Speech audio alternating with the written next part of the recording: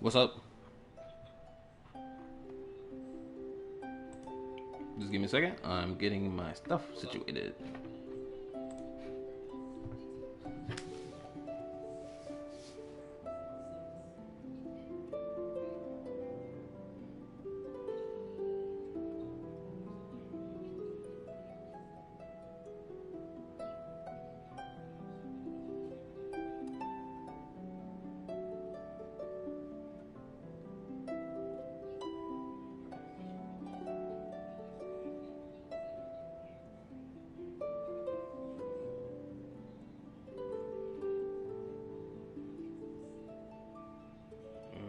Almost there.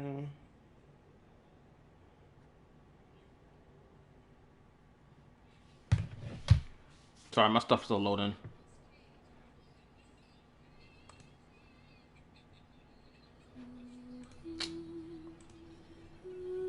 Of course it disconnected. Give me a second. My stuff's still loading. Wi-Fi still acting up. You feel me?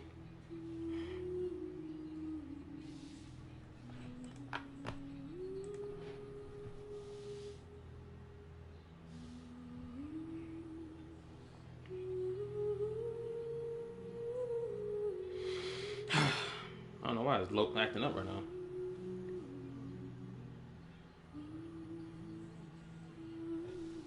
Okay, stuff's loading.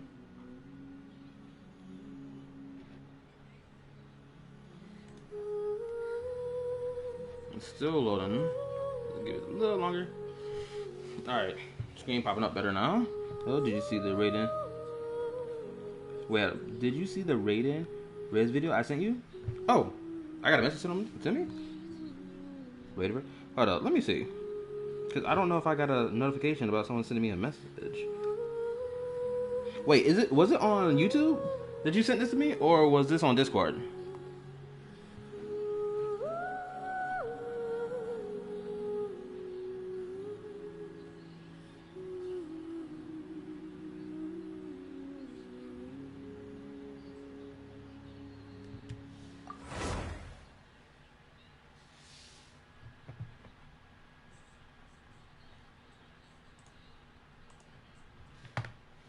Switching from top chat to live chat so I can see all messages.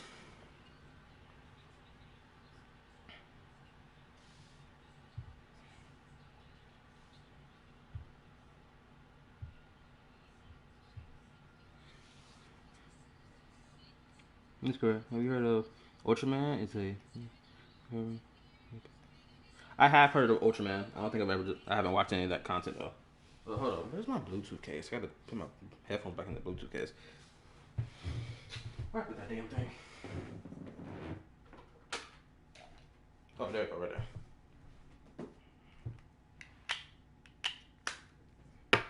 Alright, that's what I'm doing. I might run downstairs and grab me an ice cream.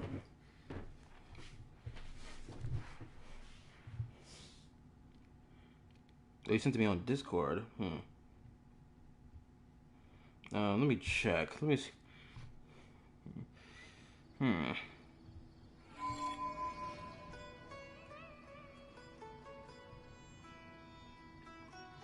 guys sent to me on Discord. Huh? Was this a direct message or was this? Oh, it was this from 7 days ago. Oh, I haven't seen this yet. Oh my bad. Bro, I get so many messages popping up on my timeline on Discord that like it just feels like everything just mushed together. Yeah, it's the KTY Discord. Yeah, I'm just not seeing it. This was back in January 10th. My bad, I haven't watched this video yet. You know what? I can take like a good couple seconds checking this video. Hold up. Give me a second. Let me turn my mic off so I don't get hit with on YouTube.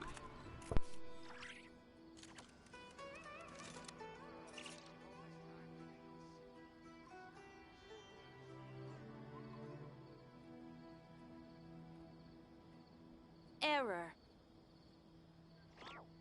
There's a lot that goes into managing an orchard. Watering, weeding, fertilizing the soil, making sure the temperature is right. But most importantly, you have to keep the fruit in a good mood. Okay, it's a good edit. I fuck with it. Go and kill the scum is freaking crazy work. I'm pretty sure that's what she said, right? Raiden May said, "Go and kill the scum," right?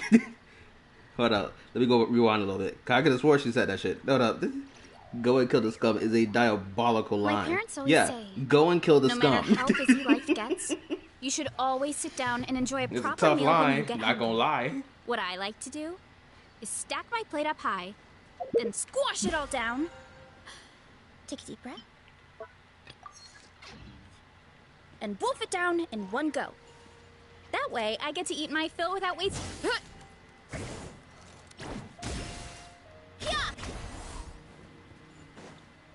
Kapow! Oh, question for my people here who's watching the stream right now. Okay, I got a quick little question for y'all. Hopefully, y'all can grasp the question I'm about to ask. Okay, so for my video that I'm working on for the not the travel to strength video, not that one, but the talking about Genshin Impact's combat, right?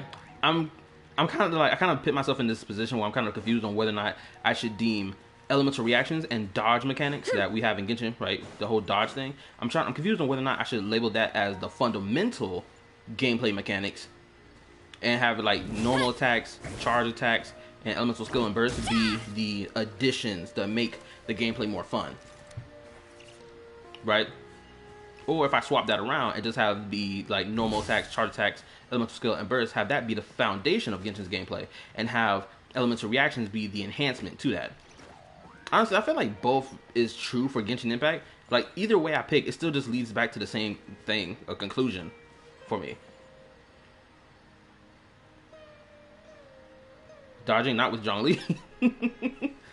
What's up, Sophie? But it's like I'm so confused on which side I can go with on this conversation. Cause it feels both examples feel correct to say about Genshin Impact's combat. Elemental reactions and dodging is like baseline, fundamental. And then elemental reaction is just like, or just doing like charge attacks, normal attacks. Elemental burst and skill is feel like enhancements. What's up, Lolo?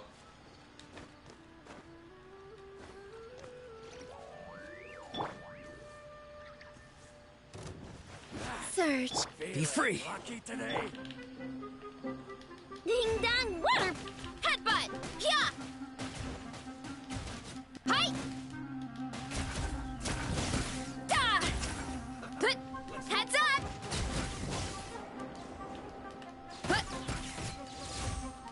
Too strong. Hero incoming.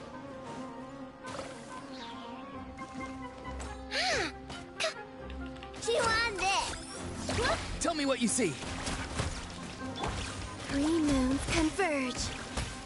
Wane.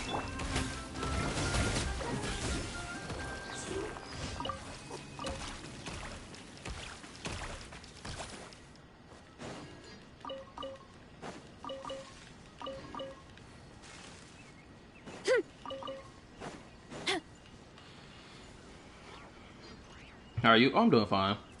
I got the Moon Goddess. Nice. I got Bina as well. Awesome. I'm not gonna lie. Trying to put Bina in this team setup is kind of not the best because like I need a damn healer for my team. If I don't have one, my team's kind of cooked. Also, I tried putting Bina in the same team as like Durin so that he can like be like a vaporized DPS. And then I was like, you know what, I need to have Seat Lolly in this team in order for this team to truly work the way it needs to work. And then I put Seat Lolly in the team, and the teamwork was doing better. Also, wait, what team stuff is this? Hello, welcome. Very nice. That's easy and Kenji made their characters very build friendly with SG and Bina. Yi Shengguang and Bina.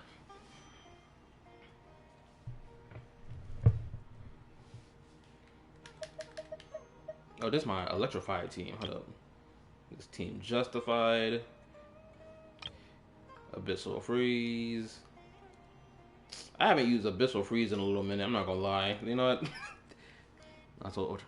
Man, Z is always in my brain 24/7. Oh, I guess I should ask, how has everyone's day been today? Hopefully y'all had a good day today, or your day just now starting. Hopefully your day is good for the rest of the day, or if the day is only just now ending for you, and vice versa. You know, timelines, time zones, all that cool stuff. Anyway, oh, I also hope y'all enjoyed that 2-hour-long video I made. I ain't gonna lie, it was not my intention for it to be 2 hours long. It wasn't until after I looked at the time, I was like, hold up. I started this reaction around like 2:30. It's going on 4:30. Oh my gosh. So that's the only reason why that reaction is 2 hours long. Granted, I did timestamp it for the most important counter argument, so hopefully y'all don't have to watch the entire video, because I went on a yapping spree. Today good. Also my day is pretty alright. Hello. Nice, nice, nice. We love to hear that.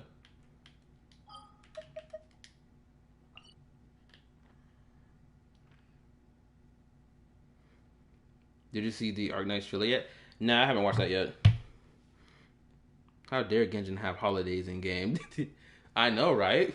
God forbid a writer for a story wants their characters to constantly appear in the story, even for like minutes, like little events, just to show that the characters still exist. God forbid, right?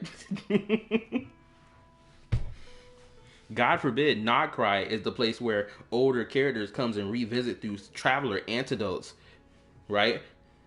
To appear and talk about how their day's been going, or what happened to them since the last time we met, and you know, getting us caught up on their lives and stuff. God forbid. Wuwa needs this feature because their world feels dead. I would love to know, when can we start, you know, meeting playable characters outside of the story, just seeing how they're doing, like in their busybody life, to make the world feel alive. Which was what's so damning about this? If you really think about this, right? Blazion's retarded ass take. Bro, genuinely think about this.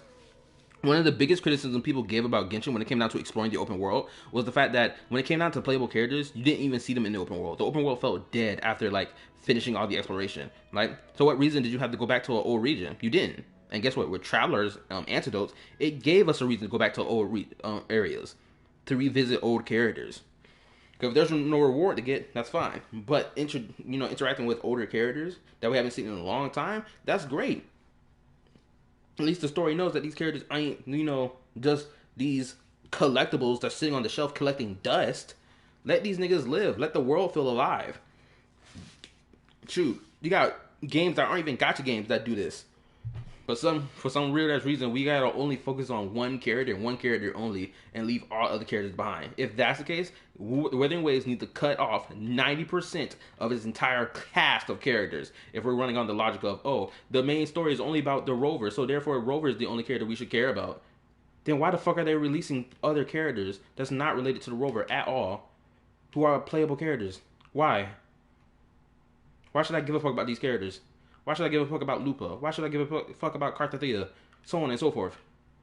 We're playing a long-term live service gacha game that creates characters that they want you to be attached to. Why in the fuck should we not flesh those characters out? Cornball?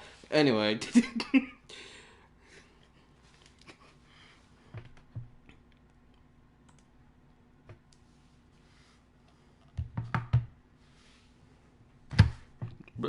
I'm gonna say this right now. You ain't even gotta watch the whole video. Just watch my timestamp from the 45-minute mark to the hour-long minute mark. Just watch that whole thing. It completely slaps his whole argument to the floor. Hold on, let me read. Just a few days left for infield release. I left a comment on that video and it stands true, and I'll say it again. You know when a Hoyo game is doing well when crowbars go hard on offense. Hoyo needs to collab with Ultraman. Don't care if it's Z, Blazar, Taiga, or regular OG Ultraman. Did you notice now Wuwa gameplay is 60% combat, 40% animation? It would be surprised if in version 4 the gameplay is 60% animation, 40% combat. I wouldn't be surprised. Because people always need, like, this need for ultra flashy stuff is unneeded. Shoot, bro. Okay, once I finish NODKRAI story and finish the story in Xenoblade Zero, I'm gonna stream Fate Samurai Remnant and Gravity Rush Remastered. And I want y'all, hopefully y'all are there for that stream when I do those 2 games back to back, right? I want y'all to be there for that stream so y'all can show y'all the different style of animation that Fate Samurai Remnant does in particular, right? And then I want y'all to compare that to Wuthering Waves and be like, okay, so which gameplay do you think is better? And on top of that, does X gameplay need this many animations to be considered good gameplay, to be presented as eye-catching? Because I can tell you right now, some of the old animations that we see from these gacha games are legitly in the same vein as Fate Samurai Remnant Ultimates, right? Especially with the engine that they use for their game and how they, show the gameplay. Honestly, I want you to watch Man Z and you have about the episodes you watch because I think it'd be great. Change the pace to talk about gacha drama and robots. Valid, which is why I want to start reacting to like lore video content, because some people have posted some lore video content that's like worth watching, and other people have posted videos like having like discussions about character writing and whatnot that I also think are worth having.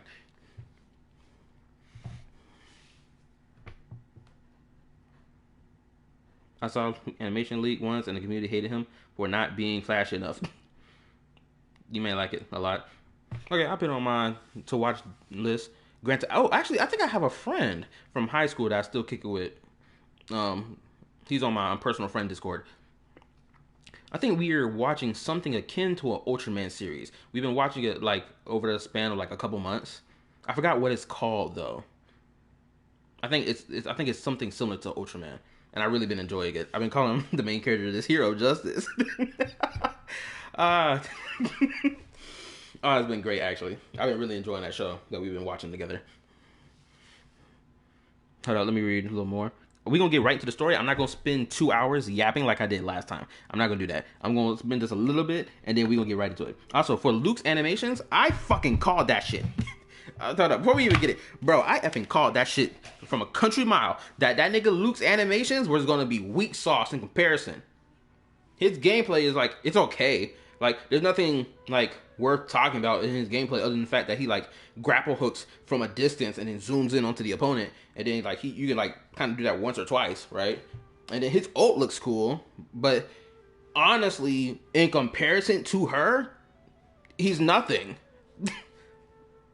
I don't want to call him trash, but by the standard of the Wuwa community and their bots, in particular, their bots, he's trash. Where's the crazy 4-piece ult animations? He's only got one. There's only one close zoom in effect. The rest of it is just like long distance freaking grapple hooking. Like, come on now. They put all that energy into her, but not into him.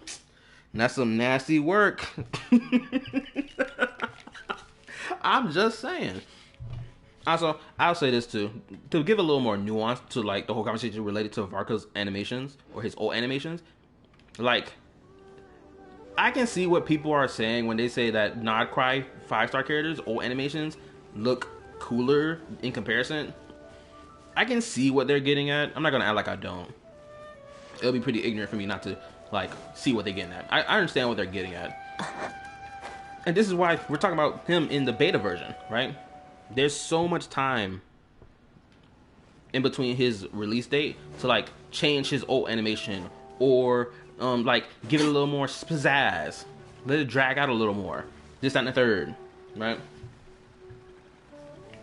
But if they release him as is, it's gonna be fine. It's not that big of a deal. And this whole hold up, I'm gonna say this and then I'm gonna move forward. Even with this whole conversation about character animations in Genshin Impact being lackluster, no one ever made this. No, bro, for all the years Genshin Impact was a thing before Wuthering Waves even came out. This was never a discussion where people were like, "Oh, the characters' animations are bad. They're trash. They're garbage." Blah blah blah blah blah. We did not have this conversation at all. This conversation did not exist before Wuthering Waves came. The moment Wuthering Waves comes out, now we're talking about every character in Genshin Impact has trash animations. And it's like, wait, what? Huh?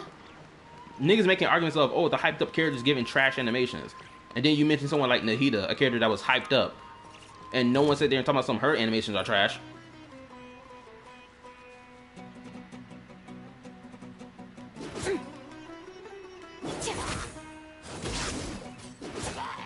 Annihilate.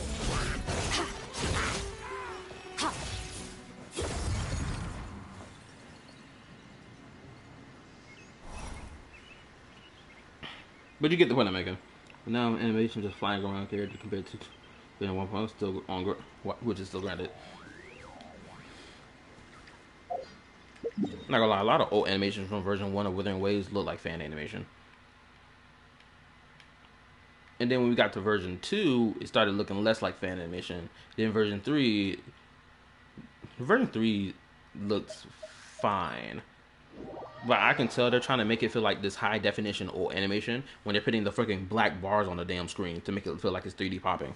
By the way, almost all Claymore users in my eyes, so him having some animations to others is justified. Exactly.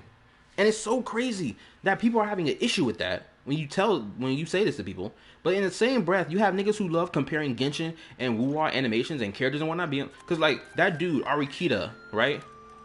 The person y'all keep telling me about, and I've already watched a video of his before, a couple months back, right? That dude made a whole video talking about why it is that Chang Li and Jinshi's animations when it comes down to them holding a sword or their sword fighting style is similar to each other, and how cool that is and how much of a good thing that is. But then he did a comparison between Skirk and my guy, Mr. Worldwide Child, right? He did a comparison of their their basic attack animations because they're supposed to be student and master, right? And he said and said, oh, Skirk and Child is bad and trash in comparison because he shoots with a bow. But if I remember correctly, he didn't even bother showing off his gameplay. Was it similar to Skirk's? At least his skill animation. Anyway, I think I made my point. Alright. It's time to get into this quest and finish it. I plan to finish this act tonight. If I don't, I'm gonna carry it on for another day. I may touch it on Tuesday. I will do as you command. Because on Monday, I think I'm gonna stream again on Monday. And stream Xenozone Zero. So I can get that done. You're right.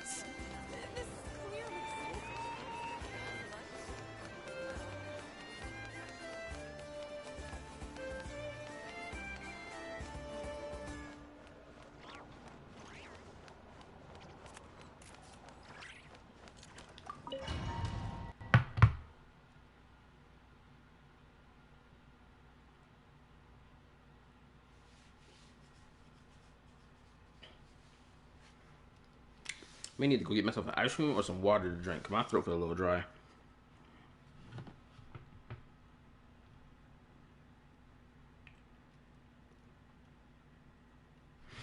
Oh yeah, that's right. I see some people in my comment section mentioning how Infield's about to come out, and like I can't wait to see the comparisons between Wuwa and Infield. I can't wait to see it either. And I wonder just how BS Wuwa players are about to be. Not Wuwa players. Let me not say that. The curl bots. The Wuwa bots. I want to see what type of argument they're going to make to sit here and say why it's acceptable for their game to have lackluster animations in comparison to fucking Infield, or compared to Ananta or NTE. When, like, shoot, Ananta feels like it's even more better, honestly, than Wuwa. I'm gonna just be honest with y'all. Because the fact that the main character has like his own cute, cool, unique fighting style, and the fact that this nigga can fight with any weapon he picks up, look, that's already leagues above the main character, blatantly. Main character don't use one weapon type. That Ananta's main character is out here freaking doing vlogs, fighting niggas with freaking flamethrowers and freaking pipes, throwing niggas in garbage cans and shit. We moving like some thugs out here.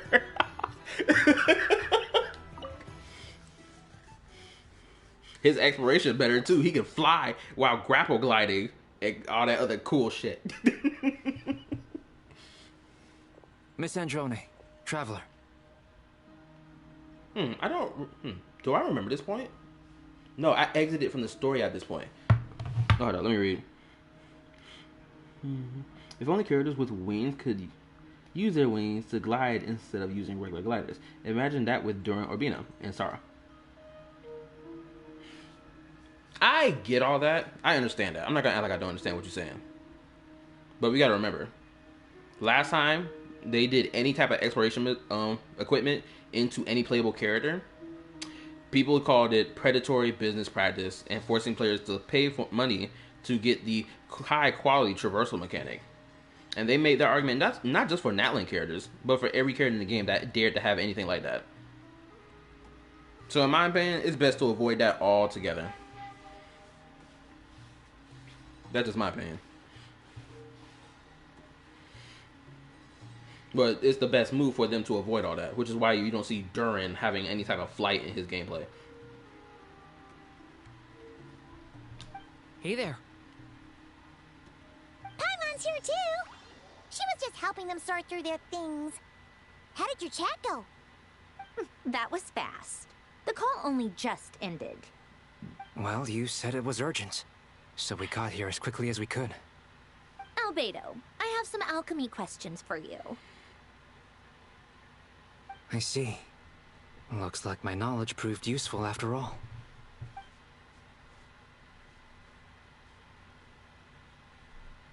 If I might ask, what is the end goal for the modified formula you'll be using? I needed to predict the future of the entire world. But I've run into some teething issues since trying to implement Renee's theory of the 4 Orthians. I see. I'll have a look at it. Still, computing power is the real issue here. How do you plan to solve it? About that, it's been sorted.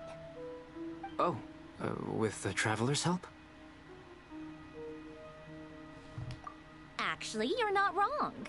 He found the person with the solution. Was it Hat Guy? Yeah, it was him. Wow!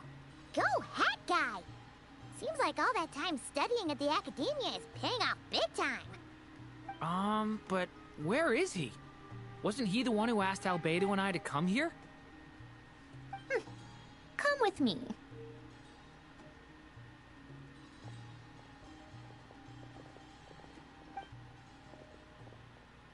Hat Guy? What's happened to him? Hat Guy! Can you hear us? No response. I guess he's in hibernation. Hat Guy mentioned that he was a puppet. It seems that his functions are currently shut down. Bro, I looked away from for 2 seconds to check my phone. I see new comments on my video. And I missed Homeboy. Hold up. Thank goodness I'm looking at this from my laptop as well. Let me get a little caught up.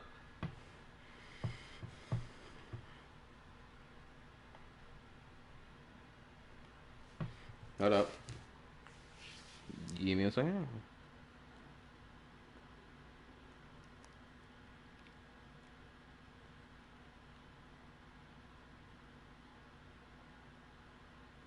Oh, he's in crisscross applesauce. Oh, that's a first. I don't think we've seen characters do that before. Or, wait, is he hovering in the air? I presume this has something to do with the solution to your computing problem. That's right. He and the Traveler came to see me. Wait, what? You have a solution? Would you calm down? Why do you always react so hysterically to everything? Excuse me? How would you know? You shouldn't be so quick to judge complete strangers. It's very bad manners. Oh, please. It doesn't take that long to figure out that you have a temper. Where does a mere student get that kind of confidence? I'm not gonna lie. Seeing this, I love the fact that Wanderer has such a biting back type personality. He snaps back immediately. He's sassy.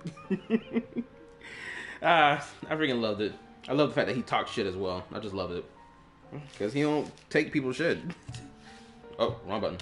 I've actually published more papers than you. Not that status counts for much.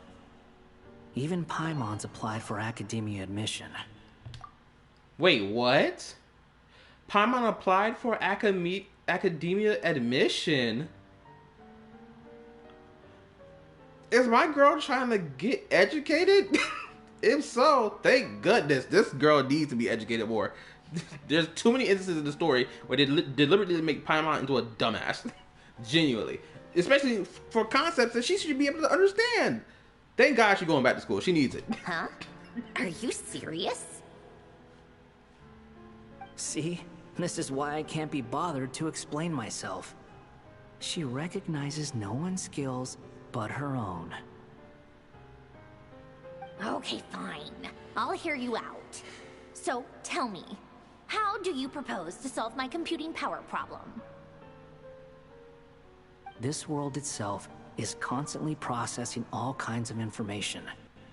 If it's the world's future you're trying to calculate, you need a processing device that's designed to cope with that volume. Irminsul feels like... Okay, if Irminsul is the collection of the entire database, what device would exist for Irminsul to be able to hold all that volume? Would it be the branches of Irminsul? Would that be the thing that like holds all the volume of information, or is it something else? Because I'm trying to apply what he's saying to Irminsul right now. Would it be those little nodes we found inside of Irminsul back in version 3? Where the little branch trees that we found in there? Easier said than done. Only Irminsul can handle that kind of... Wait, is that what you're suggesting? But surely we can't just plug my formula directly into the ley lines. Oh, this is crazy actually. Hold up, what? You should be able to tell that I'm not human, right? Yeah, I noticed. The technology, though, seems pretty ancient. Very different from Fontaine's. It's a completely different system. Conrian, to be precise. I'm what they would have called a puppet. Puppets need an energy source and processing power. The artisans who built them sought out the materials most suited for that purpose. You? Do you mean... The Traveler and I have talked it over. He's willing to vouch for you. So, I'll allow you to borrow my core for your calculations. It was built using wood from a silver-white tree, which makes it a small part of Irminsul. Hold up. Conrian technology and Irminsul wood. Who in the world could have built you? Raiden Shogun. Anyway, is the stream still going well for y'all? Hopefully the stream's still going fine. Y'all not experiencing lag right now. If so, just type something. Also, if anybody here is watching the stream right now, make sure you hit the like button for your boy. The support goes a long way. Appreciate it. Thank you. Alright, now let me say this. What was I about to say? It was on the tip of my tongue. Hold up, let me go back and reread what Homeboy said. Oh, about the Irminsul tree and the white wood thing. Bro, I need to know, how close in proximity was Conria to the freaking Irminsul tree for them to be able to break off the wood of the tree to be able to use it for their machines? Because someone used it for this puppet material that, you know, Raiden Shogun used to create Wanderer. Then in the same breath, they must have used the same materials for when they built their other ruin guards or their field tillers, right? Field tiller machines, right? Because every last one of them got like these pieces of like white branches sticking off of them, right? So it's clear as day that they've used Irminsul, those tree branches or just bark and wood from it to create their machines. And it's like, were they like sitting right, was the nation like right on the hill, like next to it? Or was it like at the base of the entire tree? Are you sure about this? A puppet without its core will cease functioning completely. And if it's left in that state for too long, it might not recover. You could die if you do this. You do realize that, don't you? I can put 2 and 2 together, yes. No need to rub it in. I won't lie to you. This has never been done before. I cannot guarantee your safety. Doesn't matter. I'm prepared for the worst. Did you two actually talk this through? Is he... Are we really considering this? Yes, we discussed it. The bottom line is, he trusts me, and I trust you. Let's give it a shot, shall we? I will not be shocked if the Traveler ends up becoming one of the freaking Harbingers. I won't be surprised. Genuinely, I won't be. That 6th seat looking nice and warm to me right now. Anyway, let me read. Remember that the nation was located underground somewhere around Sumeru. Sumeru holds Irminsul, and I believe a good chunk of it is underground. The Irminsul and Karia on the ground. Irminsul tree is everywhere. You can see the silver tree in the region that gets nailed. Celestial nailed, for example, Dragon Spine, Sorini. They need members. Not gonna lie, Leyline is Irminsul. Oh yeah, I knew all that. It's just like I wanted to know how close in proximity the nation of Conria was to the tree. Like I want to know if they built their nation like on one of the branches of the tree, type shit, right? Or was the nation like a couple miles away from the tree, but they still built it on one of their branches, on one of the branches of Irminsul? That's what I'm trying to picture right now, right? Because by the time we get to Conria, hopefully we get to see where they place their nation, whether it be on like a handful of its branches on Irminsul, or did they build it next to the tree with none of the branches like directly nearby, and they just walked up to the tree, start digging in it, being like, okay, let's get this material, gang. The mining work is wicked. Oh, you're gonna catch some major splinters. Honestly, I have no clue where this kid even came from. But for whatever reason, he lent me his core to use in my formula. I'm very close to finishing my calculations now, and the core is currently in use. So I'm sorry, but I can only show you a sketch right now. Homeboy looks the most peaceful I've ever seen him. Homeboy always got a stink face on 24/7. This is what the core looks like. A silver white branch. It certainly matches the legends told about Irminsul. Bro, that shit happened fast. Did she show it on screen, or did I miss it? Hold on. That happened way too fast. Hold on. Wait, give me a second. Exactly why I got this freaking laptop pulled up, for this exact reason. Dude, that shit zoomed by. I didn't even see it. I blinked for like 2 seconds.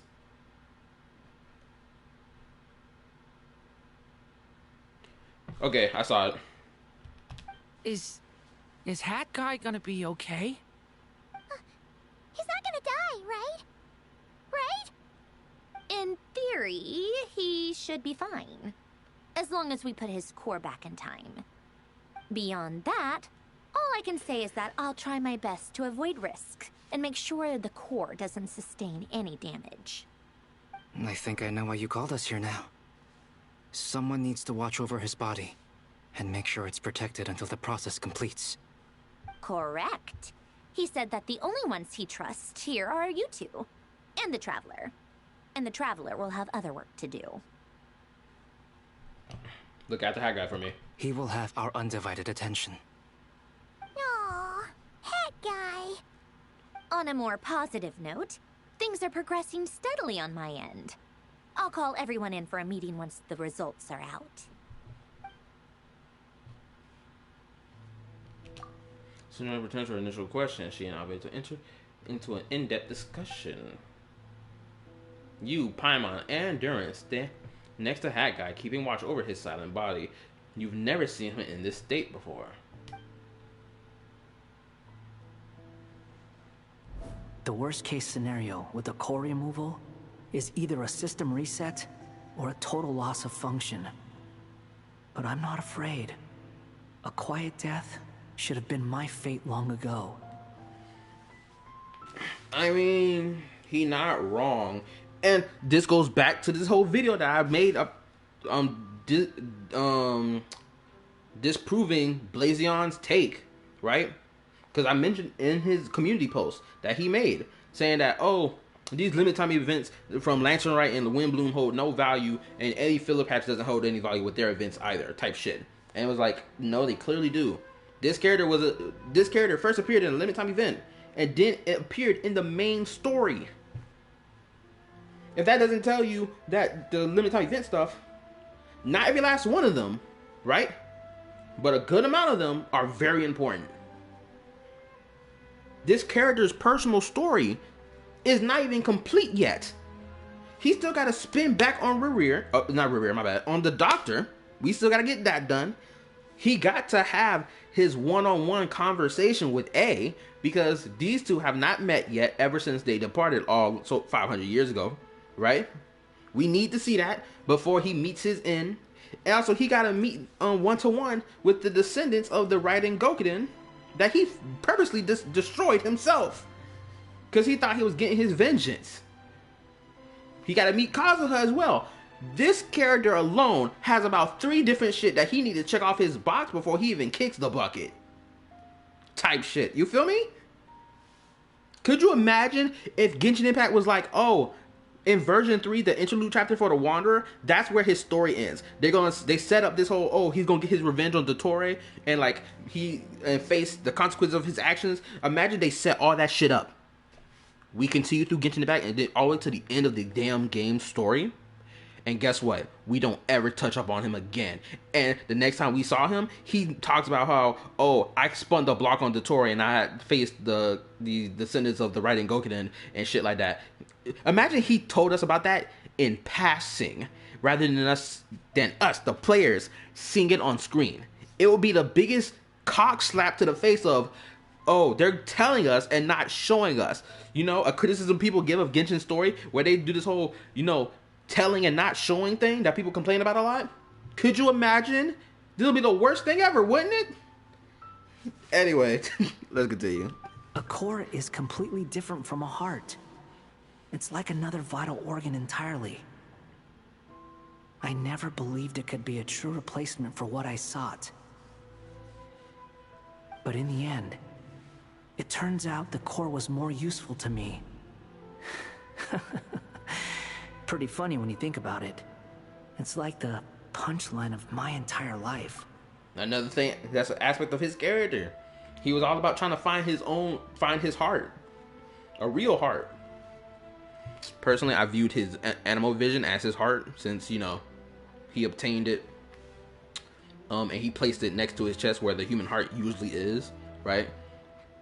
I've always saw that as him, putting his heart on his sleeves. Or it just being his actual heart, his new heart that he'd been searching for. Anyway. Do you think there's any difference between a puppet and a human? If not, then this would just be another samsara. I have already experienced both a past life and a next life. Part of me wonders whether I'm only capable of making this decision because I've become a real human. What's with that expression? Isn't this a good thing? Sandrone will succeed, won't she? She has to. She will. We all have to persevere until this is over. That's right. And I'll protect you all until a moment of victory arrives.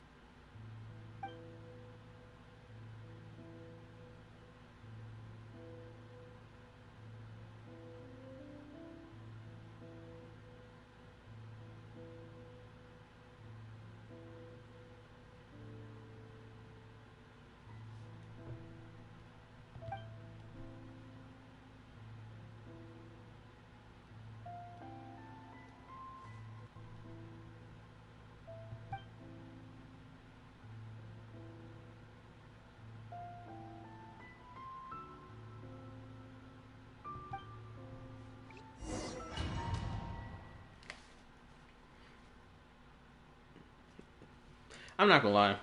Still, I haven't even finished this quest for NODKRAI.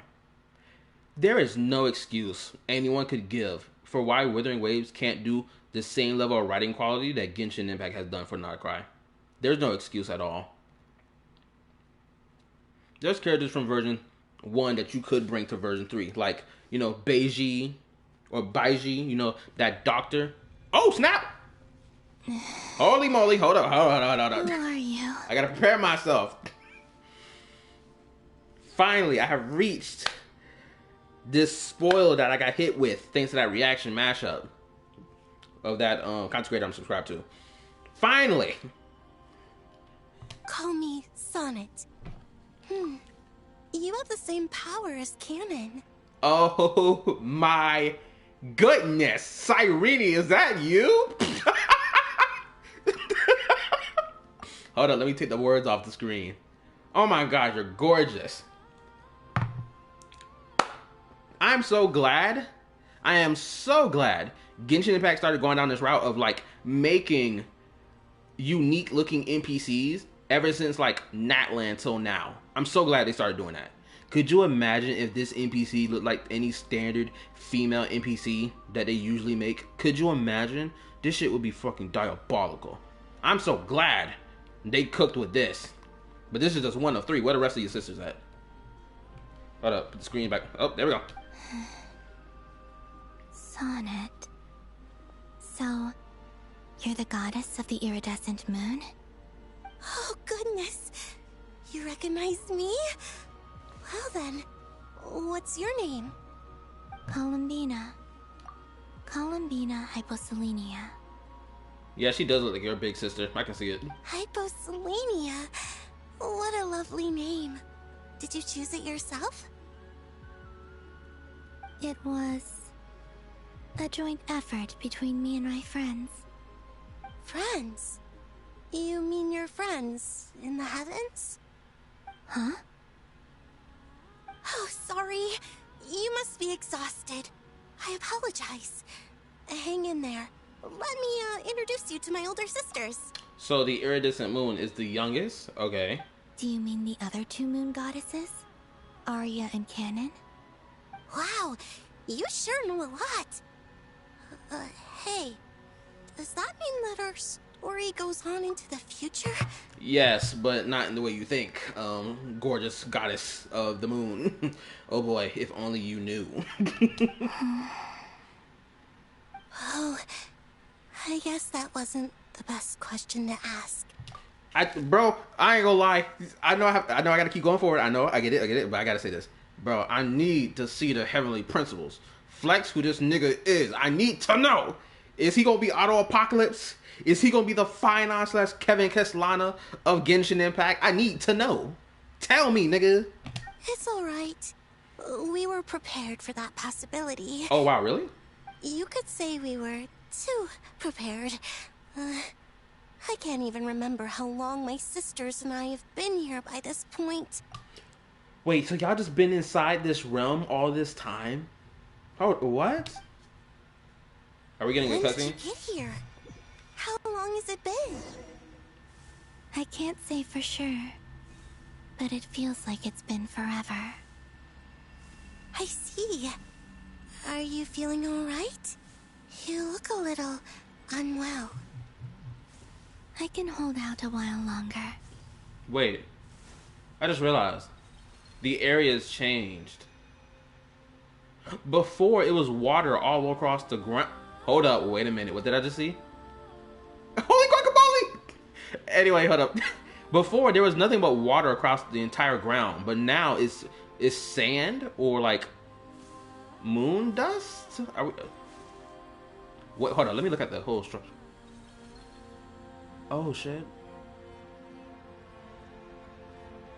I ain't trying to look up no little upskirts right now. That ain't the goal of that. I'm just looking around. We don't have far to go. The place where my sisters and I are based is just up ahead. So y'all just been chilling here this whole Don't time? worry. They're both really nice. I'll introduce you.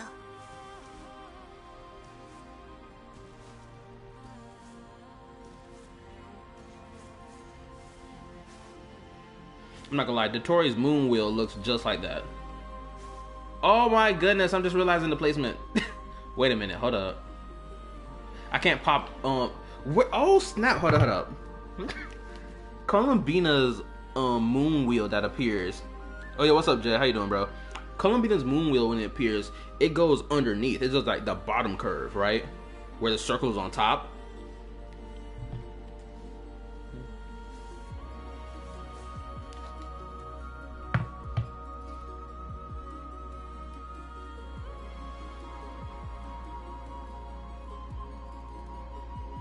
Sisters! I'm back! And look who I've brought with me.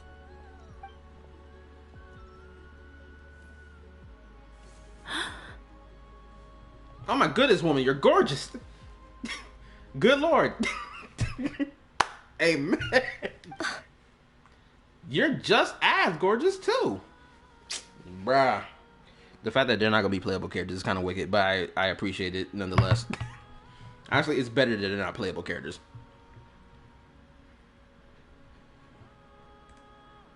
Hold up, give me a second.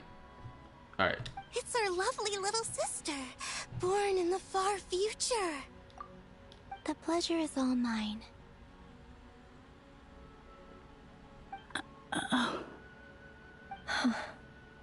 Y'all seem disappointed. Allow me to introduce you to Columbina Hyposelenia.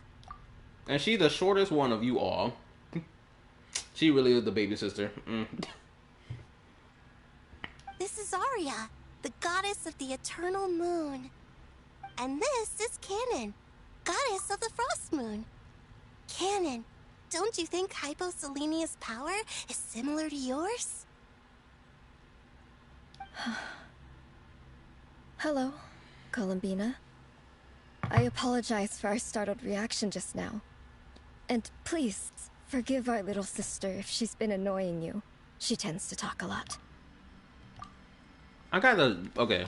I'm going to assume that Frost Moon over there, you wield Hydro. I'm going to assume that Eternal Moon wields Geo. And I'm going to assume that pink hair over here wields Pyro. I'm going to assume that.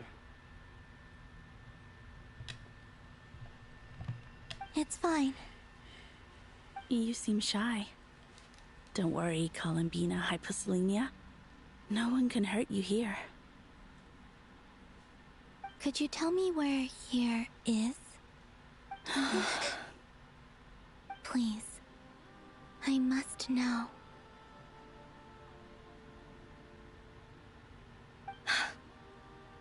My dear sister, this is where Tevat's original ruler, the Dragon King Nibelung, imprisoned the moon goddesses.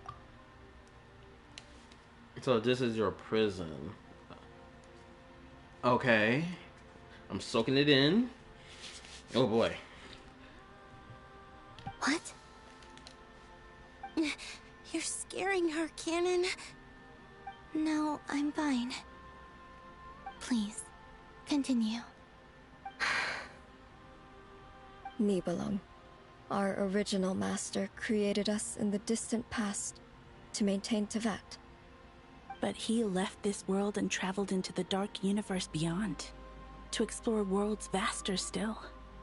Day and night, we fulfilled our duty in the heavens, until the day that the first descender arrived. I need to know, did y'all really bend the knee to that nigga? The first descender came and y'all just got hit with his massive aura and y'all just bend the knee? I just need to know. Tell me. The great ruler of the firmament. The heavenly principles. Is that what later generations call them? I see. But we did not reject them at first, nor did they seem to harbor ill intent towards this world. Okay, so he was pretty neutral, okay? We coexisted in peace. They were like a guest in our home. Okay, so you let them in. You welcomed them with open arms. Interesting, because I had this expectation that y'all bent the knee like a bunch of losers. But anyway. Slowly, however, we came to realize that our guest had a growing desire to change and dominate the world. But why, though? And you didn't stop it? No. There was an order to the rules they set up that Nibelung never taught us. Well, there was an order to the rules they set up that Nibelung never taught us. Is the day the heavenly principles? Or is it Nibelung? What up? There was an order to the rules they set up that Nibelung never taught us. I'm a little confused by this line. We wanted to know if this order would bode good or ill for Tivat. Okay. All right. Canon and I wanted to know. Sonnet was against it from the outset. Okay, so it sounds like the Heavenly Principles was creating rules, or wanted to create new rules, or was manipulating the rules that was already made by Nibelung. That's what it sounds like. Because we know that a descender has the ability to, like, alter the world around them anyway, right? So that would make sense why they could, like, change the rules to suit them. These two was like, we're curious to know what's gonna happen because of that, and Sonnet was like, bruh, fuck all that. Hopefully I'm getting all that correctly. Later, we discovered that this great ruler of the firmament bore an almost paranoid hostility toward the desire of certain life forms to seek power. Or perhaps they feared them. Okay, so I was spot on then. Okay, so this makes sense. Cause we know this nigga, the freaking what do we call it? The primordial one. There we go. The first instead of Heavenly Principles, Fanes or whatever. We knew this nigga brought humans to this world, right? So they clearly came from somewhere else in deep outer space, came to this planet seeking refuge from something. Clearly, dropped off humans here. Then they got paranoid for some weird ass reason, for whatever reason that may be, and was like, I need to rule over this world and I need to create a dome around it. So clearly something made them paranoid. Was it Iron Tomb? I wouldn't be surprised. We saw what Iron Tomb did in Star Rail. If there's anything akin to that in Genshin Impact, yeah, his paranoid was justified. They would even cast down celestial nails as manifestations of their power, to punish the civilizations of the world below. Only this was far beyond mere punishment. Right. Their rules brought order, but the price people paid for merely testing the limits of those rules was far too great. Okay, so he was doing his like rulership over the humans he brought. Okay. I did everything in my power to help the punished escape catastrophe, but still, too many lives were lost. The ancestors of the Frost Moon Scions were some of the ones you helped. But just when we had decided to take countermeasures, the Dragon King, Nibelung, returned. And so began the War of Funerary Flame. So, that's the name the world gave that war in the future. Well, who won in the end? As far as I know, the Heavenly Principles won, although it came at a great cost. They remained in Tivat, where they continue to rule to this day. And the world's original master, the Dragon King Nibelung, was destroyed. Hello, I'll be right back. BRB.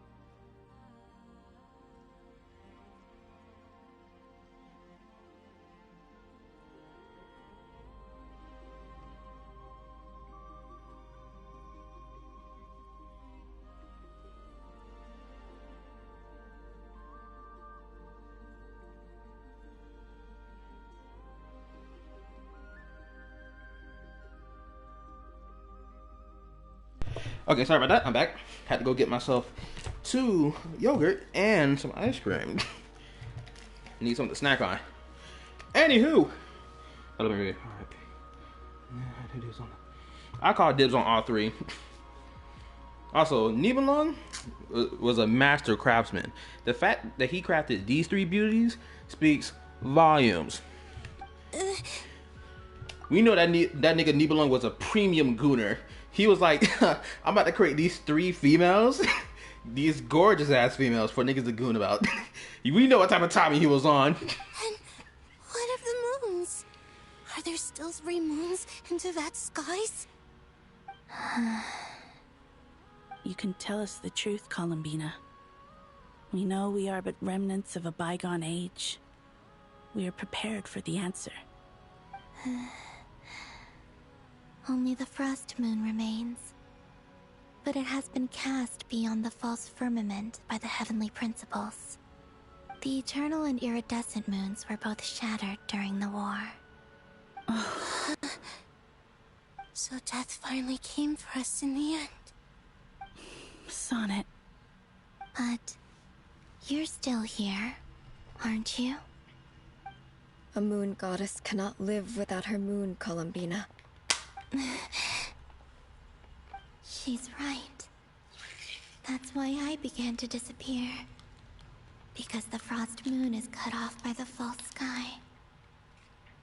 How much worse it would have been if it were outright destroyed. Our souls may endure within this lunar palace, but if our moons are destroyed... Oh, we're inside the lunar palace? Oh my god. I didn't... That's crazy. I did not thought that this was going to be the lunar palace that we're in right now. I thought we were just in some random dimension, the reflection of the moon. This is the fucking lunar palace? Then we shall disappear the moment we depart from it. I'm sorry. There's no need to apologize to us, dear sister. If anything, we owe the world an apology. If only we'd decided to act sooner, rather than arguing amongst ourselves. So that was the argument? Okay, okay. So it seems like falling in love with a human. Wasn't the legend like a human fell in love with a Seelie, and that's what caused the moons to like argue and fall apart? Right? Wasn't that the legend? Now I gotta think back on it. Was the human in question, was it the freaking... Don't tell me the human in this legend was the heavenly principles. And I guess through their marriage or whatever, that with a Seelie, he was like starting to make new rules and shit. And he gained paranoia. Bro, I can't wait to dive into that side of the story. We need to dive into that as the story progresses. We need to, because I need to know what's going on with that human in that freaking Seelie. The fact that the argument that led to the fall of the moons was purely because two of them were like, yo, let's just wait and see, while the other one was like, bro, we can't let this slide. It's crazy.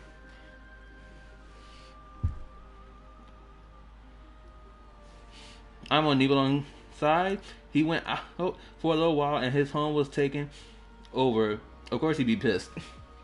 Sorry for you. I'm on the side of the heavenly principles, bro. Look, the stupid dragon made a dumb move leaving his planet behind. That Voyager told his ass what was going to happen if he left that planet. Or if he decided to stay and tried to defend it or some shit. That was his mess up. He lost his planet. Boo-hoo. Then he got clapped. Is what it is. Rip Bolo. All the more reason not to spend this time in regret and repentance. Instead, we should focus our efforts on how we might help our future sister. Sorry? Don't you see, Columbina, your story is not yet over. Is that not why you are here?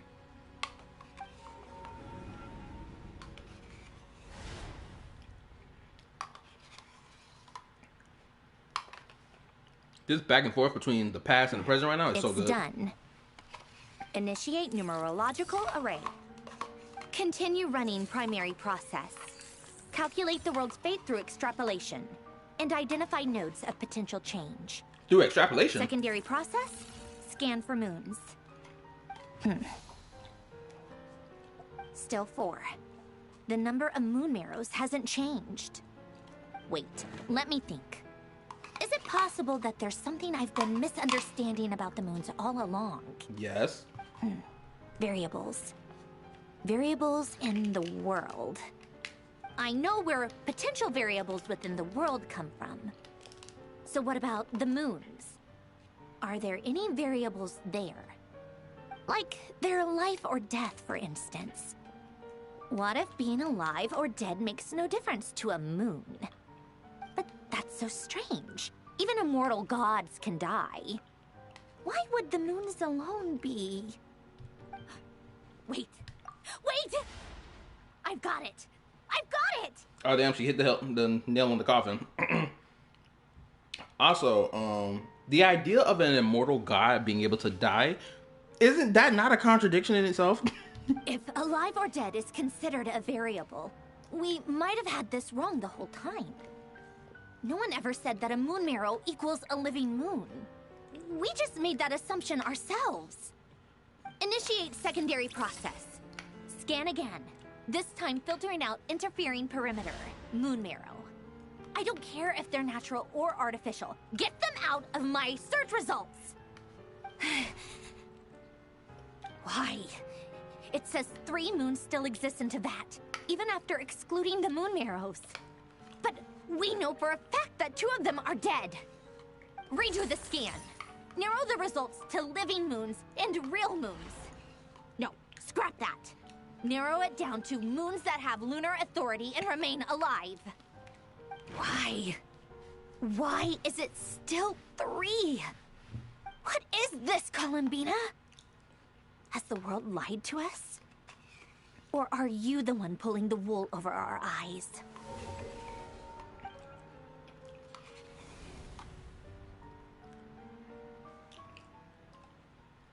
So, you think that the moon's reflection might be where Nibelung imprisoned the 3 moon sisters?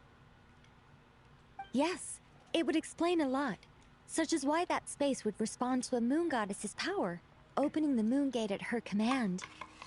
It would also explain why Miss Columbina has been unable to leave, and why time flows in reverse there. In the messages she sent, Columbina promised us she'd find a way to return. But we have no way of knowing how, when, or where this might happen. The fact that she still has yet to reappear in this world indicates that returning from that place is no easy feat. We cannot afford to simply wait for her.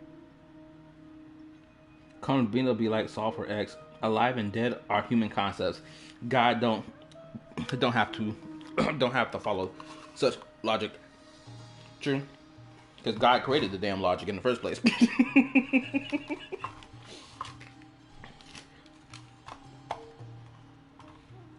Granted, he can choose to follow the logic on his own whim. So you're saying, if she could return by her own power alone, she would have done so long ago. Sorry for the ice cream rap. She certainly wouldn't leave it to this late stage when it's so touch and go. I've been giving this some thought, and I've come to believe that Luanatar might be an anchor that she left behind, as a sort of future waypoint. This could also explain why Luanatar is always by the traveler's side. Sounds like a plausible theory. If that's the case, there must be some criteria we need to fulfill to allow Columbina to return to the present. The question is, what could they be?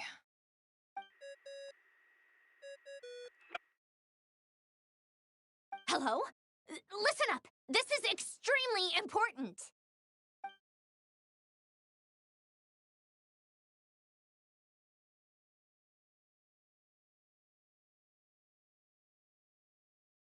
Not only is Columbina alive, but she may well exist in a form unimaginable to us. I'm still unclear on the details, but she's done something truly inconceivable in the past.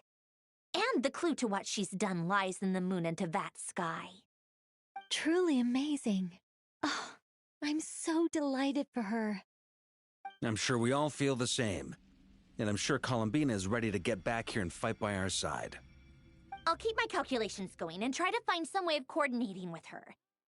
But that's not an excuse for everyone else to slack off, okay? All of you had better keep trying to think of solutions. How can the dead moon still live? And Luanatar... We're back here. Awesome.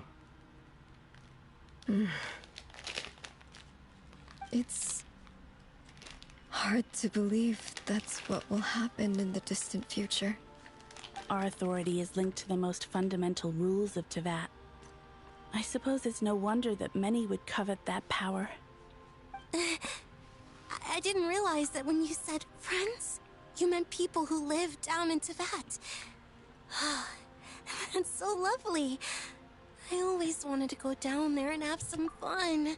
Wait, so y'all niggas never left the sky? Y'all was always up there 24/7?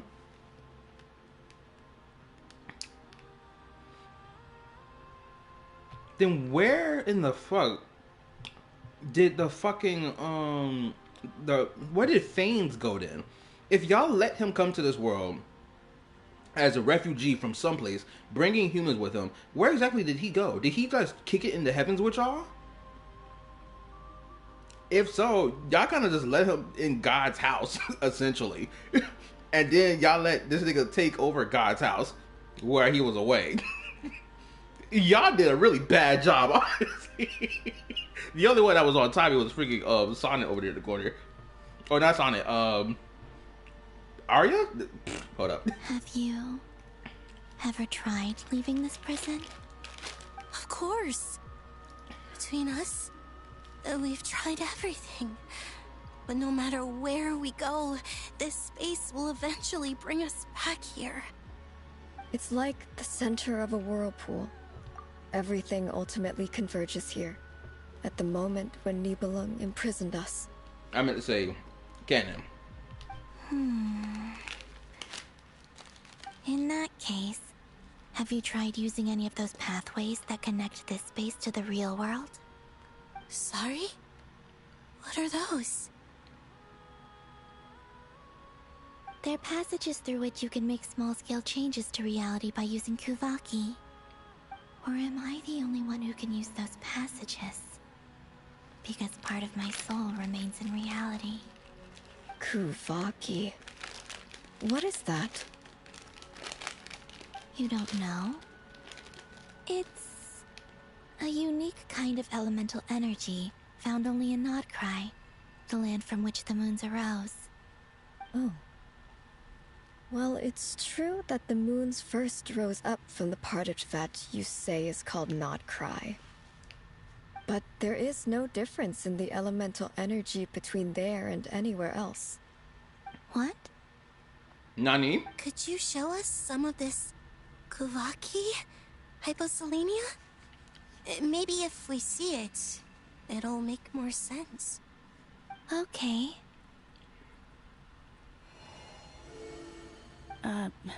Isn't that just your power? What? But it's everywhere in NODKRAI. In the air, in the land. Even the creatures who live there have adapted to its influence. How curious. This Kuvaki certainly did not exist anywhere in the world before we were in prison. Let alone influence living creatures. So, how exactly does it affect them anyway? Can they float in the air like us? This is so strange. Why would their reality differ so much from mine? Columbina, you're looking for more than just a way out of here, aren't you? Yes. If I am to help my friends, I will need tri-lunar authority on par with that of our foe. Shoot. I said I would prefer all three of these beauties. Because we know Nibelung's Gunnar ass crafted them. But I retake my statement. I want all four. I want Columbina and I want her big sisters. I need all of this. I'm not leaving until I get all four. You mean you'll need our power? This sounds extremely risky. The three moons' powers are not mutually compatible. Concentrating them into one goddess would be a very painful process. And if anything goes wrong, it could tear you to pieces. Wait a minute.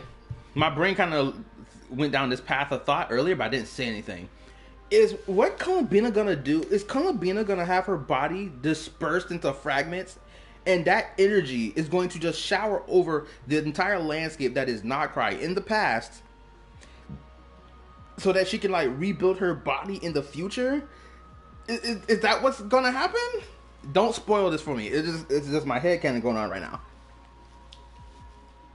Because we know Rerir, when he first entered this space, he shattered into fragments and his body scattered everywhere. So why wouldn't the same thing happen with Columbina shattering into pieces and just scouring all across NODKRAI?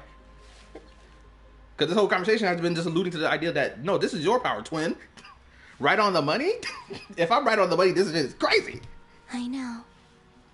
But I'm willing to take that risk. Even so, let's say we successfully transfer our authority to you. How will you take it outside this prison? Niblin constructed this realm specifically to prevent us from using our powers to interfere in his war. No moon goddess can leave this place alive. You have to die. What if I don't leave alive? Oh man. Where do we even start? How are we supposed to figure out what we're meant to do to help Columbina?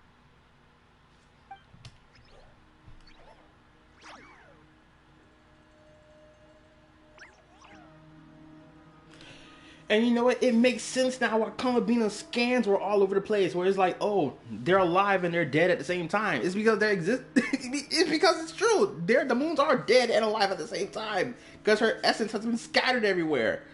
Columbina, what do you need from us? If she really got to the beginning of time in there, how do you think she'd leave us a message?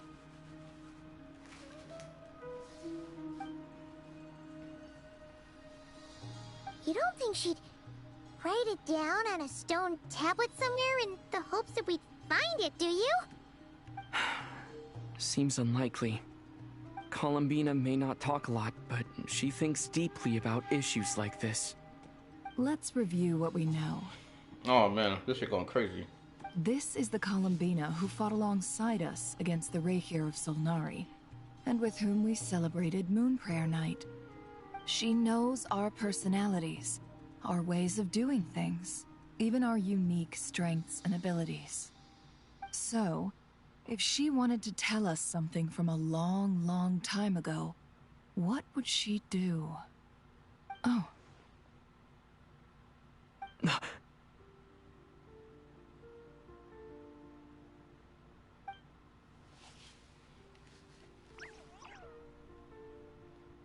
Traveler, you once said that those golden ripples also appeared when Luanatar was born. What if Columbina left Luanatar here, not just as an anchor to the real world, but for some other purpose? But as her second body, bro! She is part of Columbina, and Columbina knows that I can see past events through her. That means her soul is going to travel from the past, scattered into fragments, and be absorbed by this, by her puppet, her mini version of her.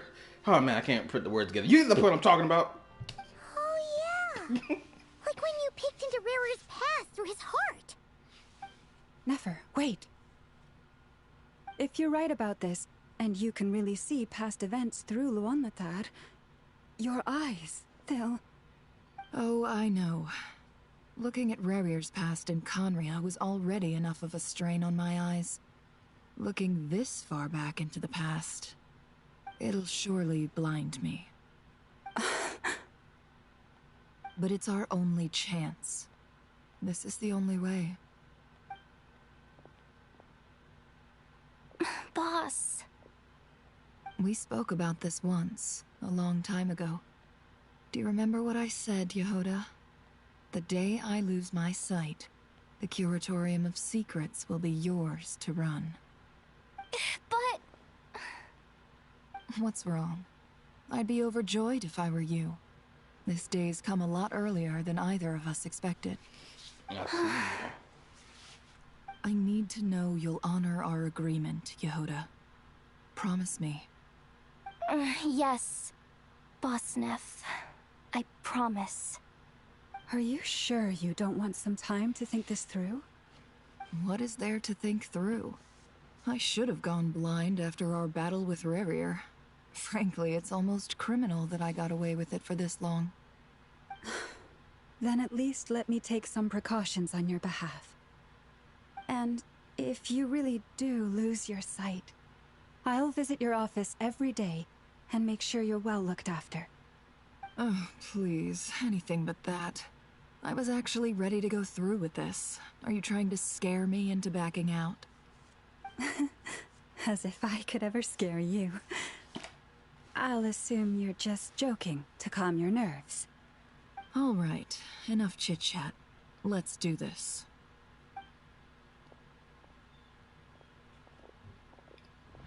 We're getting down to business.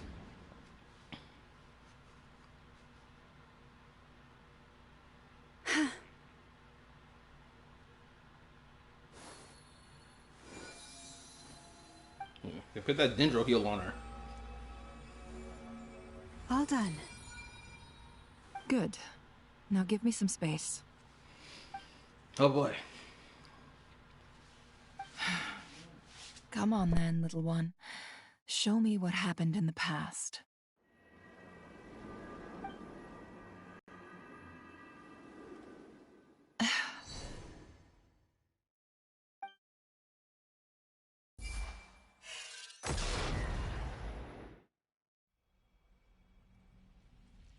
Between the Trilunar Authority, Kuvaki, and the soul-surviving moon, the Frost Moon, I think I might know how to get back. But I will need my sister's help. Time to go talk it over with them.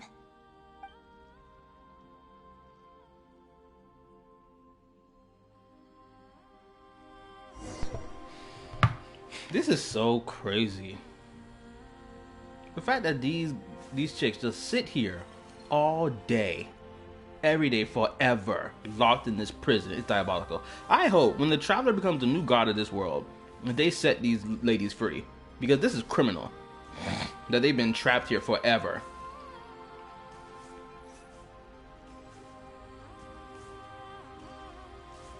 Too bad I can't take a picture of them.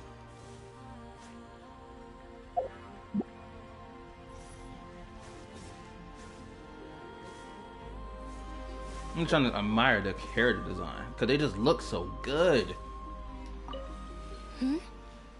Have you decided what to do? I hope it's not too dangerous. You really scared me when you said that thing about not leaving here alive. Come on, let's go find the other two.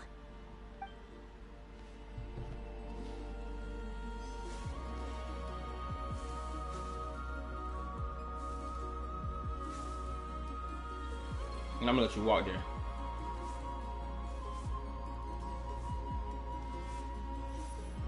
I'm not gonna lie, I think in terms of design, I do think I like the Eternal Moon's design the most. And second best is like Canon to me. I don't know, I just really like these golden highlights you got going on too. What element are you? I feel like this is Geo. It has to be Geo element. She's got so much Geo coding to her color. It just like, it screams Geo to me. Also, yeah, you can tell Cyrene from Star Rail is clearly was designed, well, they were designed after her because they got the whole, like, that thing on the side of their hair, right? That feather piece. Every last one of them got the same shit. Well, I think Canon may be wearing a crown. It seems you have reached a decision. I'm all ears. What do you propose?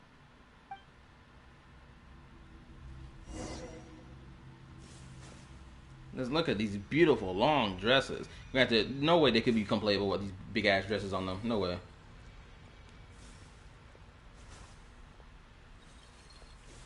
can't believe they just exist here just being all elegant 24/7. I couldn't. I'd lose my brain in here. I'd be like, bro, this nigga really trapped us in here, bro. We can't escape for nothing. We over here being elegant 24/7 and shit. Take the damn dress off, throw it in the trash. Fuck all this, nigga.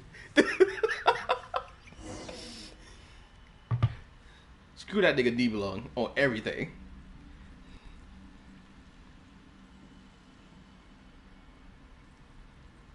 Have you figured it out, Columbina?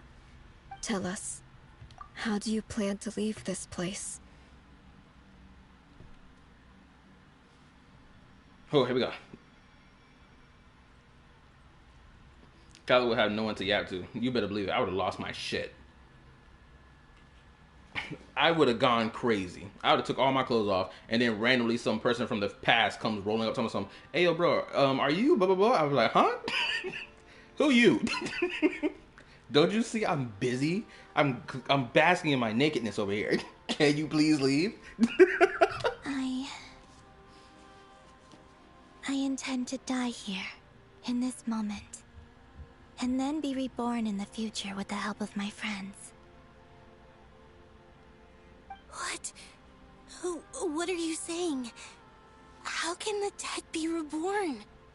And how will you inform these future friends of your plans? You can't exactly leave oracles. Nothing can escape this place. Not a single ray of moonlight. And even if you found a way, what if they never find the message you left for them? You'll... No, that won't happen. Come again? They will find my message. I'm sure of it. I'm not following. How exactly will you achieve this? It's quite simple, really. First, I will leave my soul here.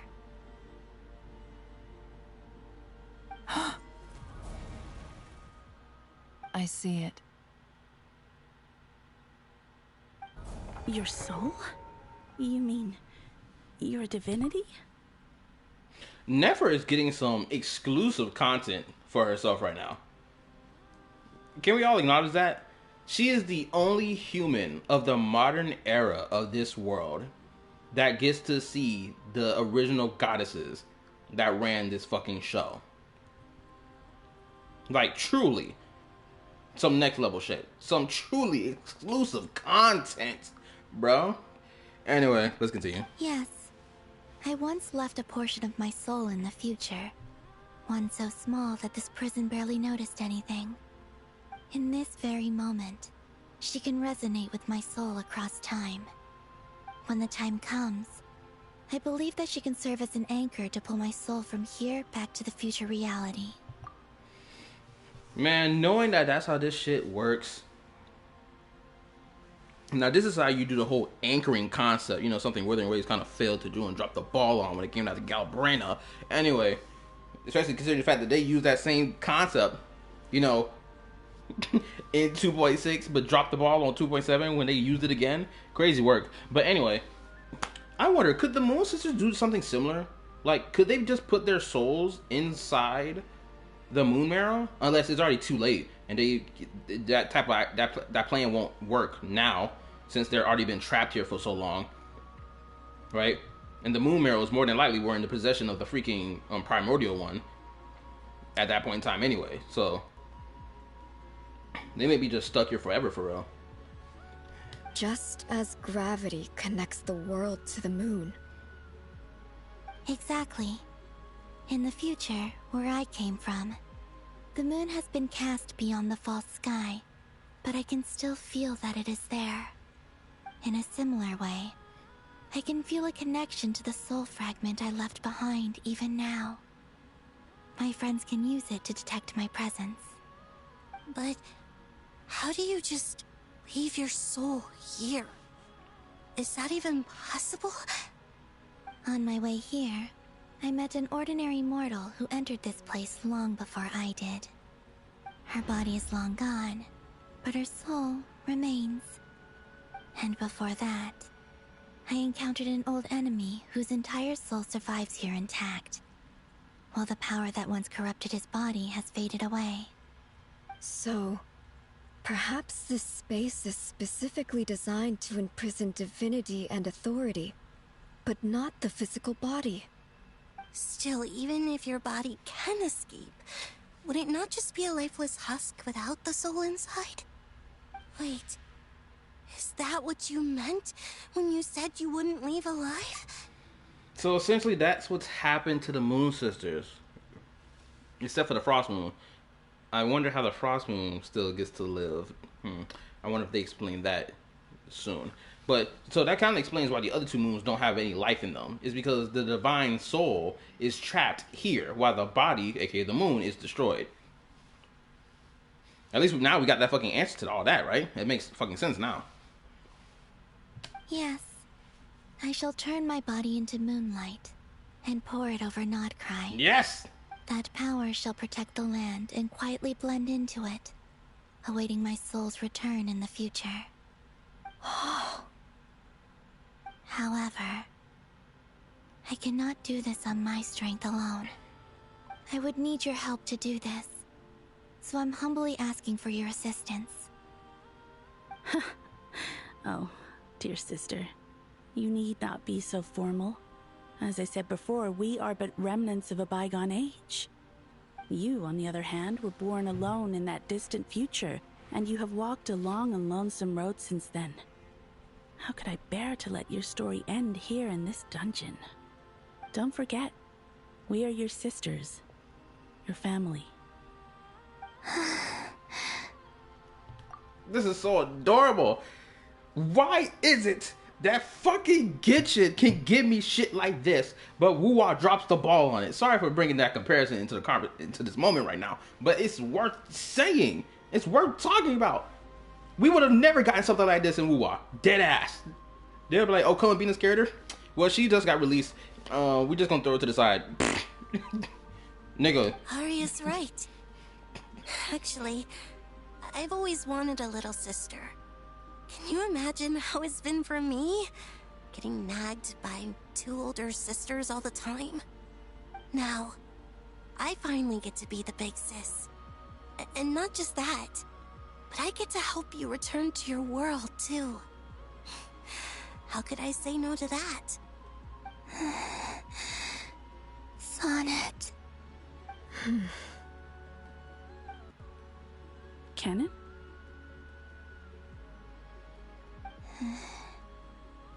I'm sorry. I know this is a bold request. The Frost Moon is rightfully yours, and it remains intact. Oh, no, please, don't misunderstand me, Columbina. I was just thinking back on the years that the three of us once spent together. You cannot imagine how happy I am to hear of the future world you describe. The Frost Moon Scions, your lovely, kindly friends. For the three of us, whose purpose in life was to maintain the peace in Teyvat. It is a great relief to know that the people of this world live in such an abundant future. If your plan can save them, and save NODKRAI, I will gladly give you all that I can. The Traveler needs to free these women ASAP. We need to find a way to rebuild the moons, or something akin to it, even if the moons are smaller. We gotta rebuild them in some shape or way so we can bring these beauties back to life. I need them in my game. They cannot remain trapped in this prison. I can't. No. 3 bad bitches can't remain stuck here forever, twin. I hate this. We really about to leave these bad bitches here. Oh my gosh. Shoot. Niggas want to talk about some waifu collector. Yeah, in this moment, this is prime waifu collector mode. I need them, damn it. Great, now we got the freaking have the shades of the heavenly principles be the next thing that rivals their beauty. Now we gonna have 7 women to fight over it. And to collect all together. Besides, the three of us have been together since the day we were born. I could never abandon them to live on alone without them. Canon. Still, I do have one question I would like to ask you before we proceed. Certainly. What is it? Why do you cover your eyes?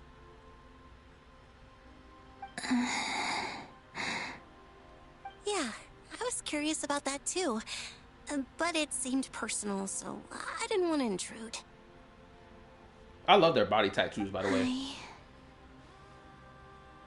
There was a time when I refused to look upon the world. I believed it was full of nothing but lies and falsehoods. I wished to hide my feelings, seal my heart, until I could return to my true home. I see. Perhaps that decision saved you from ever having to see the false sky again. But at the same time, you likely missed out on many true and precious things, like the smiles on your friends' faces. Promise me this, Columbina. When you return to the future, open your eyes, take a look at the world around you, and see your friends. You know what's so interesting about this as well? If y'all remember Skirk's story quest, right? At the end of it, right? Even Skirk could admit that the world of Teyvat was beautiful, even though it was hidden away by a false sky, by a false starry sky, right? And she even told the traveler that, yo, when the day comes to, like, if it needs to, like, save this world or protect it or, like, change this world for the better, or type shit to make a true beautiful paradise, just hit my line and I'll work with you to make that happen. Essentially, when he becomes new god, right? She gonna be the second hand in command, the right hand of God, basically. That's what she gonna be. Who wouldn't want that strong, powerful woman as your right hand? Anyway, right? And now we're getting Columbina being like, yo, I covered my eyes because I didn't want to see the falsehoods and lies of this world, because this world was nasty as fuck. I didn't want to see that shit. And she's being told, yo, open them eyes, twin. Look at how beautiful this world is, just like Skirk. I love this shit. Anyway. I'm sure that you know this already, given that you long to return. But that is your true home. Give me your hand, Columbina. Arya, Sonnet, you too. Okay, so she's the oldest of them all, clearly. Okay. All right. And she got a beauty mark underneath her mouth right there, or her chin somewhere.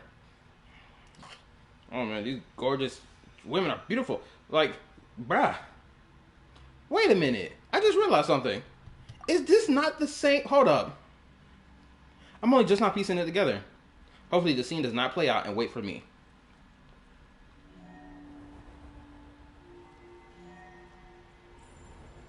Oh shit, look like the scene playing out without me. We once were the song sung for eternity, but now it is you who must continue to sing. Okay, I can see you talking, even with this gorgeous form on my screen. Anyway, isn't this the same location where Columbina originally went to, you know, be sent up to the moon? Isn't this the same location? Because I realized the structure of it all. I was like, hold up, this looks exactly the same as them damn ruins.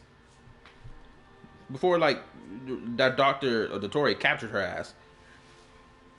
Maybe I'm misunderstanding something. Anyway, Skirk can't be the second in command. She'll be the queen of the new world.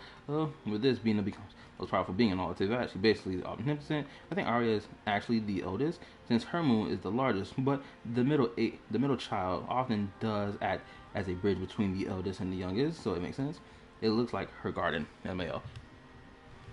We once were the tides in the great river of time, but now we subside, and you arise. Wait a minute, I gotta read their lines again. What? We were the song for eternity. We were the tides in the great river of time. Okay. We were the messengers of madness and inspiration. But now, the lies have faded, and your truth must endure. The messengers of madness and inspiration.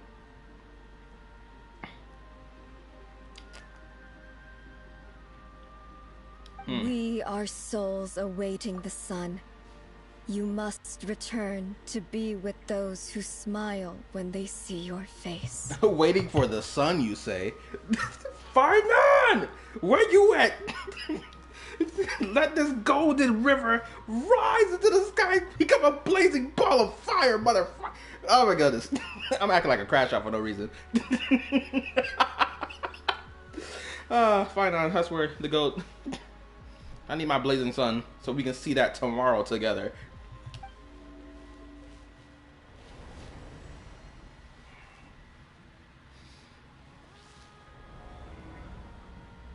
Their markings faded.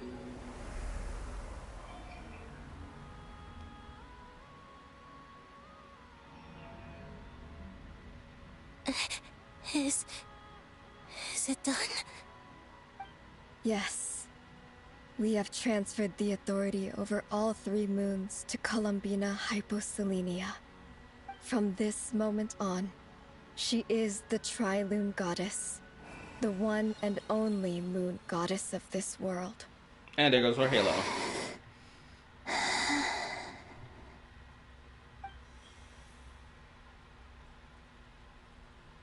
Thank you. Thank you, my sisters. Her inauguration to become a god has been complete. Scaramouche could never. He was like, come, let this fight be my inauguration as a god. Got clapped. Dottore, same thing. His inauguration to be a god. Guess what? He about to catch this fade. Now go. And do what you believe is right, Columbina Hyposelenia. Be aware that we cannot grant you the power of the 3 moons beyond these prison walls. The conflict that arose over their remains following our disappearance will still take place. I understand. Sisters, oh, my body. It feels...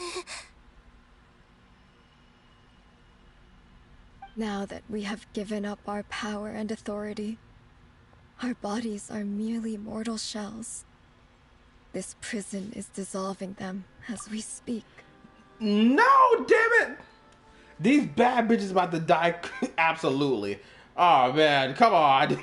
No.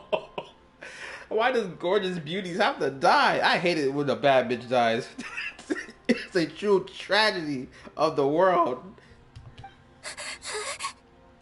It's okay, Sonnet.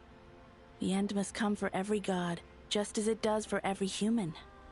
That's all this is. The final destination of our lives. Canon and I will be by your side the whole way. We have one final request, Columbina. Could you use the 3 moons' power to send us back into the real world? Wait, now what? that we have lost our powers, I doubt this space will seek to hold us further. Wait a minute, what? Y'all get sent back into the real world. But what's gonna happen to y'all? Where y'all gonna go? Hold up, remember when they got the Crimson Moon core and the core told it's nice to see her again? No fucking way. It's just... we would like to spend our final moments together in the only place we ever called home. Of course. Gladly.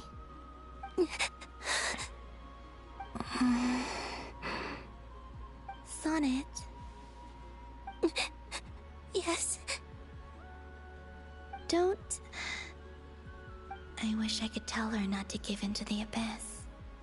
Not to be afraid. But is this really what I should say at this moment? Don't forget. I'm so glad to have a big sister like you.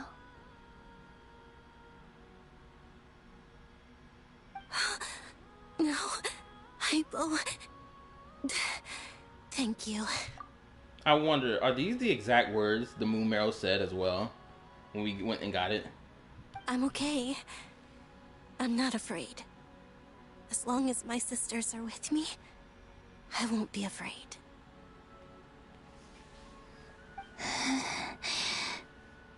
It looks like this is goodbye, sisters. Hold on. If you think about it, it just makes Sonnet's dialogue within the Iridescent Moon much more sadder. Yep. Yes, fucking way. In hindsight, there's so much we can connect just from this chapter. Ah, that hurts. I'm going to mention it again. Just to reinforce my point, there is no reason why Wuthering Waves can't do the same shit. To make this much depth in their writing. There's no excuse. Ever. I don't want to ever see anybody give any excuse for Wuthering Waves in their writing and their bad writing. I don't give two shits. If Wuthering Waves is the greatest thing since sliced bread, my bad, since the dawn of time, by how some of these niggas be talking, there should be no type of bad writing anywhere in this game. But they're fucking fumbling it. Goodbye, Columbina. My golden girl, no. Take care of this world in our stead. I will.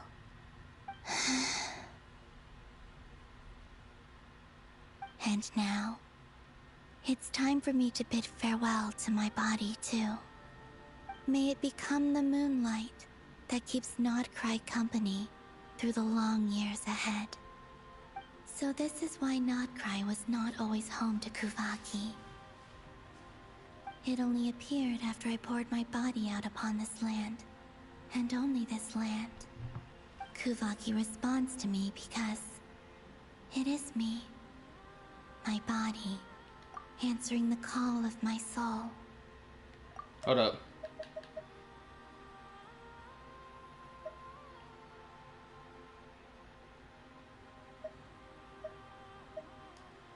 And the golden energy I've encountered on my way here was, in fact, that very soul, which I am about to leave here to guide me.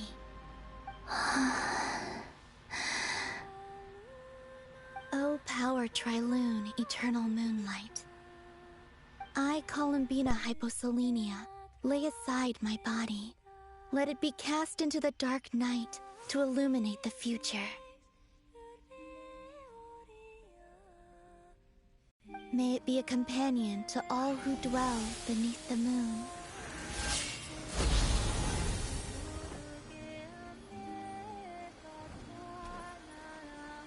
Until the time comes for me to return home.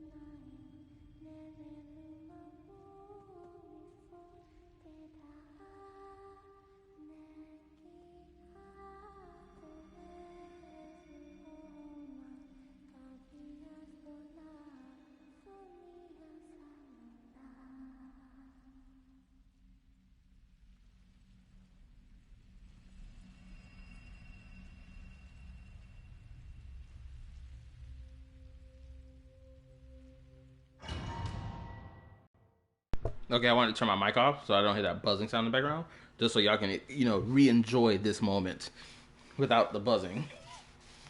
I always love that song. That song has always been my favorite song in NODKRAI. I love hearing the music of it. The rhyme. One more detail. Remember when Columbina said she heard someone singing to her when she was born? That's where she got the name Columbina. I forgot about that. It was all this circle back around just to be, it was just Columbina talking to herself. So crazy. Boss! That was crazy! Were we even allowed to see that? Is anyone? Oh, shit, I was wrong earlier then. Everyone in the room saw this shit. So not only did Never get to see this exclusive content, everyone else in the room did. I wonder if Paimon's gonna have a reaction to that. Because Paimon has been so fucking mysterious for all this time. There's no way Paimon doesn't have like a reaction to that, no? Can you still see? How many fingers am I holding up? I see 2 fingers, and a look of sheer terror on your face. Truly astounding, Miss Nefer. Your eyes have glimpsed the very ends of the world, and yet they remain as sharp as ever. Or is the credit for this miracle due to Miss Lauma? It seems that even time itself is no match for your medical skills. Surely you jest, Mr. Flins. I suspect we have Columbina to thank. She must have realized the immense toll that the ritual would take and purposely set aside some of her power in the past to protect Nefer's eyes when this moment arrived. There is always a great price to pay for witnessing the truth, but it seems that this time, Columbina has shouldered that burden on our behalf. Just Nahida said, if we knew the truth, it would blow our minds. I do remember that. Honestly, if y'all go back and rewatch certain like cutscenes and conversations between playable characters or like certain characters in the game prior to NODKRAI, you would realize just how crazy the connection is till now. And if that doesn't scream good writing, I don't know what does. From the doctor's conversations with freaking Nahida to offhanded comments being made by other characters and shit. It's just like, bruh. She chose the perfect method of getting a message to us. Though her eyes were always shut, she was clearly so perceptive. She knows us well. She knew exactly how we would think and what we would try. Despite being separated by time and space, we're seeing the same possibilities and seizing the same opportunities. We still don't even know if she's okay right now.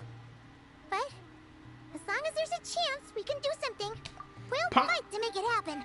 Paimon has to be a fragment of someone else's soul made manifest. That's the theory I'm running on from now on. I'm not running on the theory of, oh, she was once a god who spent all her power and shrunk down to size. I am no longer using that theory no more. That theory that everyone's used for so long, throw it in the window. Throw it out the window. Throw it in the trash. Right now, the theory should be Paimon must be the fragment of another person's soul made manifest. Just like Lunatar. That's the theory we're going to run on from now on. We'll get you back somehow, Columbina.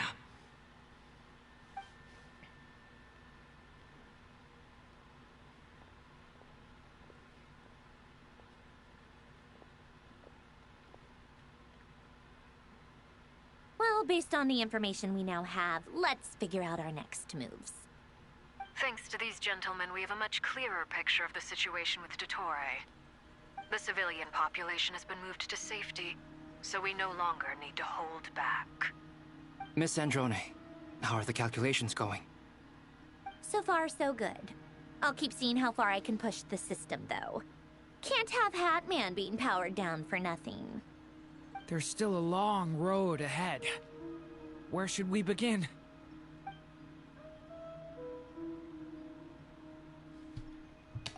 Oh, someone tell me, how close am I to the NODKRAI boss fight? How close am I to that?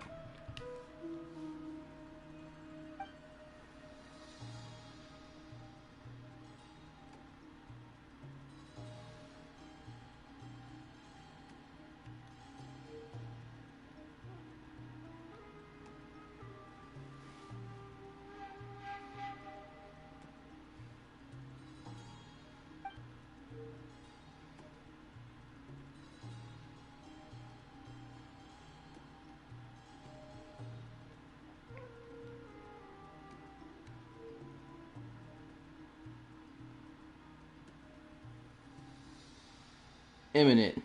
Pretty much there. Very close. Just a few more dialogues to go. Cool. I'm not gonna lie to y'all.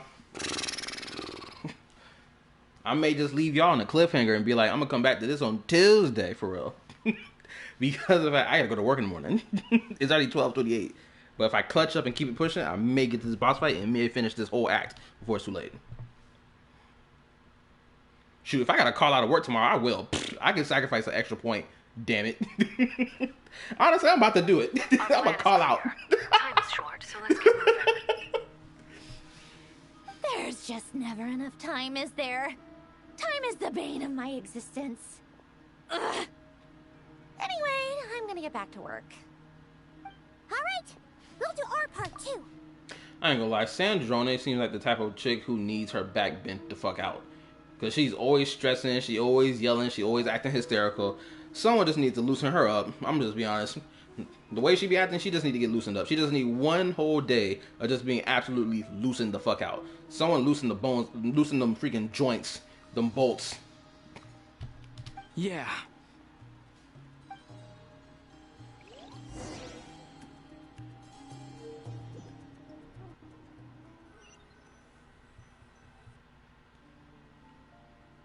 Albedo's theory says that elemental energy can dilute the light realm's power.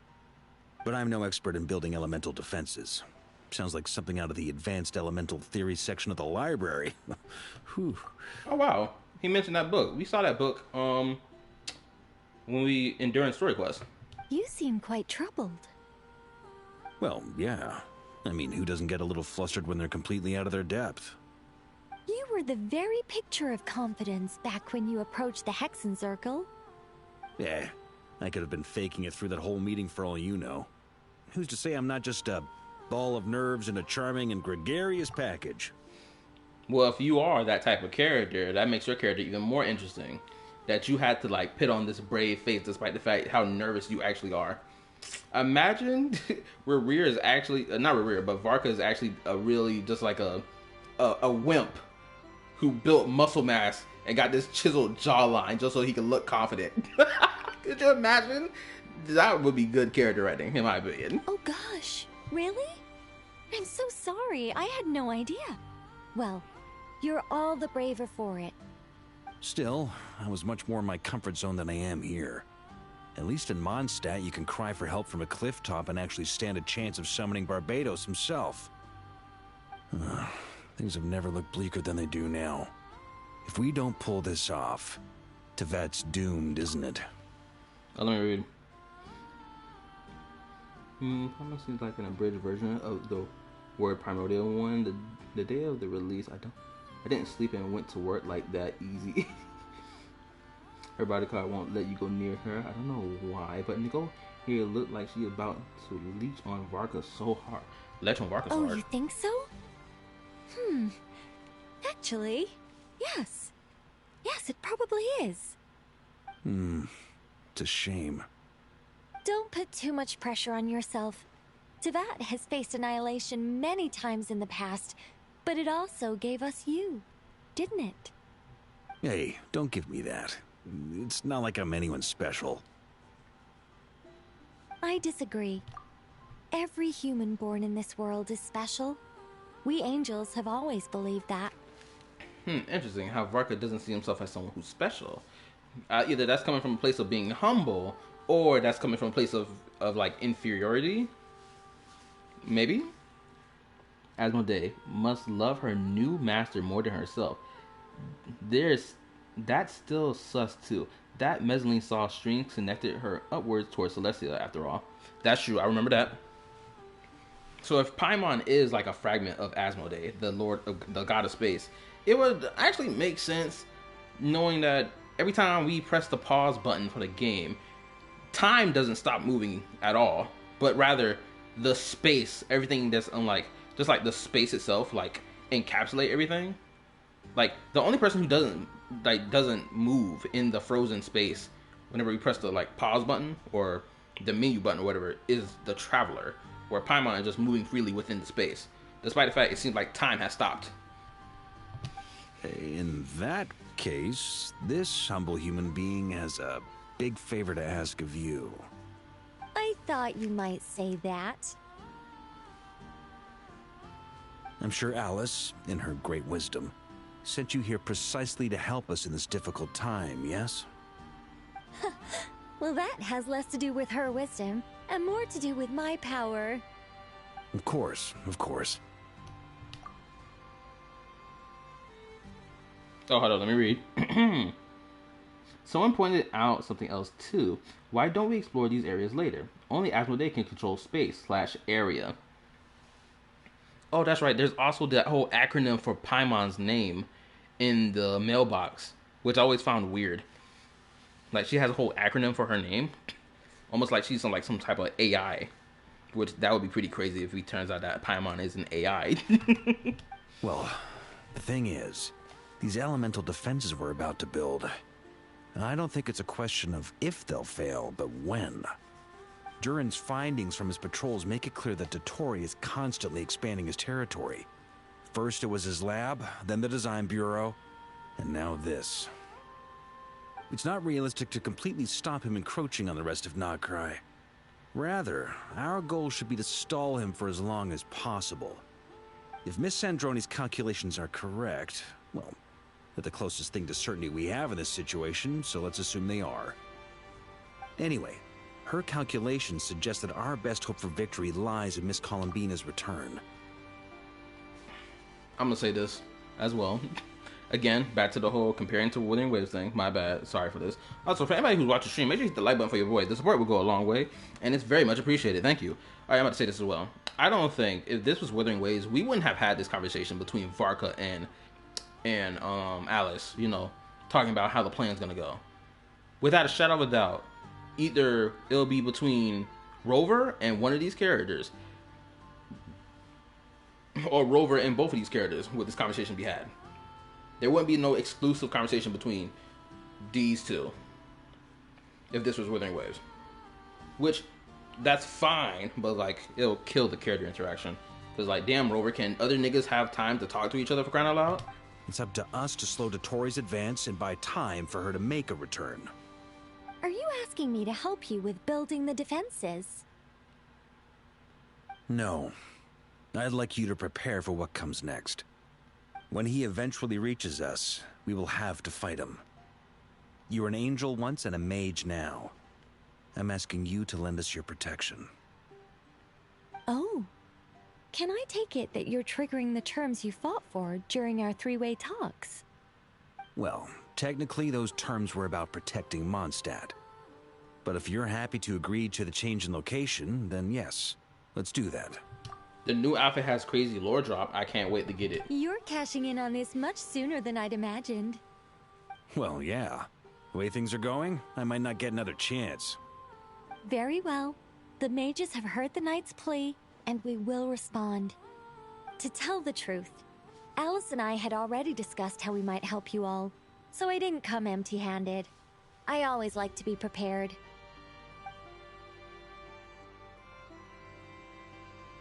This is... wow. Yeah. This is great. Seriously, thank you. I still can't get over that whole moment we had earlier in the last stream when I played Genshin. Which was... that nigga Varka told us up, yo, hold up, you want a hug? My guy, you are like 6'7". She like 5'2". You could pick her up and throw her across your back if you wanted to. Granted, there's other type of hugging you could do. I'm just saying, the bedroom's over there. Anyway, it's been many long years since I had a chance to dazzle humanity with a little divine intervention. To humbly serve as a reliable and responsible guide. Bro, you love the idea of like flexing in front of humans, your divine power. That sounds pretty prideful of you, doesn't it, Angel? You better hope you don't become Lucifer. Anyway, Knight of Boreas, please accept this gift in recognition of your great virtue. Go now. May the angel's blessing deliver you safely to your destination. Ooh, wow, that looks nice.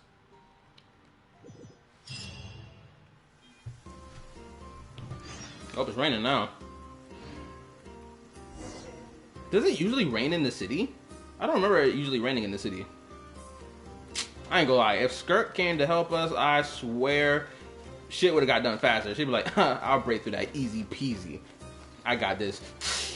One slash move, it'd have been over. Boom.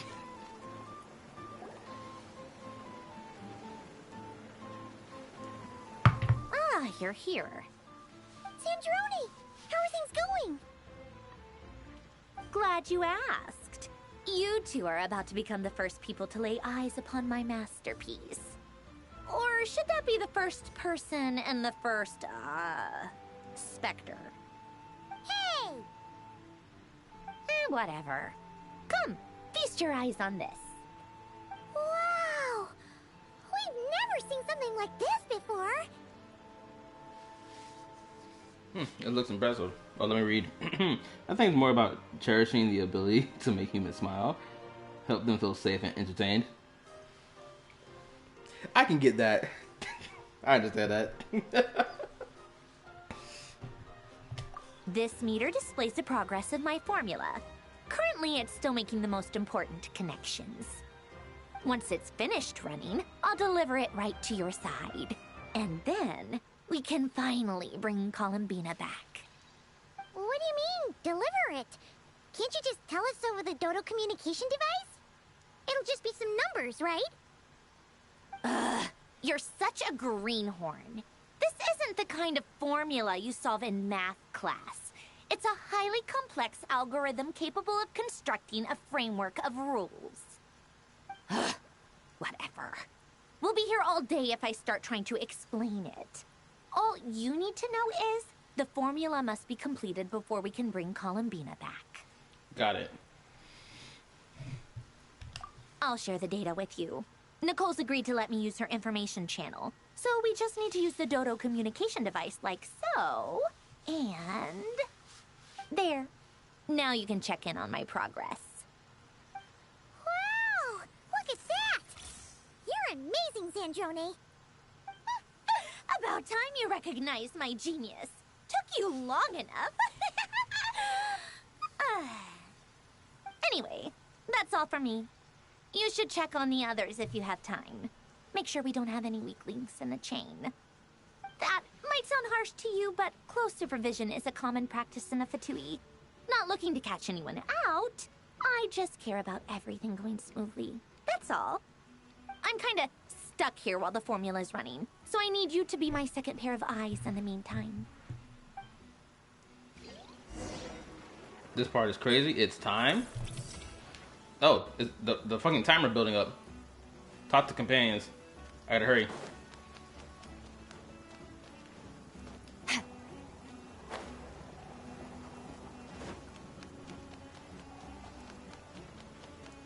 Let's talk to you two over here. Also, I may run downstairs and get me some more yogurt. Thankfully, Miss Nicole has come to our aid. Nasha Town is now looking very well defended. Golden Flame. Yes, that's Nicole's power, all right. Based on the latest message from Grandmaster Varka, it sounds like they've reached an agreement. The situation should be more stable with her assistance.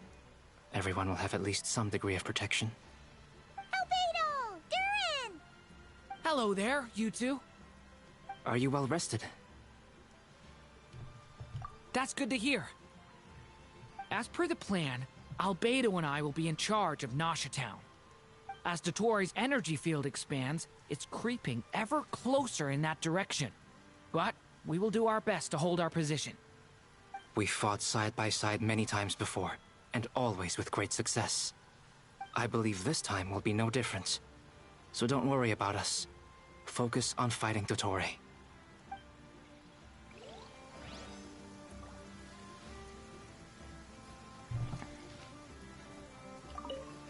As Dotori's energy field we fought side by... I believe this...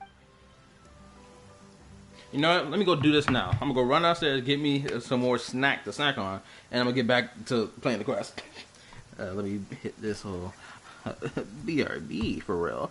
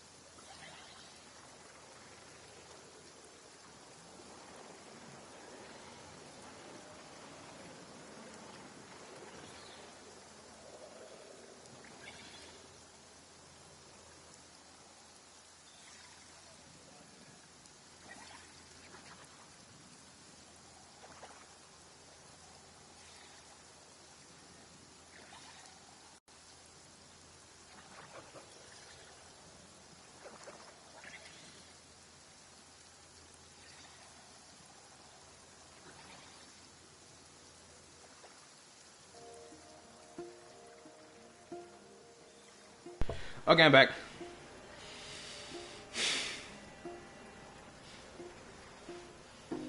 Oh god, I'm really enjoying the drama between Blazion and Crowbot on X. I finally finished the 2-hour video.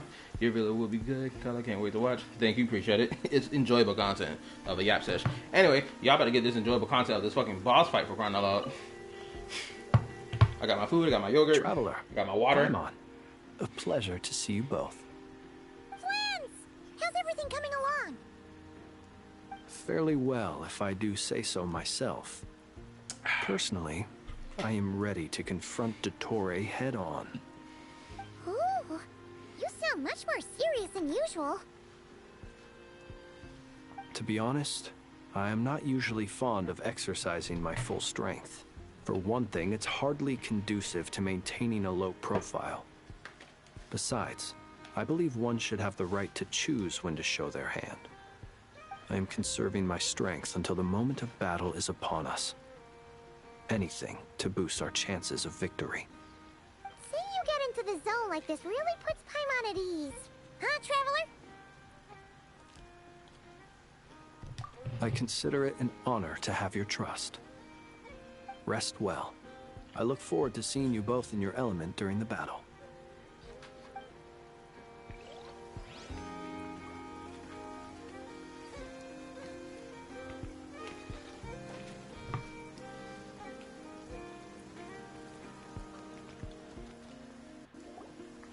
Yes, Miss Moonchanter?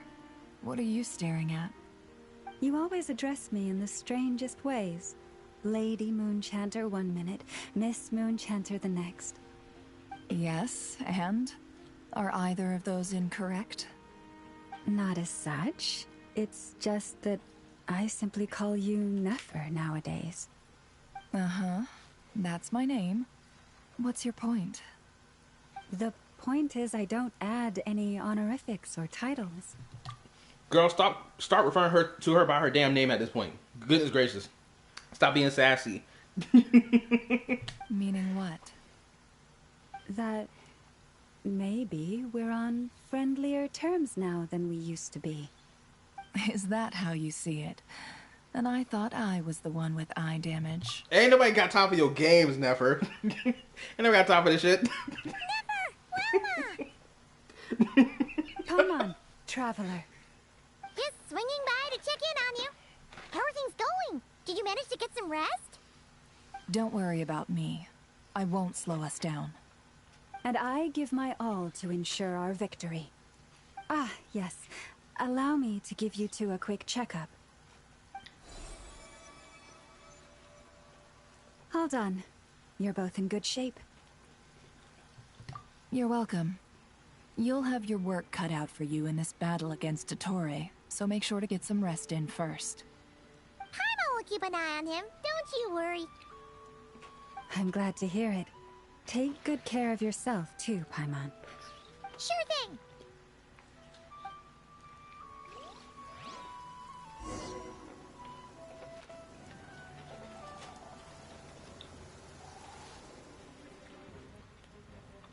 Oh, shit getting serious. Oh, they're the Dodgers minions. Time to stay 10 toes. Here they come. That's quite a horde. As we expected. Get ready, everyone. Take your positions and prepare to engage.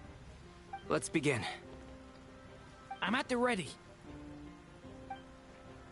Now this is what we call putting the gang together. I love it.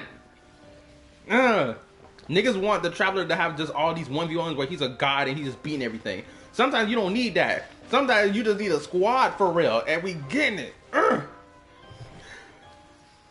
I love it when the Traveler's a team player. I just love that shit. Hydro mode, come on. You couldn't give me something else?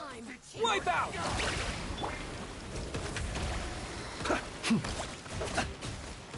Beware the creatures of the night. Take too long. Another one? Five. Got a frenzy with your name on it. Observe.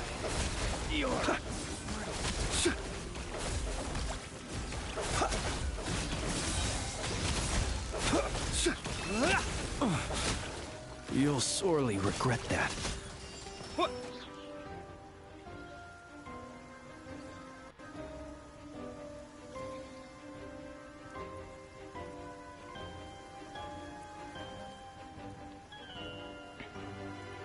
Now the transition may not be the smoothest transition, but it's still good.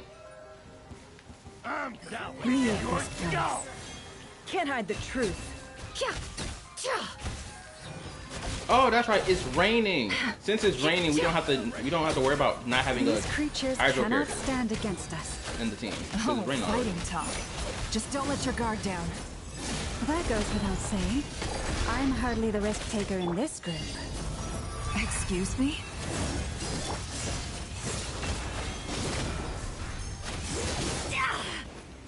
Time to go clean.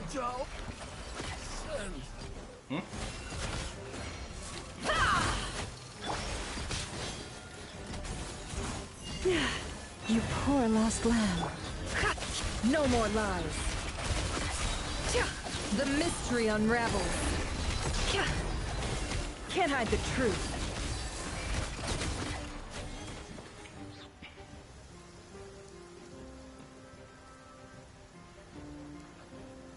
Yeah, if I was playing on PS5, this would be smoother.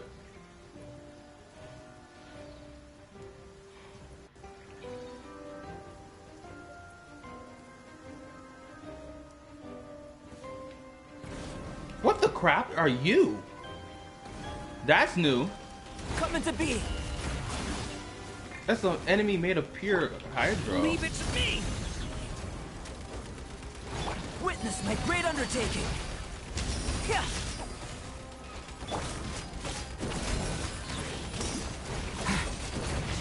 Devouring claw. Stay away from me. That was easier than I thought. Naturally. What do you mean? Is it because as created beings go? Dang, I should let the conversation go for a little longer. Cause there could have been something interesting he said. Oh, I hate that. I gotta let it drag out next time. Don't they look a little familiar? Yeah, they look like the freaking what you call that group? The Annihilation, the followers of the Path of Destruction. I forgot what they called the enemies types or what squad they're part of. I know they're commanded by the Lord Ravagers though. Close your eyes.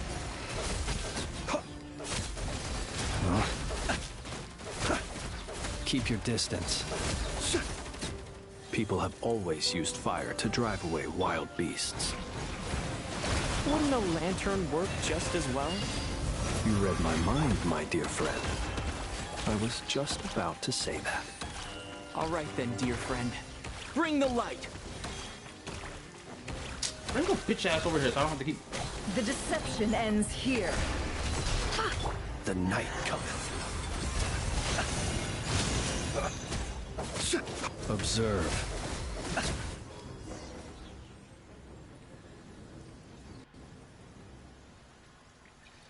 I forgot what the monster types are called from the Annihilation Squad. Oh nah, no, he rolled up on us. What? You're looking well. I trust you've had a good couple of days. Dottore. It's actually a good thing, in my view. If the subjects of my experiment were to die prematurely, it would throw quite a wrench in the works. And so, I must thank you all for your resilience. We are no longer on the same level, but you are nonetheless worthy of my respect. A creator god should be merciful and gracious after all. And in any case, it is only right that before I end your lives, the world is informed of the arrival of their new god.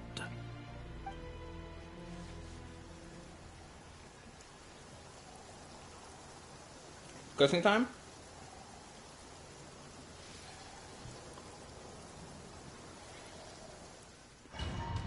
Please tell me this cussing time. Cause it's time to finally put this man on a t-shirt. I've been waiting for the longest time.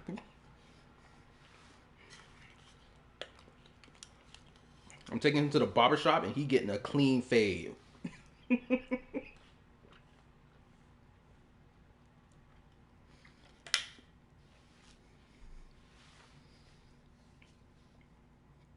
gotta wait for it to load a little bit. I was afraid about watching the stream right now. Make sure to hit the like button for your boy. This support goes a long way. Appreciate it. Thank you. Oh man, this story has been so enjoyable. Genuinely, NODKRAI is by far the best story of Genshin Impact as a whole. Deadass. It's legitimately on the #1 slot. There is no other story in the game as of right now that tops it. Every other story is underneath it.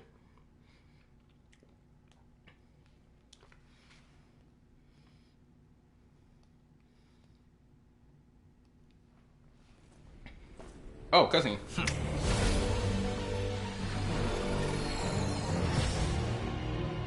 Heretic of the False Moon, the Torre 2.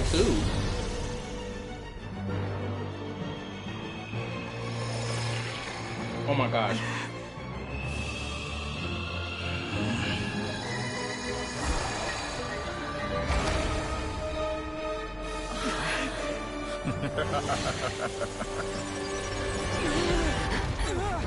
Is he lifting Town off the... Wait a minute. He changed the battle arena.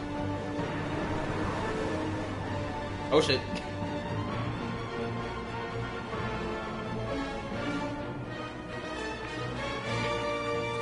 Switch elements, dumb it.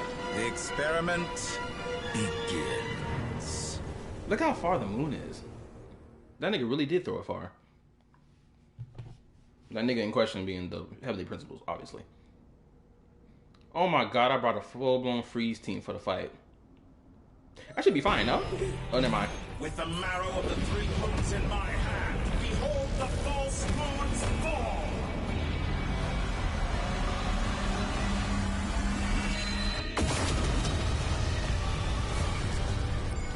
I would have died from that.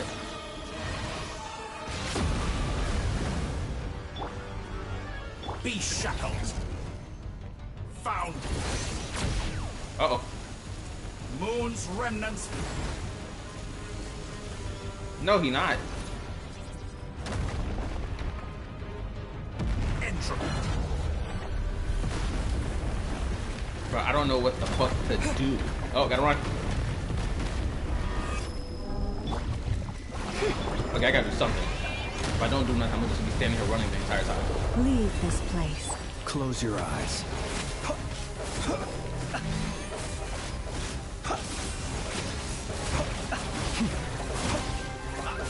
First, like an ant in my palm. Excuse you? Oh. I've been moved inside another space. And it's sealed off. Looking at the structure of it, it seems like the Torre intends to trap us here. There's no exit. Our endurance is about to be put to the test. He playing all these. Moon's remnant. Oh my god, he snatched up Flynn's. I can't believe this. He really snatched Flynn's.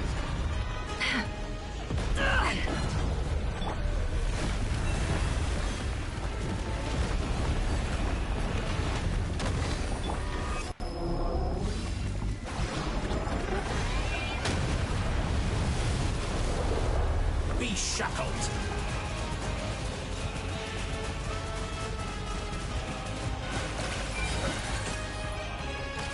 Wipe out! Seek within. You poor lost lamb. With one heart, we pray.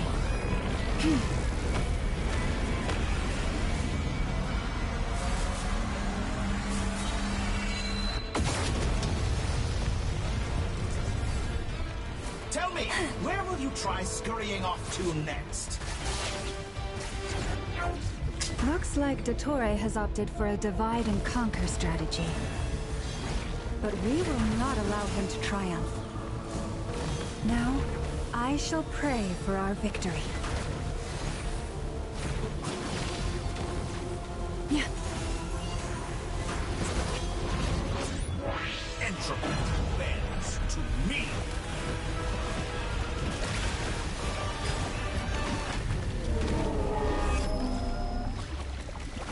such a simple attack. You're already struggling. Moon's remnants fall.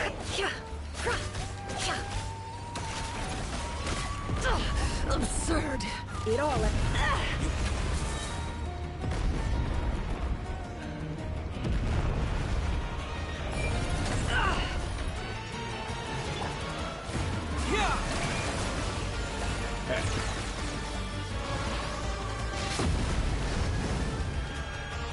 Come on, Hydro Ball. Are you serious? There's nothing I can do. The mystery unravels.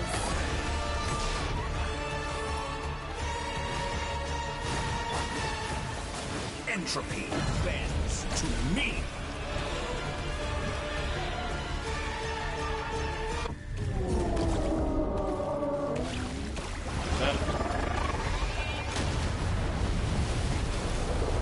You cannot face me. Water jet!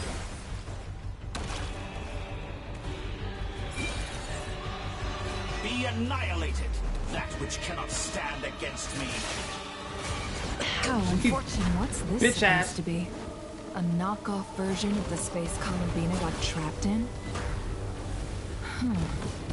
There really is no way out. We'll see about that, Dottore. Oh, this is on purpose. This is clearly on purpose. My apologies. I had not intended to take your teammates from you. But you have a choice. Obey, and I can release them. An excellent deal, if you ask me. Won't you consider it? Me! Water jet!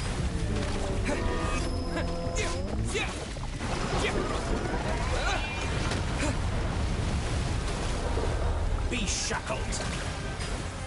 Foul.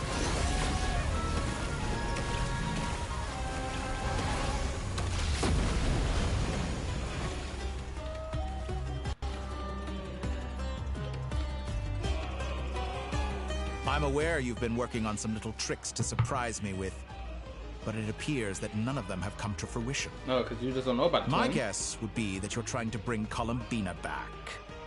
But then, where is Sandrone? Or are you trying to buy time for her? I always found their friendship to be a curious phenomenon. Two highly incongruent personalities, and yet they share a deep connection. Well, psychopath, maybe you don't really understand people as much as you thought you did, twin. Speaking of Columbina, I once saw her as like a younger sister. We got along quite amicably while she was with the Fatui. But then one day she suddenly decided she would refuse to take part in any further experiments. To this day, I truly don't understand what I could have done to upset her so much. Maybe she got tired of being used as a fucking guinea pig for your lab rat experiments, bruh. Maybe you should have thought of that. It's such a pity. I could have had a sister, a family.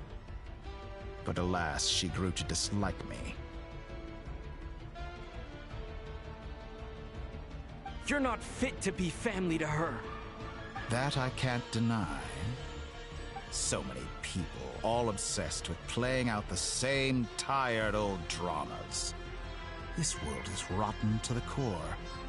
And then there's you. You had every opportunity to reach the right conclusion.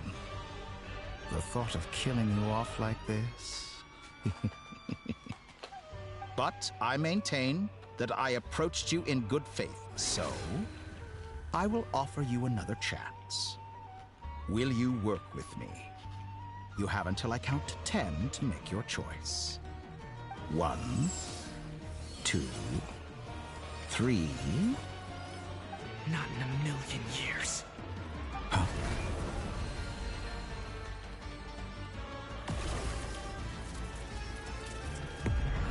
Oh, yes! Almost got him lacking. Sandrone, what a pleasant surprise. I didn't think you'd join us all the way up here. You're as sick and twisted as ever. Don't fool fool yourself into thinking anyone's grateful for the chances you're offering them. Sandrone? But the formula hasn't finished running yet. Funnily enough, I was just discussing a collaboration opportunity with the Traveler, and then I see you, who I must say is a good example of an opportunity gone to waste. Gone to waste? I said that everyone would get one chance, and you've used yours to march right back into the lion's den. So yes, it's an utterly wasted opportunity. And what makes you think I believe a word that comes out of your mouth? I was planning on disposing of your little formula after wrapping up more urgent business here.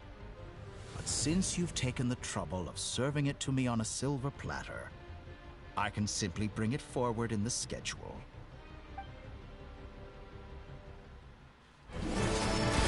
Oh, yes. Get in there! Throw them things!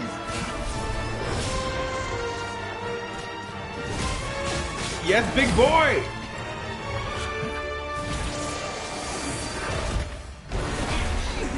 No, big boy!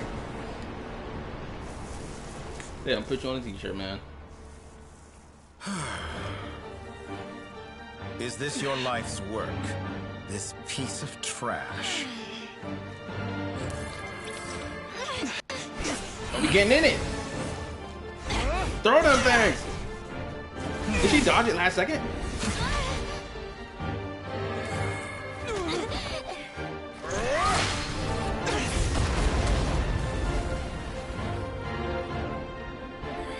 Is she still up? Your formula runs too slowly, Sandrone. You put your hope for success on others instead of fighting dirty. That is why you have failed. Now, whom should I slay first? Any volunteers? No one? How nice of you to leave the decision to me.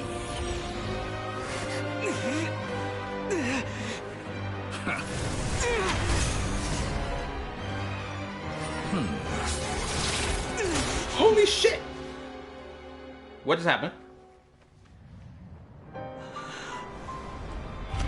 Ah, she took that just the chest, nigga. Oh my god. Oh, to the stomach. Oh, how unexpected. Oh, nah. Sandrone, any last words for me, comrade?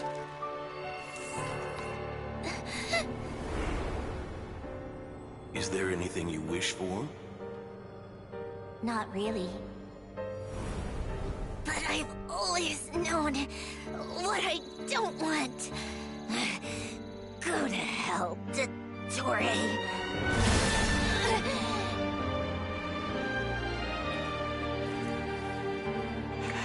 No! It's time to fold this nigga.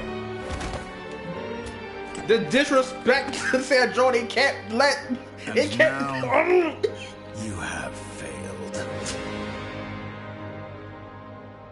Put this nigga in a body bag right now. Fuck this nigga. Sandrone! It's time for him to die. Now you see how fragile mechanical contraptions are. Just a gentle tap, and they fall to pieces. However keen of an inventor Sandrone may have been, her death spells the end of the formula that was running inside her body. Of course, I have to commend her for making it this far. As her colleague, I have to admire her stubborn tenacity. Now, it is time for you to take your place by my side. I wonder, did the Heavenly Principles do this to, like, the second who came and make them bend the knee to work alongside them to create the Gnosis? I wonder if this is how the conversation went. I'm just paralleling it just for the sake of it. But anyway, back to the topic at hand. Fuck you, Dottore. You killed another bad bitch shorty that I could have added to my roster. It's time for you to go. Fuck all this shit. My count was interrupted, but the second chance I extended to you still stands. Once again, you are welcome to join me. By now, I'm sure you have gained a greater appreciation for the power and authority I wield. What is stopping you from embracing a new world of endless possibilities? Because, guess what, twin? That's my seat you're in. That's why. Cornball. You think you're supposed to be the new god of this world? No. That's my job. You don't know that yet because you don't foresee the future. Not in the mood to talk? As you wish. You seem less talkative than usual today. I'll change the topic to something more apropos. Sandrone was always like this, never trusting anyone, always so reluctant to share her research with them. Objectively speaking, she had her strengths. It is remarkable how she extracted and even optimized the world formula from so much data. But her inability to trust was her undoing. Had she allowed someone else to monitor or run the formula for her, you might still have a chance at victory even now. But regrettably, she was a stubborn fool. As much as it pains me, she had to go. I just realized, where the fuck is Paimon at? I feel like Paimon about to come in clutch. Dottore, maybe this is news to you, but people can change. Columbina surprised you when she escaped. And I think Sandrone would surprise you too. Change? You can twist the truth however you want, but I see it clear as day. You're the one who can't trust other people. Is that how you see me? By this point, what can you hope to do about it?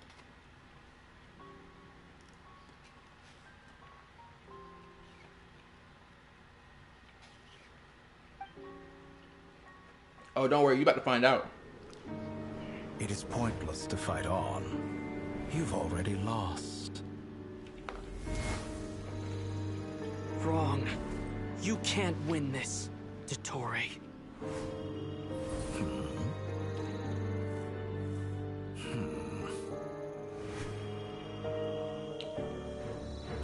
What? No fucking way. Are they pulling the moon down? Oh no, they're pulling it closer! Holy shit! My formula can get us 90% of the way. Oh my god. It will connect you to Columbina. Then, I will bring the formula's output to the Traveler's side. For the last 10%, do whatever it takes. Just bring the moon down. Okay, Varka, put it in, twin. Oh man, this three-way combo going stupid.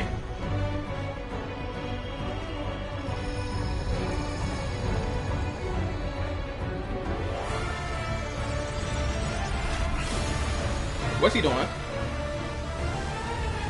He's forcing it back and he's closing the door.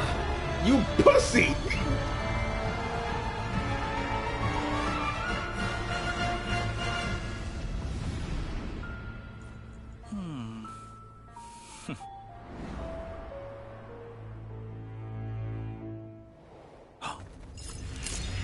No way. The moon broke the fucking firmament. The moon will never be yours.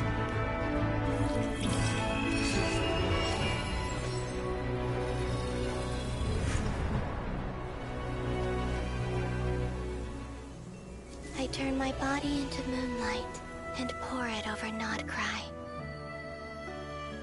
My soul, I leave here to inform my future friends. Lastly, I will hide the Trilune Authority within the Frost Moon. And when my body, soul, and authority when it lines up, oh my god. Finally. Columbina!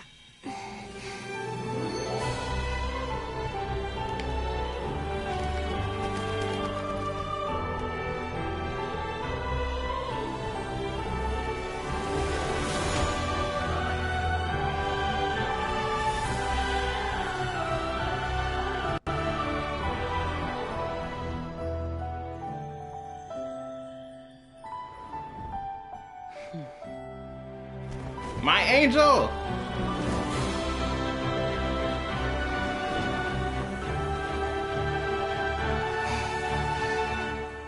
It's been too long.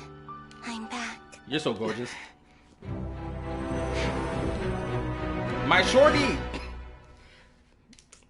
Traveler, put a wedding ring on this finger right now. Put on that finger. Now! Stay focused on the battle, Traveler. What a touching reunion. Though I personally find myself repulsed by the sight of weaklings huddled together for warmth. Now, you're quite finished patting yourselves on the back. Show me how long you can struggle before you drown. Watch out, Columbina! He can manipulate space itself! I know. Wait for the right moment. We'll strike together.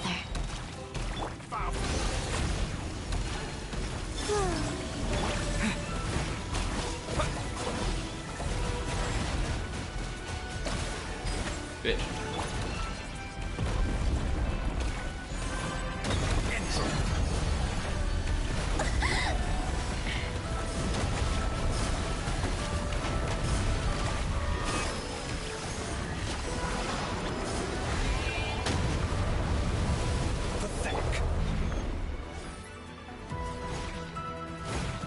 Enough! The first, like an ant in my palm.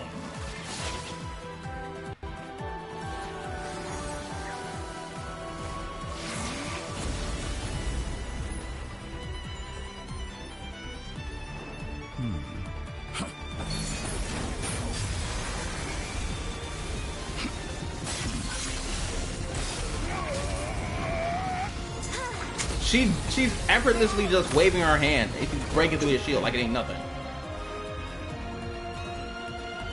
Makes absolute sense for why Columbina's gameplay does not have her doing crazy shit. The new moon shines upon you. I am growing weary of your stubborn resistance.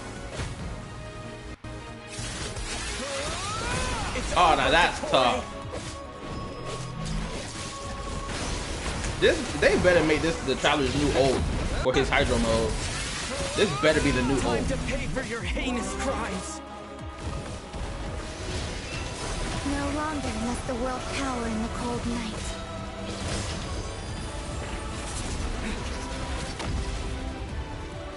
This reminded me of the Raiden Shogun fight right now. Let the moonlight.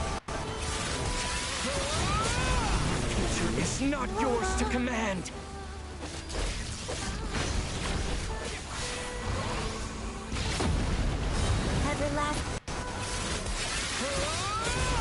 Actually, I think this is Barca's ult, isn't it?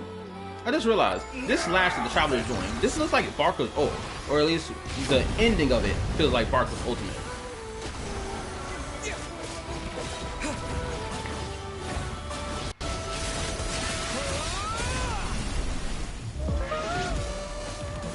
This bitch has nigga keep trying to save himself. Wallow in this rotten, decaying world.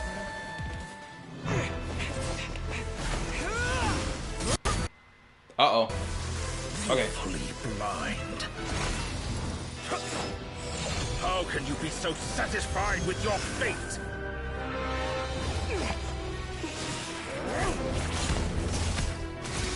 Are they clashing?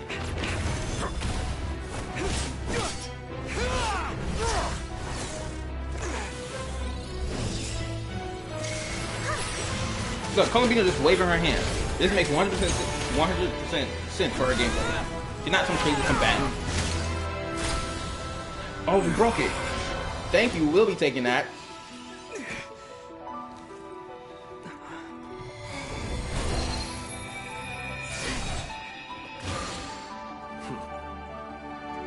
This battle was never about fate. It's about friends, family, and the home you stole from them. Let's go. Yes, sir. Dull. Only the weak rely on each other for comfort. You shall see. Once I transcend fate, you will be nothing but fodder for my grand experiment. That will never happen. But the cutscene's still going on.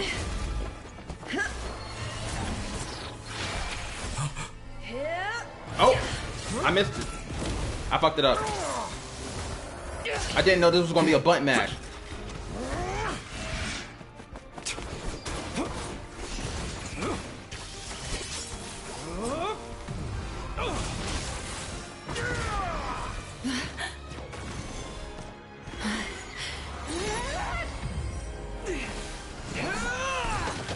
Catch this Geo to the face, bro.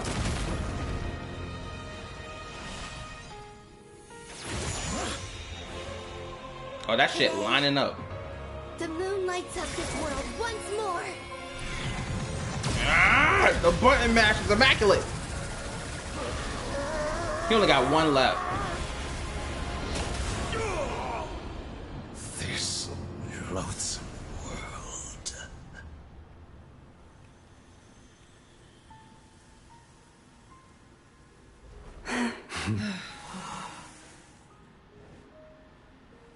No, this world is our home.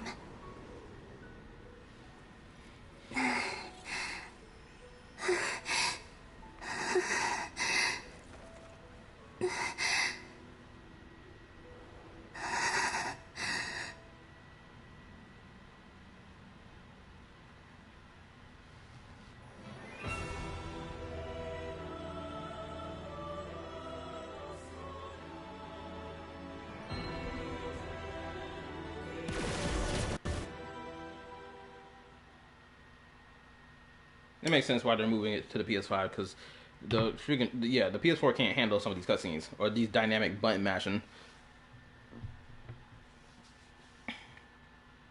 Wait, what line did they cherry pick? Oh, she's saying that this is our home, this is our world, this is for our family type shit. Is that the line they cherry picked? If so, they're taking that shit out of context and basically saying that, oh, it's just power of friendship. When none of it was power of friendship. Niggas put the work in to kick this ass tonight.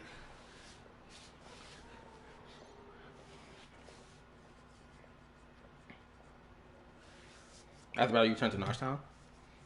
The scar left on NODKRAI by the Dotori slowly begin to heal. No way the Dotori got defeated like this, or died like this. I refuse to believe it. That nigga had to dip out last second. After learning of the and people gradually return to NODKRAI. And the frost moon in the sky also remains within this world. So the real moon is in the world now? Bro, I swear. When the heavenly principals wake the fuck up and see what the fuck has happened in his world while he's been asleep, that nigga is going to crash the fuck out. The frost moon is here. Didn't I toss that bitch away from the planet? How is it here? Shades, where are you at? How y'all let this shit slide? Y'all had one job. No, you're doing it wrong. The moon looks like this now. What are you drawing, children? The new moon, Mom. It looks different than before, doesn't it? Also... Can I go buy a sugar sculpture today? Please? Just one? All right. I suppose today is a special day after all. Almost like a festival. Extra, extra!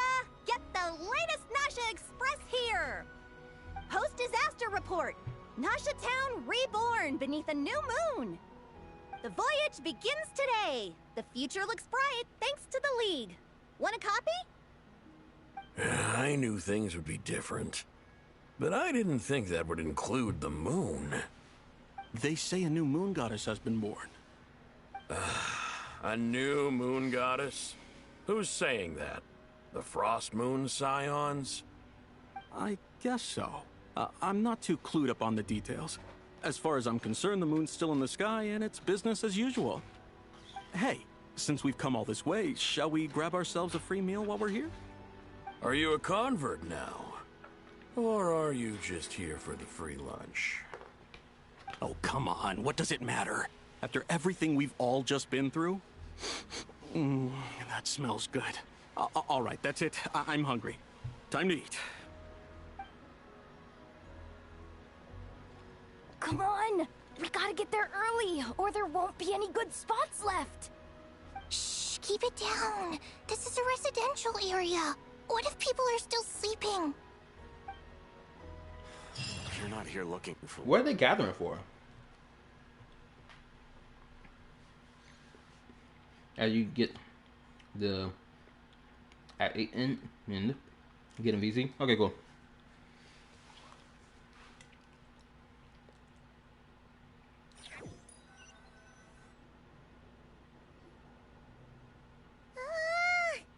Why is it so noisy outside? Good morning, Paimon. It's okay. Paimon was pretty much awake anyway. It's been so long since we last had a chance to relax, huh? Feels like time is moving slower than usual. What about you? Did you rest well? Well, no. Somehow I wasn't asleep as much as I expected. Still winding down from everything that's happened? Or are you wondering how our friends are doing? Or is it about what Dotori said to you? A bit of everything, I think. Okay, if you say so. But don't push yourself, alright? Let Paimon know if you need to talk. What we just went through was a lot. It's totally normal if you need some time to get back in your groove. Luanatar disappeared after Columbina came back. Apparently, she was part of Columbina's soul or something. Still, Paimon kind of misses Luanatar somehow. But anyway, you did great. So did Paimon. We all worked our butts off to contain this disaster, and in the end, we made it. So, chin up, Traveler. You should be proud of yourself. You're not usually this sharp when you just woken up. Hey, don't poke fun. You should be glad that Paimon's growing as a person. Sorry. On a more serious note, I bet you were worried about me again, weren't you? Paimon didn't think you'd mention it. I'm sorry, Paimon. Look how beautiful this relationship is between the Traveler and Paimon. I fucking love this shit. You have no idea how anxious Paimon was. She was worried sick about you. So I heard. I understand how you feel. Well, if you really want to show Paimon you're sorry, you're gonna need to make it up to her. You better be ready to splash out on a lavish meal. Anything for you, my treat. In moments like these, Paimon is so freaking adorable.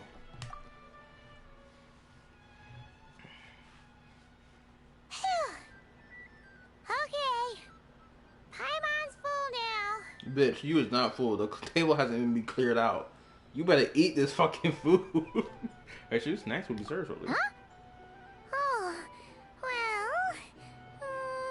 What are those big blocks of Hey there, meat? Traveler and Paimon. Good morning. Morning, Yehuda. Here for some breakfast? Oh, I've already eaten. Just need some water. I was mostly worried you might forget what day it was today. So, I came over to remind you. Careful there, Paimon. Too much food will make you drowsy. Don't let anyone catch you hiding at the back and nodding off during the League meeting. Yeah, she'd probably be saying that to Aino. She's the baby of the group, if anyone. True.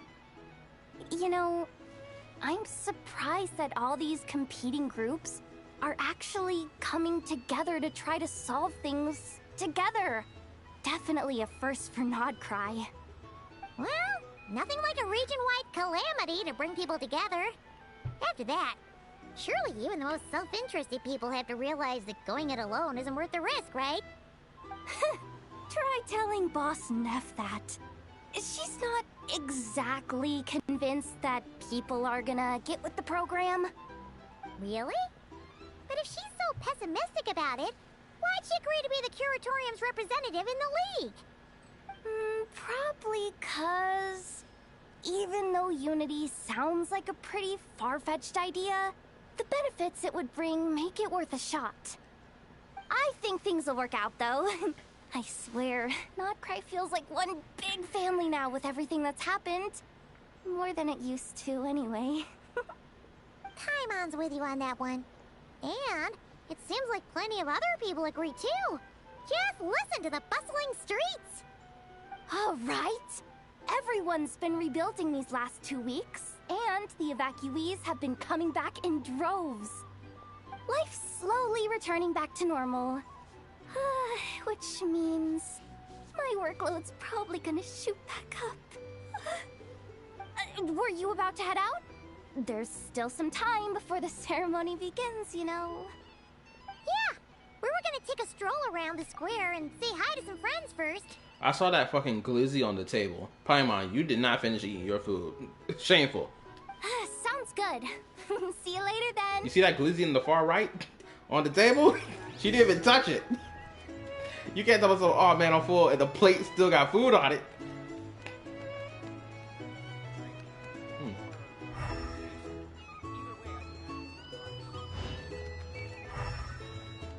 I'm gonna talk to this dude later to get them treasure chests. Also, I don't remember where I put my fucking phone at. Hold up. Where the hell did I put that damn thing? It should be around here, no?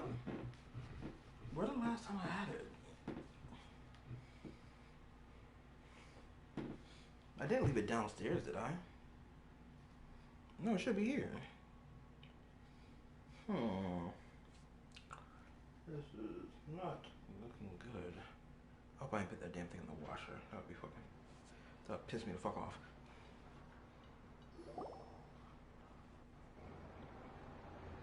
Please accept today's boon. Have a nice day. Are Paimon's eyes deceiving her? Or is that Inefa handing out food for the Frost Moon Scions? Hello there. Would you like a feast of the moon, along with some snacks of the day? Oh look, Inefa, the character we met in version 5.8, still being around, even in, as we gone through the new version patches for version 6, she still hangs around because she's from this nation. Huh, isn't that crazy? Again, why the hell Chisa couldn't have the same amount of treatment? You know, the bare minimum. But you know, we gotta, you know, act like the bare minimum ain't something that these games should be doing, right? If it comes to Genshin, oh, they can't do the bare minimum, but apparently Wuthering Waves can get away with doing not the bare minimum too. I guess, by some people's logic in this space. So, what's new, Inefa? It was only a few days ago when we last saw you, but it looks like you've joined the Frost Moon Scions in that time. And I know too? What are you talking about, Paimon? We're just here to help, duh. In the wake of the disaster, it's all hands on deck. We responded to Lama's request for support. At times like these, the smallest good deed can inspire others and help them through the hard days ahead. And we're using eggs and heating tubes to make that a reality, in true Kromkake Crab Shop style! Inefa! Did you hear that? The Traveler said I did good. The Traveler! I know, you're so Because precious. It's true, I know. Proposal. If you can resist eating today's dessert, I will provide you with compliments, too. No way! Well, that proposal got shot down quickly. I need something to get me through the hard times too, you know. Mom! Yes, dear. Go right ahead. Excuse me. Could I take a photo with the robot lady? Oh no. Young Buck. He about to become a supreme gooner for the robot lady. I promise you, this nigga gonna fall in love with her. He gonna be just growing up admiring, thinking about Inefa every day and every night. He gonna write poems in his diary thinking, every time I saw her bolts and her, and what else? Her metal wiring. All I could think of was her beauty. You know what they say? It ain't the beauty, it's the booty. I can already foresee his future. She helped us get safely out of NODKRAI, and she helped us get back home too. She's the best. Of course she is. And since I'm the whiz kid who built her, that makes me even better than best, right? But you stole my snacks though. I know, stealing snacks? Come on. Oops. Shall we move to the open space near the center? The view there is better. I'll take the picture. Thank you! Also, I love the people of NODKRAI's clothing style. I just love it. You the better pick for this job, Flint? You underestimate yourself yet again, Master Ilua. Not at all. I rarely come by Nashitown. I don't know any of the big shots here. All in good time. Socializing is a step-by-step journey. But you're much further ahead on that road, aren't you? You're not seeing the full picture. You know the truth now. My friends do not understand my habits. There is no question about it. The Lightkeepers need a representative in the League. Someone who is upright, cares about other people, and can realize their self-worth through group action. You say it like you wouldn't make the cut. I am most flattered that you think I would. Sigh a little less, Master Ilua, and have more faith in yourself. All the Lightkeepers agree that you're a very promising young man. That is precisely why Starshina Nikita felt safe delegating such important work to you. I'm sure we all also agree that we would sooner die of dehydration than manage to wrangle anything out of you in a discussion. These niggas love talking shit to each other. Also, this dude's design is just full of drip. Here, let me read real quick.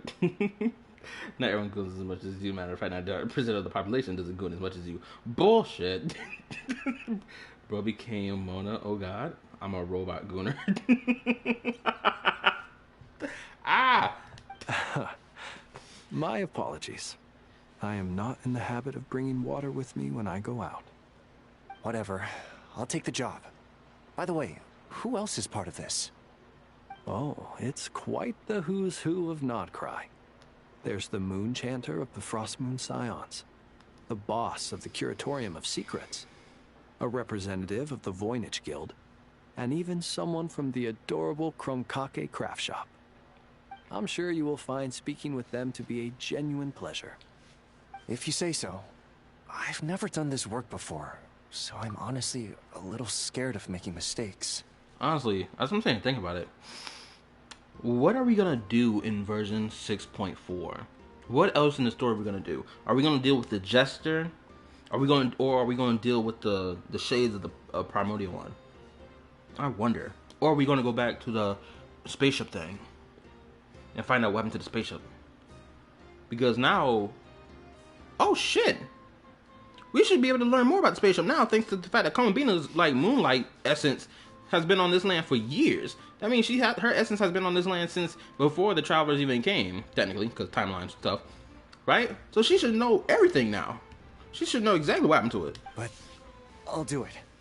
Not only is it our duty as Lightkeepers, but because I want to make NODKRAI a more welcoming place. An admirable attitude to take. The beacons are lit, Ilua. We're but one step away from breaking through the blizzard. We have the chance to band together and build our shared homeland into an Elysium. This is unprecedented for NODKRAI. An opportunity not to be missed. Elysium. Oh lord. Is Cyrene around? Is Elysia around? Keep the women away from here. Also, hold on. I'll be right back. I need to go find out where the last time I put my phone at. BRB.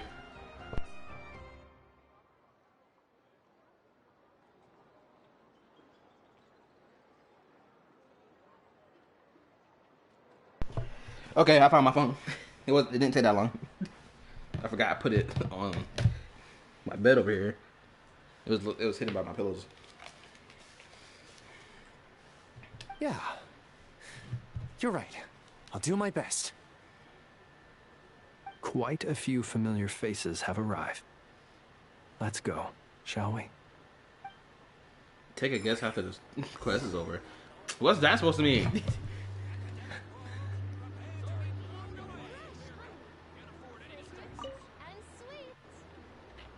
You look so cool when you fly, Miss Robot, and when you use your spear, too!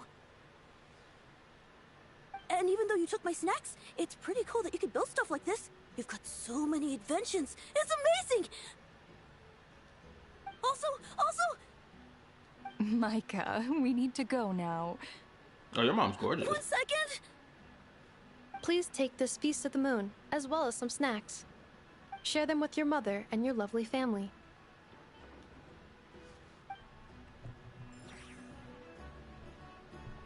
Oh, I need to say this. The one part of Nefa's design I really like is that whole I don't know what you call it, that cape piece she got on, that jacket piece, or cloak that she got on. I freaking love that, and I just love that in general for character designs. I just love the idea of that.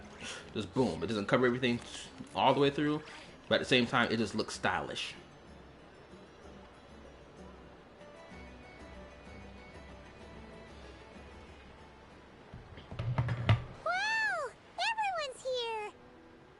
You seem well rested. I know no one's asked, but I'm sure you all want to know, so let me just say, we're doing great. Thanks. Well, great, but not perfect. Starting to lose my mind from boredom. Can't drink a drop of alcohol while I'm waiting for my wounds to heal. I'm sure you had a sneaky swig or two. Wait, how'd you find out? I'm sure you must be missing Mondstadt after all these years away, Grandmaster.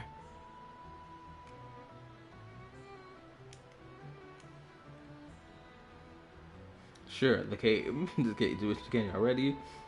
I thought you said cake, but I realized you said cape. Oh. God, I love Kenna so much. I feel like like her. Like she would be. Yeah, you could say that again. Every time I get news from Mondstadt, it makes me want to go back and see the place for myself. Honestly, once things are wrapped up here, I think it'll be time to head back home. Hey, looks like someone's taking the stage. Can everyone see okay? Anyone need a boost? Bruh. I'll just listen from the back. It's fine. You're taking this pretty seriously, huh, Durin? Well, it's not every day that I get the chance to see how people speak in official settings. Soak it up like a sponge. I'll make sure you get a chance to practice for yourself later down the line. Actually, I know just the thing. You can debrief the Knights of Favonius for me. Mr. Varka, are you forgetting that I'm not a Knight of Favonius? I can knight you. Any particular title you'd like? Is he joking? I really can't tell. You'll have to figure this one out for yourself. It'll be a good learning experience. It is my honor to host the opening ceremony for the League, and to have this opportunity to speak to you all in my capacity as Voynich Guild representative. Could this person also have been pushed onto the big stage by the real big shots? Guess I'm not the only one then. We come here today, having weathered the trials and hardships of yesterday, and having learned from them the importance of unity and cooperation. All right, here we go.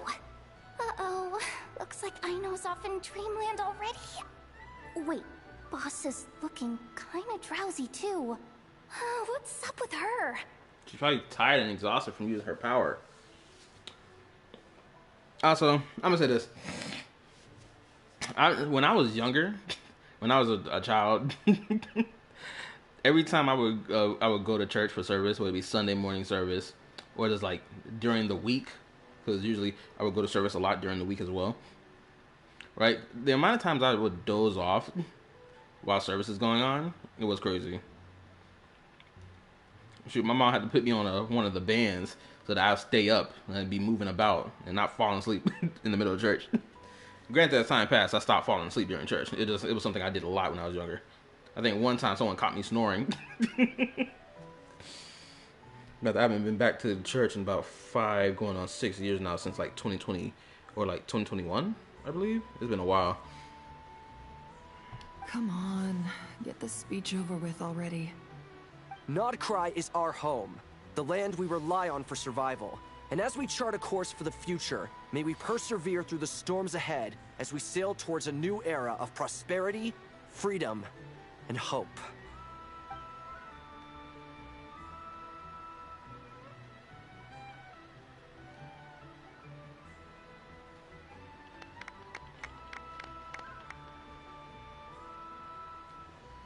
That was a long speech.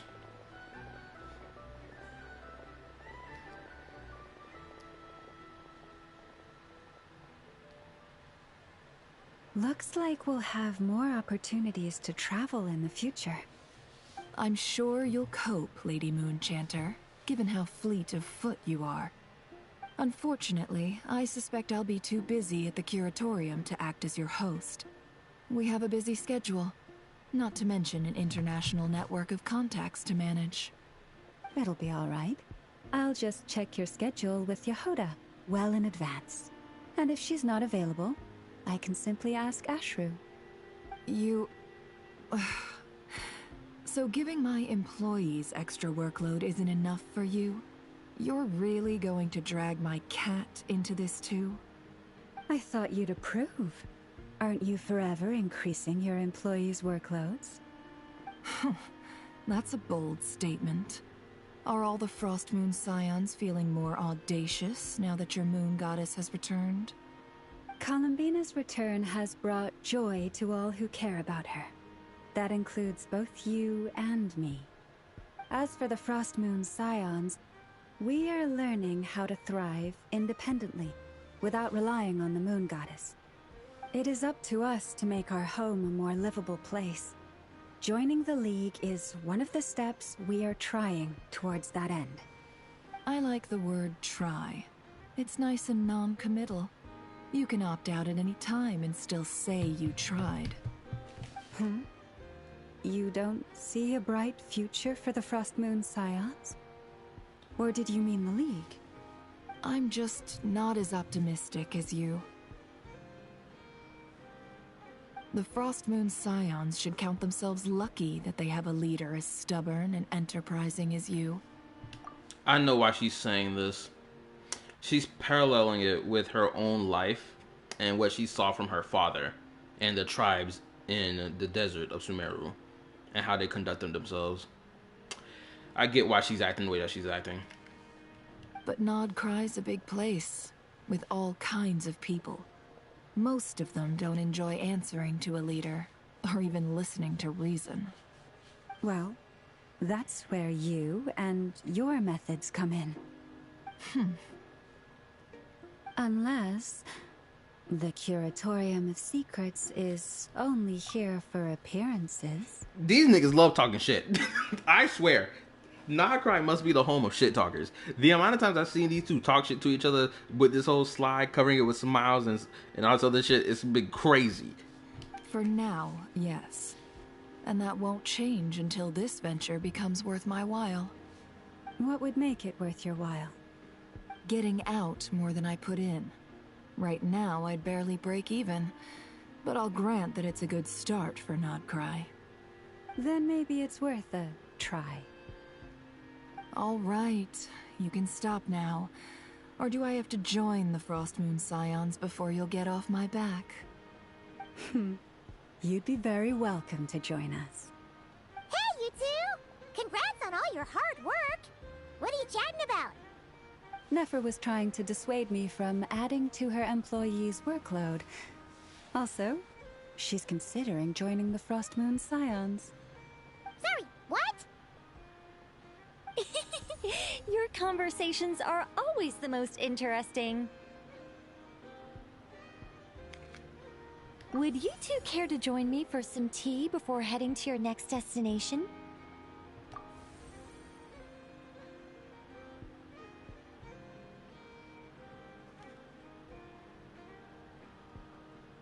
Nicole? Wait, where are you? Aren't you gonna show up today? Sadly not. I'm otherwise occupied right now. I'm sorry, Paimon. I can hear how disappointed you are.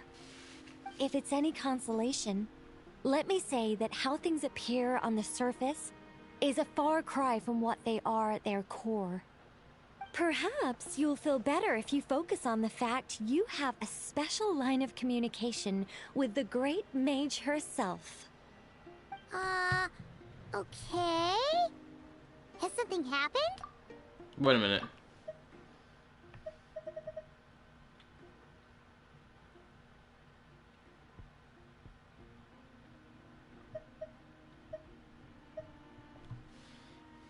Nothing warms the soul like piping hot food.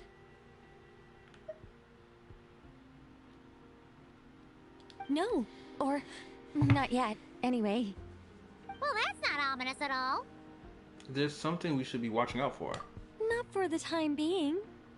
Just think of this as a general check-in to make sure this communication system is still running smoothly. Besides, it's good to chat once in a while if we want to maintain our friendship. You could have just said so. Haven't got all worked up for nothing. Still, the best friendships are built through face-to-face interaction, you know.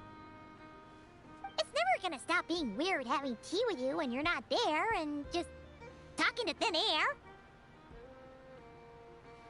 All right, fair point. I'll bear that in mind for next time. Mind if I ask what's keeping you occupied? Yeah. Any update on that crisis at the world's borders? Alice just informed me that they had their work cut out for them. And now everyone's thoroughly exhausted. But they did finally get things back under control. Still, we can't let our guard down yet. The disruption caused by this disaster has made Teyvat easier to detect from the outside universe. Oh man, it's a wrap. We're so cooked. Oh my goodness, we cannot have what happened to Skirk's world happen to us. We can't. Like, oh no. It's gonna be so bad. If any eldritch horror that's anything similar to the Lord Ravagers of Starrail ever comes to Teyvat, it's gonna be, we're so cooked, bro. Again, I keep talking about it all the time, but like, Lord, the fucking Iron Tomb was more enough of a problem as it is. The idea we could potentially face something like that is even, it fucking sucks. She plans to wait for things to stabilize, then reschedule her Mondstadt vacation plans. As for me, I agree with Hat Guy's perspective. This is a time when many new variables are emerging, and the situation is changing constantly. Plus, most of this change is for the worse. We have to remain vigilant and ensure that the embers of chaos are not rekindled. I did notice that the energy in NODKRAI changed somewhat after the War of Funerary Flame, but since it was still aligned with the Light Realm, I never gave it a second thought. It looks like I'll have to examine the connections between phenomena I observe more closely in the future. Sounds like you got a lot on your plate. Just doing my duty. It's more or less second nature by now. Of course. To give you the full picture, I'd have to start with the substance from which angels were formed. Excuse you? Never mind. Paimon's right. Showing off my knowledge would be much more satisfying in person. True. She was about to go on a whole spiel about lore about how angels are made. Like, just keep talking. By the way, you did receive the gifts from the Hexen Circle, yes? I'm not trying to claim credit or anything, but my pride demands that I at least mention it. They're quite similar to the protective talisman that Alice gave Dory, but with some very special enhancements. Oh, so that's what kept our friends safe when Dory trapped them. Indeed. We went to great lengths to make sure they were invisible to his eyes.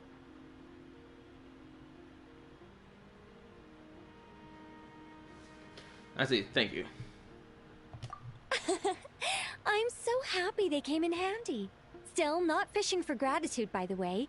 I just want you to be aware that sometimes your friends may be protecting you in ways you cannot perceive. Anyway, I'll contact you if anything else crops up. If not, you know what they say, no news is good news. Oh, my angelic instincts are tingling. They say you should head to the docks next. Your friends are about to board their ship home.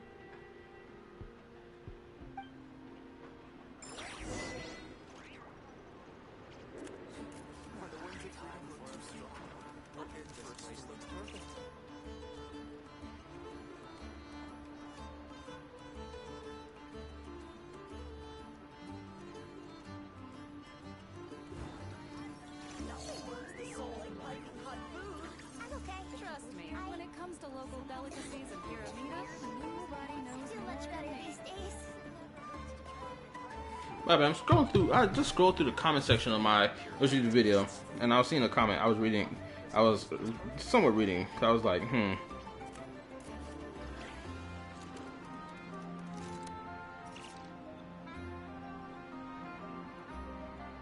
hold up. This person just made the. Hold up. Trust me, when it comes to local delicacies in Pyramida, This man just really made the argument that Withering Waves makes their characters feel more like real people in comparison to Genshin Impact. The amount of times other playable characters in the fucking game have just gone along with what the rover has said with no real pushback completely contradicts this fucking idea that every character in Withering Waves is written more realistically. How about the Traveler? Are we going to talk about how the Traveler is written in a really realistic way where he wants to find his sibling and we see the desperation of that through his actions? Like, come on, bro. Oh wait, that's a long while. Hold up. Why am I running? Oh, it's the harbor.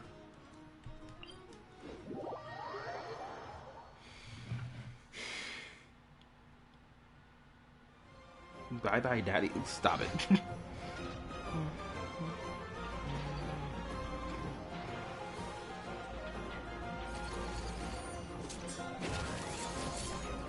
My bad. I was hearting people's comments.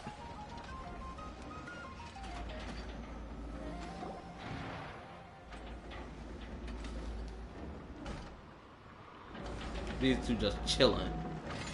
You're here. You're here too, Hat Guy. Are you heading back together? No. I'm bound for Sumeru, and she for Fontaine. We just happened to cross paths at the harbor. How are you holding up? Everything seems fine. Sandrone may have an abominable temper, but she's always been very responsible with important calculations, and things entrusted to her by valued friends. You always speak as if you know us inside out, Mr. Hat Guy. Maybe I'm just a good judge of character. I certainly hope that's all there is to it. Oh boy. Regardless, you have been a significant help in this matter. For that, you have my gratitude. I didn't do anything special. Sandrone's the one who completed a seemingly impossible formula and turned the tide of the entire battle, even giving her life in the process. She's the one we should be thanking. Even we were unaware that Sandrone had hidden the real formula inside Polonia's body. She managed to fool Dottore into thinking the formula was running in her system by installing an identical-looking decoy within her. She probably realized that she didn't have the strength to stop Dottore. But this way, she could at least get him to lower his guard. She always worked like that. Always had a backup plan.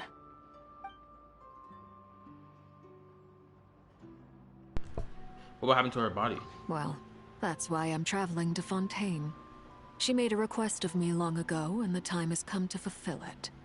Think of it as her will. What was the request? She said that should she ever fail in a mission, she'd like me to deliver her core and Polonia's to the Fontaine Research Institute. She also mentioned that she had made arrangements for people there to set her affairs in order. Some of her personal effects, such as her notes, were left to me. I've decided to take them back to the House of the Hearth, for safekeeping primarily, but also as mementos, I suppose. However, there is one book among them that I'd like to leave in your care. I'll have someone deliver it to your residence at the flagship at a later date. Wait, hold up. Are they really being like calling Sandrone as dead permanently? Are we really doing this? Cause that's what this somber music's telling me. No. I was specifically warned not to tell her. This is her last wish, and I will abide by it. This is also some kind of backup plan? I can only hope so, but none of us here can know for certain. I bade farewell to Columbina earlier today. As promised, she turned the iridescent moon's marrow over to me. She spent a long time with Sandrone's body, saying her goodbyes. Oh, is she alright? Sandrone's passing has left a great wound in all of our hearts. It will take time to heal. But Columbina surprised me. She offered me some words of comfort before I departed. Despite being grief-stricken herself, she showed an awareness of the feelings of others around her. She never used to act like this. Clearly, she has grown. And I suspect that we have you to thank for much of the change we are seeing in her. It was a group effort by all of her friends. Huh. After these recent events, the Tsaritsa has revoked the Pale Star Edict. Snezhnaya now realizes that the arrest warrant for Columbina was just a ploy by NODKRAI, who coveted her powers. I shall return to NODKRAI to see her as soon as I find the time. I hope that from now on, she too will explore more of the world. Columbina Hyposelenia's journey is only beginning. My ship is here. Traveler, Paimon, we shall meet again. You too, Hat Guy. What are you still bumming around for? Isn't Columbina waiting for you? I thought today was the day you'd agree with her to go find out the truth about your sibling. I'm a little nervous. Wait a minute, what? I thought today was the day you agreed to find out. You're afraid you won't like the truth when you see it. Well, this is new. I was starting to think that nothing could scare you. It's so crazy how someone in my comment section was talking about somehow the rover was written in a real way. Hold up. Let me read a little bit of this comment right here, just so y'all can get a taste of what I'm talking about. Where's that comment?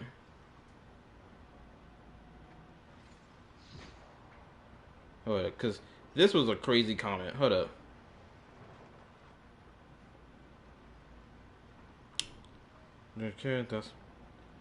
Look like not 10 random characters standing around like a project where everything gets along. The same issue repeats in Fontaine, Nala, and even in later reasons. Just Curl, on the other hand, feels slightly more genuine because Rover is established as an actual person in the world with a past and existing relationships, including different ideological conflicts with. Oh my God, this comment is so dishonest. Does this nigga believe that every person that the Traveler has come across has just agreed with him on everything? When we first met the Wanderer, this nigga was being sly and underhanded. We weren't on the same line of thinking as each other when we clashed the other 2 times. Even now, you have to he doesn't just agree to something immediately. He thinks of another path of logic than us and he's like, okay, let's try that instead. Because he's not an optimist. It's like, what the fuck? Retyping this because it's important. Oh yeah, don't worry, I read it the first time, Trip. Don't say that! Wouldn't you be if you were in this situation? Fair point. But I'd say I have more experience facing up to unpleasant truths than the Traveler. Like, didn't the Traveler have a clash of ideology, a clash in viewpoints when it came down to Child? Like, Child was a nigga who loved to run the fade. The Traveler ain't that type of person, but got befriended by Child because of that. Like, huh? They say blood's thicker than water. I know how much you need your family back. More than you need any of your friends. And I'm sure that all your real friends understand that too. No matter what the truth turns out to be, they will stick by you and support you, whatever decision you make. Finding the truth is important. But more important still is what you choose to do once you've found it. Moral. At least, that's the life lesson I've learned from my experience. Grappling with the truth.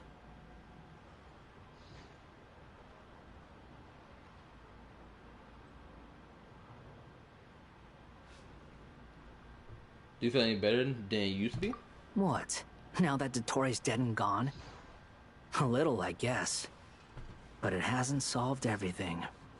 Maybe I regret not getting to end his life with my own hands. Or maybe it's something else.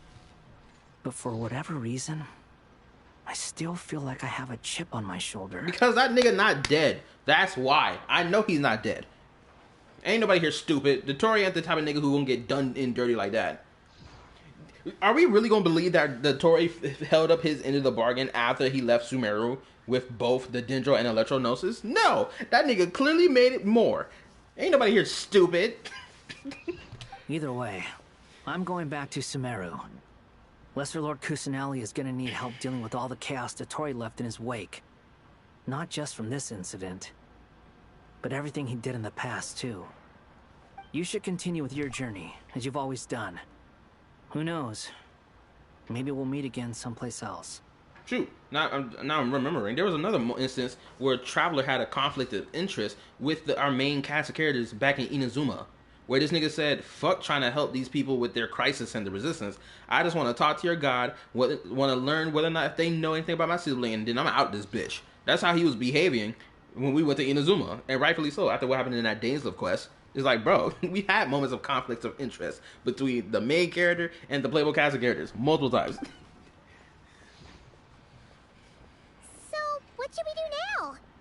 If you want to explore a bit more to steady those nerves, Paimon's game. What about the Traveler and his conflict of interest with Lene and Lynette? When they didn't reveal to him that they were, you know, members of the Fatui? That whole thing happened too. After all, when Columbina said she knew where your ship was hidden, Paimon promised to give you two some alone time with the truth. It hasn't been all that long since we were last apart, sure, but with Columbina there, Paimon's sure things will be just dandy. Paimon, thank you. Ain't no biggie. Paimon might be all about that food and fun, but she knows how to do right by people. Paimon's sure you'd prefer to digest the news about your sister in peace. But, no matter what you see, just know you can share it with Paimon. Of course, as long as it's not super private. If you can't make sense of something, let's give it some thought together. And even if we both can't figure it out, Paimon can at least treat you to a nice meal. How am I to refuse you, Paimon? You're my best commander after all. Glad to hear it. Feel better now? Yes, much better. All thanks to you, Paimon. Alrighty. Next up, time to meet with Columbina. I love seeing Paimon comfort the Traveler, and the Traveler comforting Paimon. It just shows the loveliness of the dynamic of their relationship and how wholesome it is. Just like how wholesome this fucking yogurt about to be. Anyway, let's go to the flagship. I know I was told to go to the flagship. So, what? There's the book in the flagship, right? I gotta read.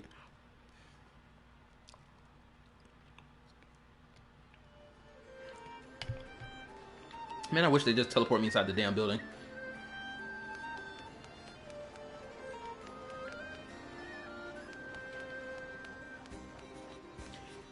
And you know what's so crazy? The person's comment, they were like, oh, in Sumeru, where we had that whole sit-down scene with Dia, Alhaitham, Sino. This person was like, oh, that was such wasted potential because none of these guys bicker back and forth with each other based on because of what they are. Like, one's a mercenary, one's a scholar of the academia, one's a general / police officer or something of that kind, and there was no like clash of ideology, and it was just like, bro, did you forget the context of that whole conversation?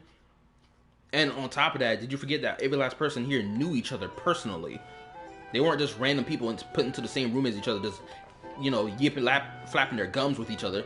Every last one of these characters knew each other.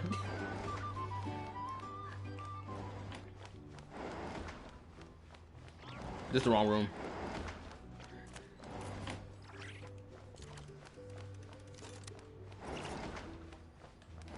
Oh. The Marionette's notebook. I think that's also the notebook she had with her was never exactly the same. Probably because she was someone taking notes and had new ideas. Though she is a machine to you and your companions, her joy is entirely human. Her joy, sorrows, emotions were different from yours. The notebook that the knave handed out to you is what age increases in somewhat age corners and have accidentally folded and then carefully Out by someone. So Jordan has a lot of stories about her in it. Not sure if the knave has read them. Judging by the expression on her face, which gave seems she knows him very well without it carrying out her last wish. What part of this should I read in depth? Okay, so is it sunny, overcast,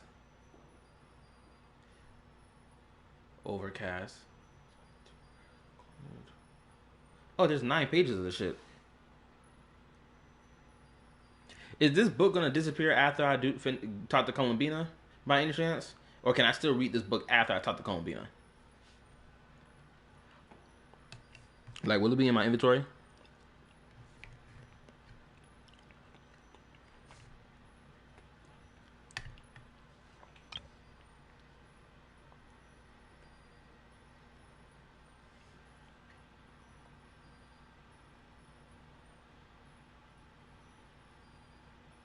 Mainly the last site might be interesting. Yes. Okay, so the book will still remain even after. Oh, hold on. What's this? Core assembly complete. System check. Deployed for combat. And key points of this technique by using a fragment can be installed, connected. World river ends or descended. We aim to affect the complete soul. The strive route of the child is a necessity. Vision for the success. Update log. Updated on this core function to a function. Search and retrieval function and put a new preservation mechanism for combat. Shifted from protecting me to protecting. Installed a false core and data function. All data will be cleared if the damage level falls between the critical threshold. Integrating on my self-preservation mechanisms. It'll be in your inventory. Is it inventory item? Yes, it will still be there. Okay, cool. I feel like that last page was something I needed to read. Oh, awesome. It's right there. Cool. Alright, let's go talk to Columbina. It's going on 2:16 in the morning right now.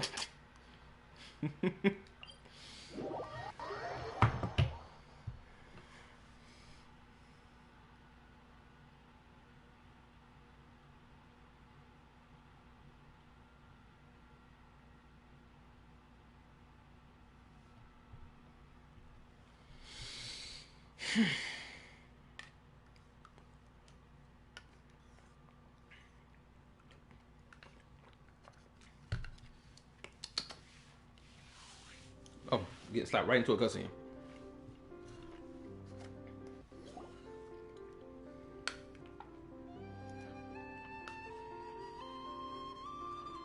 Columbina, we're here! Can't quite believe we're meeting out here. We've gotten used to walking over to Silver Moon Hall whenever we go see you. Well, you're still welcome to go there whenever you want to see me. It's just, now that it's all over, I've decided to make some changes. Try and fit in with the Frost Moon Scions, like Llama suggested. How that's been going?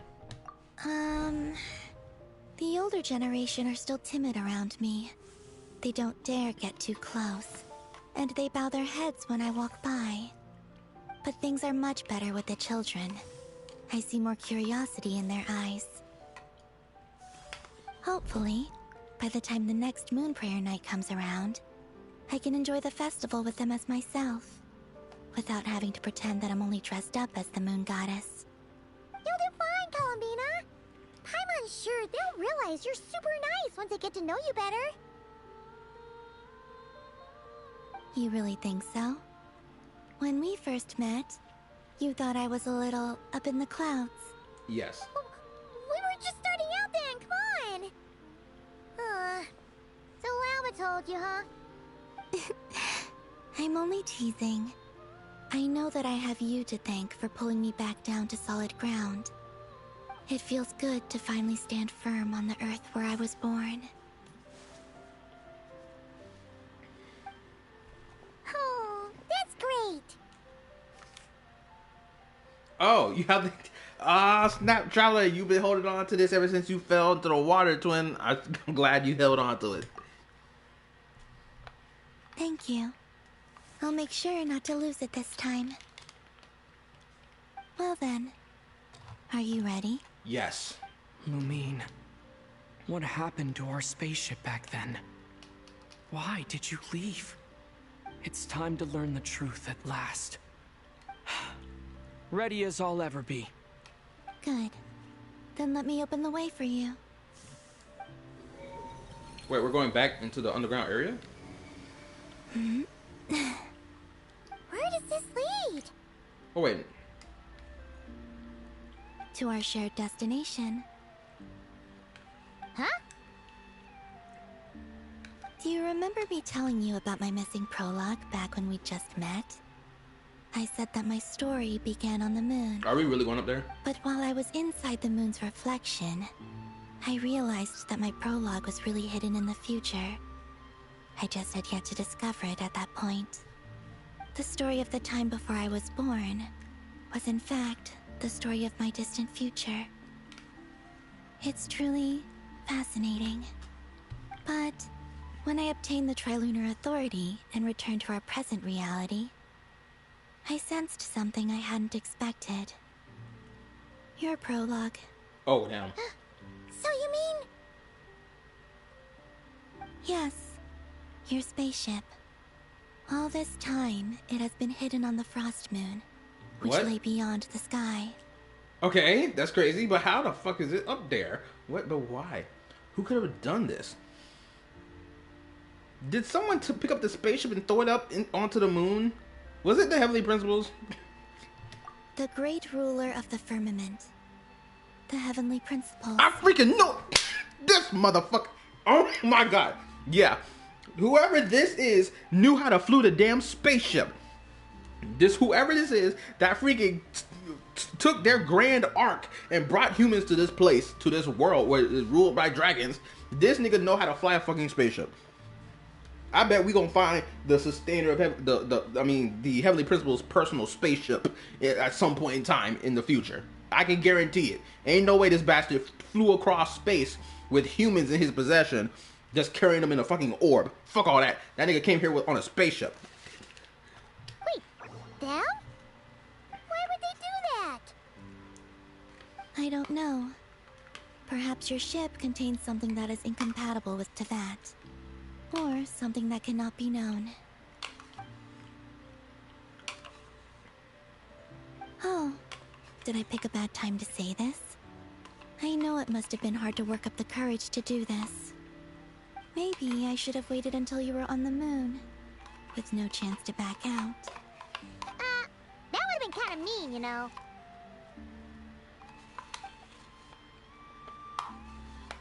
Take me there.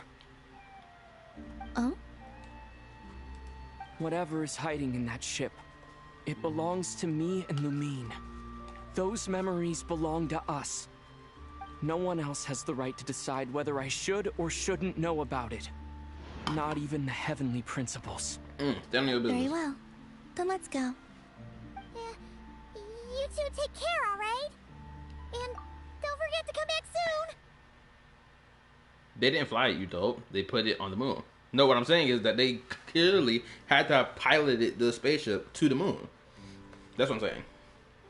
Unless they just grabbed the spaceship and just tossed it up to the moon. Cause that'd be fucking crazy. Rest assured, Paimon. We will. Traveler, after you. This better not leave on a Thinking about the cliffhanger. story that we'll find hidden on the moon? Yes. And hoping that it has a happy ending. Stories like that don't exist, you know? You don't believe in happy endings? I don't believe in endings.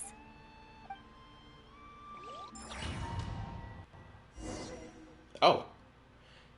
This better not leave on a cliffhanger. They bet not. That's all I know. This better not end on some blue ball stuff. Talking about some, oh, that's the end of the quest. Wait till next time. It bet not. Oh, that'd be so wicked. Oh. Oh, shit. Where am I? This is the pathway I built between Teyvat and the Frost Moon. The moon is very far away from us, so it could be a long journey.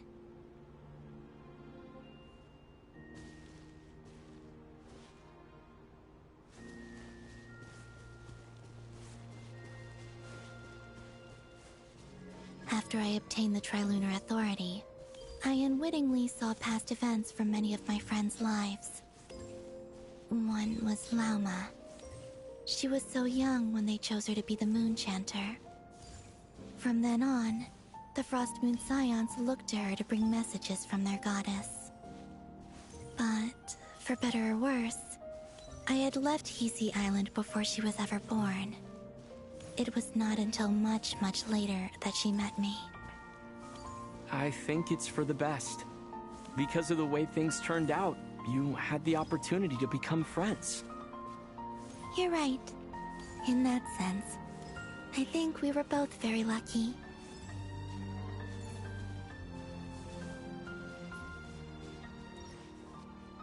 We going through everybody's story? Oh, Nicole. This is a surprise.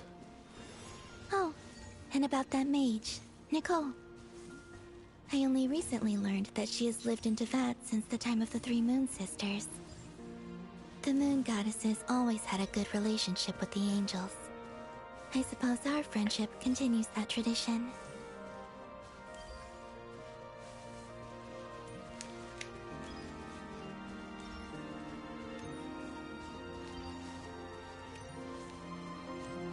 Who's next?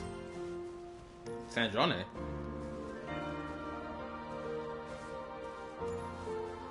And then, there's Sandrone. I never knew that much about her, beyond the fact that she was created by someone called the Lord Artificer. She, too, suffered for a long time before joining the Fatui.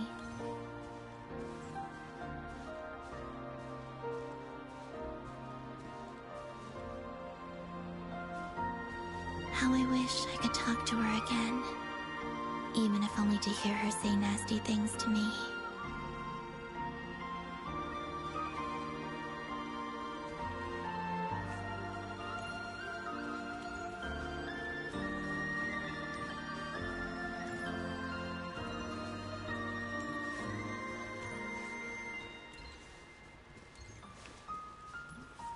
I remember this moment.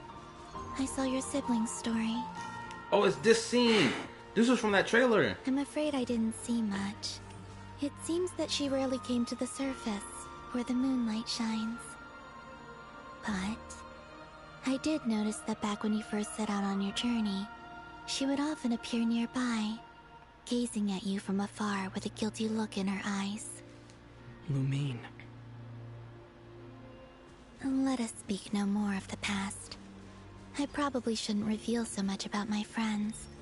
It's not my place. Let the moonlight carry us forth. We are very close now.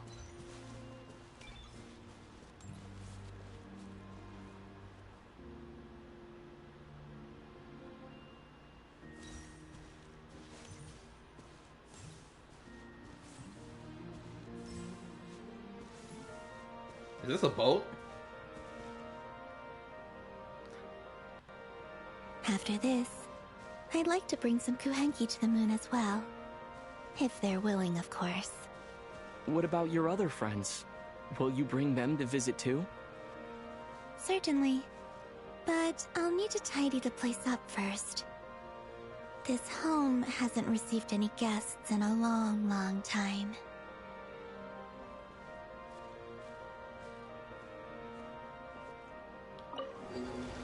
Oh man, this is crazy. I remember writing something similar with you on Moonprayer Night. I believe it was called... Dodoko's Whirligig. Yes, that was it. You asked me if I was afraid to return to the moon, and I said that I was. The idea that I had gained something precious, only to lose it so quickly.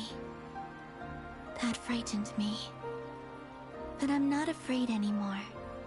Besides, this time, we're traveling together. This is so beautiful.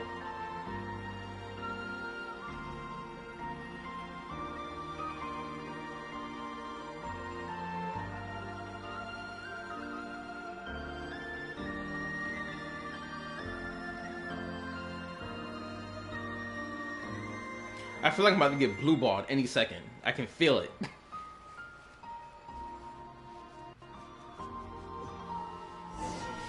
I'm waiting for the blue ball. I'm waiting for it. Wait, what?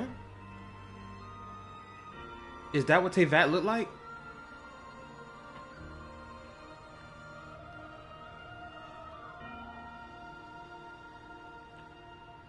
Bro, this shit is crazy.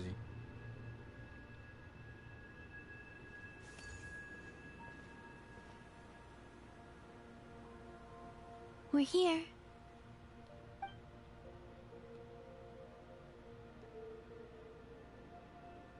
Over there.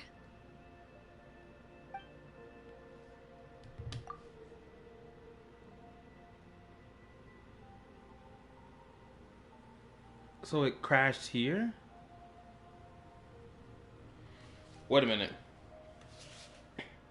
Let's think back on the lore real quick. I remember what Wanderer said back in the Sumeru interlude chapter that was focused on him. He mentioned how we heeded the summons of Conria, right? So I wonder if the siblings was like teleported out of the spaceship and then the spaceship crash landed on the moon because of that. That's the only thing that makes sense to me for it to just randomly be here and not on the ground.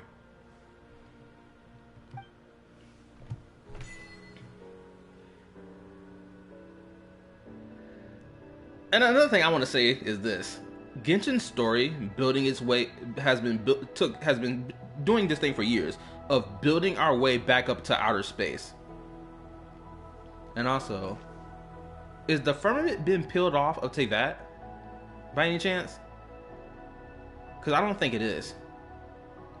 If it, okay, let's say it is still on Teyvat. Which side of the planet has the fucking firmament on it? Is it the whole entire dark side of the planet being covered by the firmament? Or is it the other side? Oh yeah, you can't see the desert from here.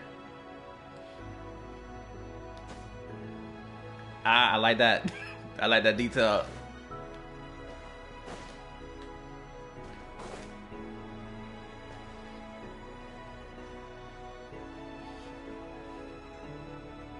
The moon is inside the firmament? Okay, cool. This is just so great to see. We're still inside the firmament? Okay. Yeah, we are. Because I can see that band of starlight over there. And there's not really a band of starlight over here at all. Or, unless that's it right there. And it's just like going like that. My bad, I'm taking my time. I'm just really just soaking this in. Because I knew eventually we were going to get here. We were going to get into outer space. I knew we were going to get here eventually. Because the story had been pushing our way back into outer space.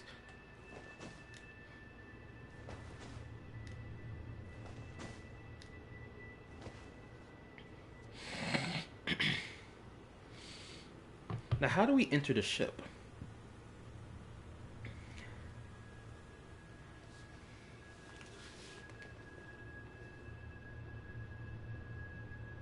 Our spaceship. I wonder, will I be able to come back to the moon after I finish this quest? Yeah, you're right. I better take a screenshot now. I got the chance. Screenshot acquired of the spaceship. No? Ah, shit. This fucking sucks, dude. I guess I'm gonna have to screenshot off of my freaking live stream then.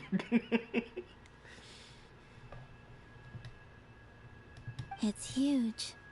I suppose that the moon is the only place one could hide it.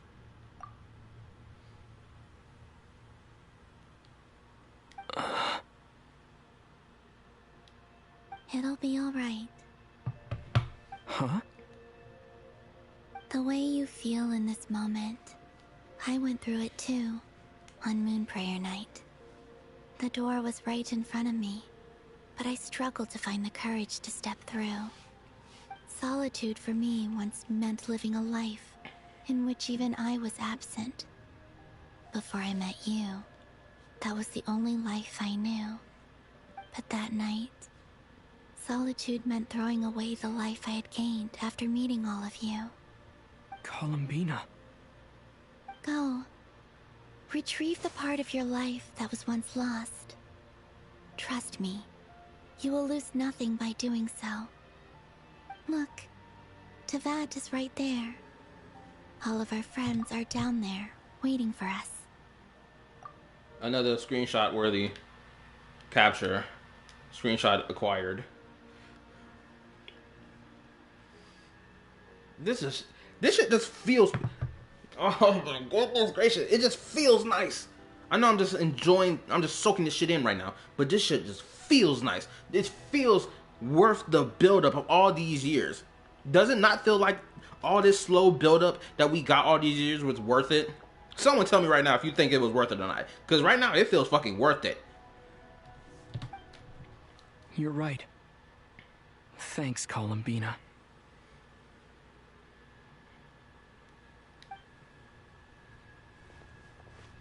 Alright, we're gonna get a traveler POV. Going into the spaceship. Like, what we about to do? Is he just gonna go in and out and we don't see nothing?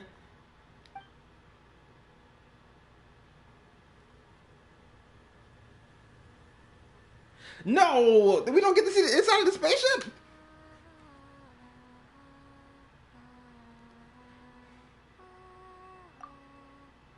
I need to know if the traveler spaceship is like a Ratchet and Clank type spaceship. I need to know. I need to know how big it is on the inside, for crying out loud.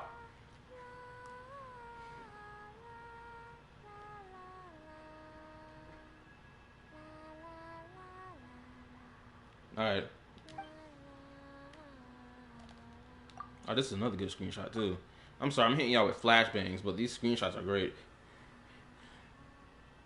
She took them things off her eye.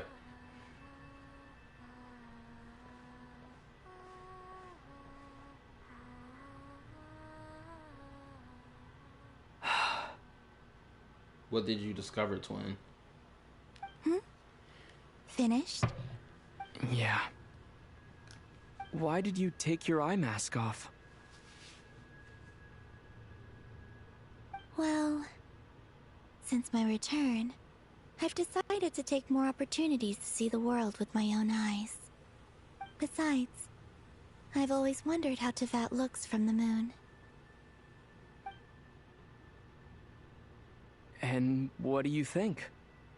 It's beautiful. I could spend a whole day here just gazing at it. The autoplay moving mad fast for me. I gotta turn that shit off. What about you? What do you think of the truth you found? What exactly did he find?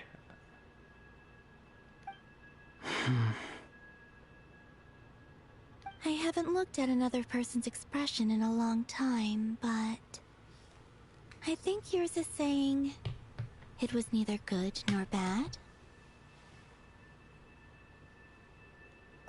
I co-sign Aether X Columbina.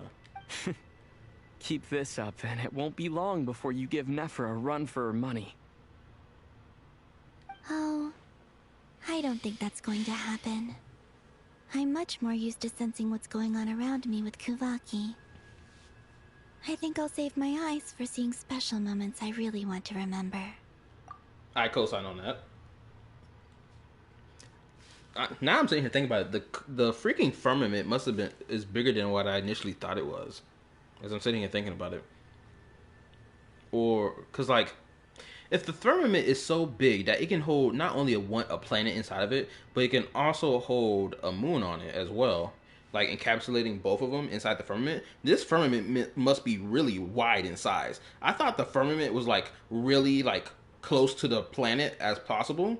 Like it was like tight knit. That's how close I thought the firmament was. But knowing how far we are from the planet and knowing that we're still inside the firmament, this giant bubble is big as fuck. Also, I'm getting a screenshot from this. Hold up. Screenshot acquired. I read the spaceship's flight logs. Oh my god. I know I've been yapping this entire time.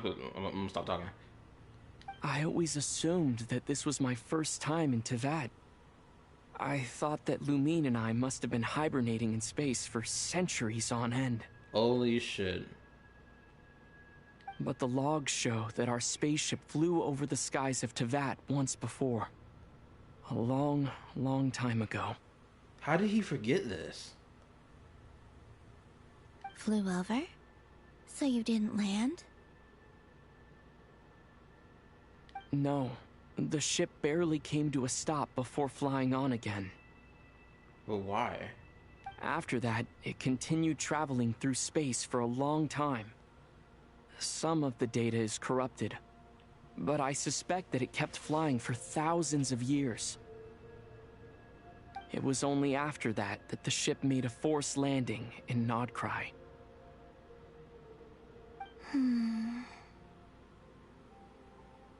When Lumine found me, she came from outside the ship. Could this mean that she left the ship long before I did? Maybe even during our first pass over Tevat. If that's the case, this shit is crazy. And now I'm trying to think about the timeline then. Because the timeline that we've been thinking of this entire time might not be correct. Might not even be the correct timeline. Or what I mean, the structure of the timeline of like events happening may not even be correct. Like, that means the first time we passed through here, he said it barely stopped before it continued onward. That means she got dropped off here. And then the traveler continued exploring space, and then he came back, or it had a forced landing. Like, oh my god, the traveler must have suffered from some like memory loss then. But I'm trying to put this shit together. I'm trying to make this shit make sense. I'm just thinking, okay. The Cataclysm was 500 years ago. How long was Lumine in Tevat for then, before the Cataclysm? How long was she there in Conria then? Like, how long did the... Oh my goodness, my brain is all over the place right now. I'm trying to piece this shit together, it's not working. I'm just gonna revolve around planets. Imagine he landed on the moon and the ship counted the movement of the moon as continued flight. That would be crazy. So what about their against the unknown god then? You're not even close. But Lumine is not categorized as a descender.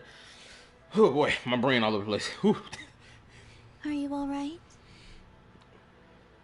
I may have to come back and revisit these lines he's saying so I can piece it together better. Yes, I can feel that the truth is coming together, one small piece at a time. I remember Lumine telling me that when she first arrived in Conria, she could not recall the past. So this might be something that even she doesn't know. Here, I made some space for you. Your mind must be racing. And this seems like the perfect place to relax and clear your head. No way she just said, I made some space for you. My girl, there was plenty of space. Oh, wait, there's one more thing. What? Is this something important? What is it? Wait here a moment. Oh, is this the drip? He was like, oh, I found some cool new clothes to put on. Something I ain't put on in a long time. It's time to flex. Ugh. Please, tell me.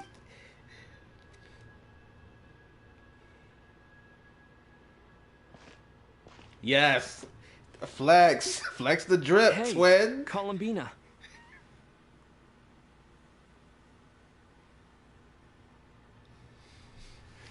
This nigga. Oh, shit. Traveler. It's been a long time since you made me feel like you got such immaculate aura. Such immaculate drip. Hold on. Hold on. I don't want to spoil, but if you read Traveler New Outfit, Laura, you'll find the answer. Oh, thank God.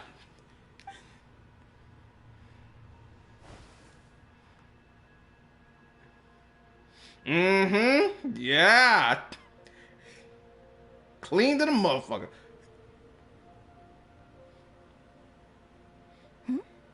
Is that a new outfit? I like the fact that it shares the same colors as Lumine. I really like that. An old one, technically. It's been in a cabinet inside the ship this whole time. Then what's the outfit that you've been wearing this entire time then? Now, I ain't gonna lie, the Traveler now look like a Star Rail color. They look like a Star Rail character now. And I'm not gonna lie, the idea of Genshin's world existing in the Star Rail universe keeps getting closer and closer to each other with each passing moment. I swear it does. It feels like it's getting closer to that. It's a matching pair with Lumine's. She always liked this set more.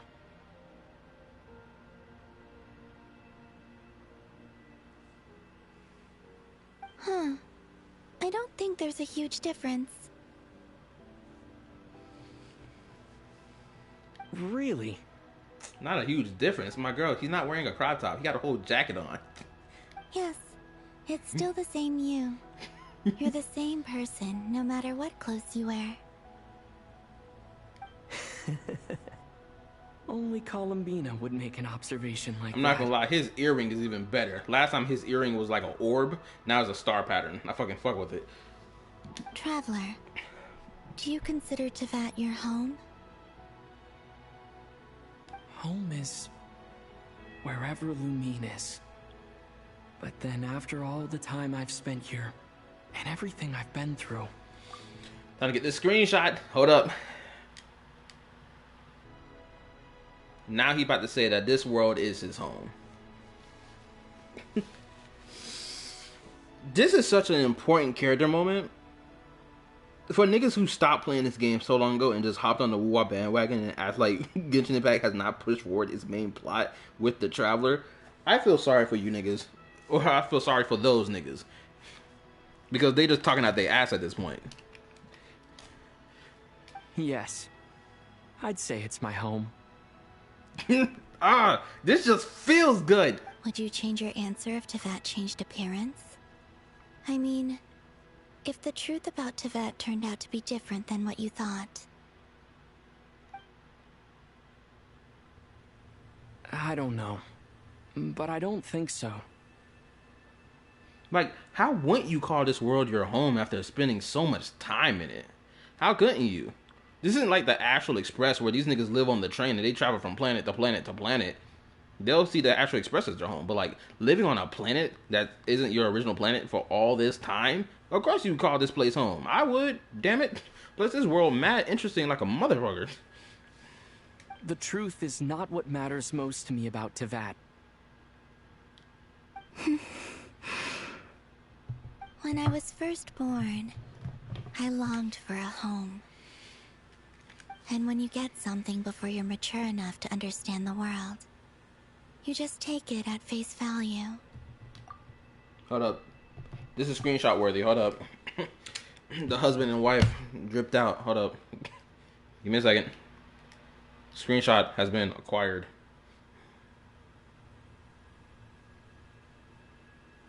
Reminds me of the Aether is Akavili theory that I heard a while back ago. Honestly, I feel like that theory holds true. Genuinely. I thought that a home was a transaction. You give me what I want, and I'll do the same for you. But you and your friends taught me what a true home should look like. You never asked for anything, yet you gave so generously to me. That's because your friendship matters to us. It was worth it. In the past, I thought that my birth in NODKRAI must have been a mistake. But after journeying to the distant past where the story began, I realized that it was I who chose NODKRAI to be my future home. Such high quality specs for this scene. It's just, oh my gosh. Now, I am glad that I made that choice. I'm sure your friends are just as glad. In fact, I intend to make the same choice today as I did back then. What do you mean? Well, I've given the Eternal Moon's Marrow to Lauma, and the Iridescent Moon's Marrow to Arlecchino. And now, I shall return my Kuvagi to NODKRAI again, that it may continue to protect my chosen home. Wait, but what about your body? Oh, are you worried that I'll disappear again? Yes, wifey. Why wouldn't I be? I just dressed up in my appropriate attire for our wedding. I can't have you disappearing and leaving me at the altar, bro. I won't. Not this time. The frost moon has now entered the fall sky, and I am the Trilune goddess. I am only returning to NODKRAI the part of me that it needs. I am giving what I can, because my home is worth it. Oh, and I have something for you, too. Is it a kiss? For me? Yes. Come closer. I was playing. Oh, never mind. Oh, she gave this to the Traveler? New talents unlocked. Foreign Starfire. Hold up. Okay, hold up. Traveler augmentized. Crit rate is increased by 10%. See one stack of.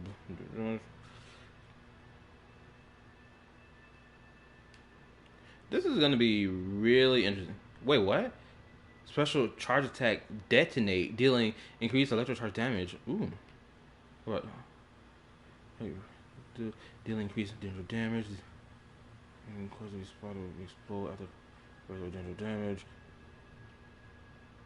I ain't gonna lie, the Traveler buff was most necessary. It was needed.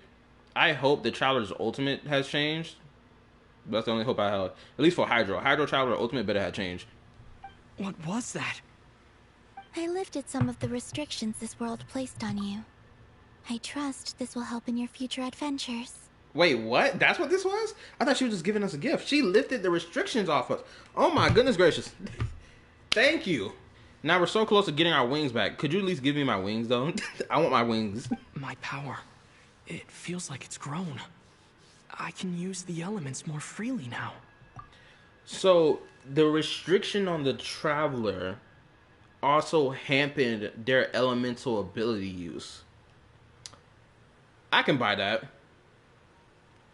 Right? Because, like, think about it. A lot of cutscenes, a lot of fights we've been in with the Traveler, how many times have we been like, oh, why isn't the Traveler using two elements at the same time? Or why aren't they switching their elements around all the time within every fight they go in? Because most fights they go in with the Dull Blade. The Dull Blade has come in clutch too many times. Well, a lot of times, respectfully. Right? He used that sword more than his elemental powers.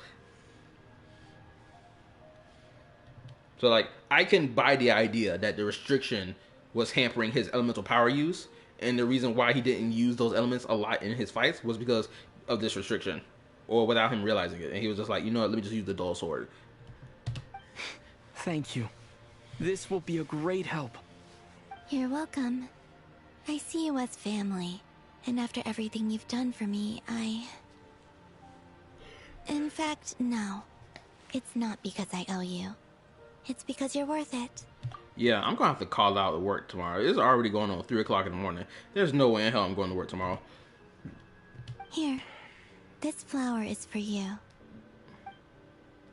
Family zoned.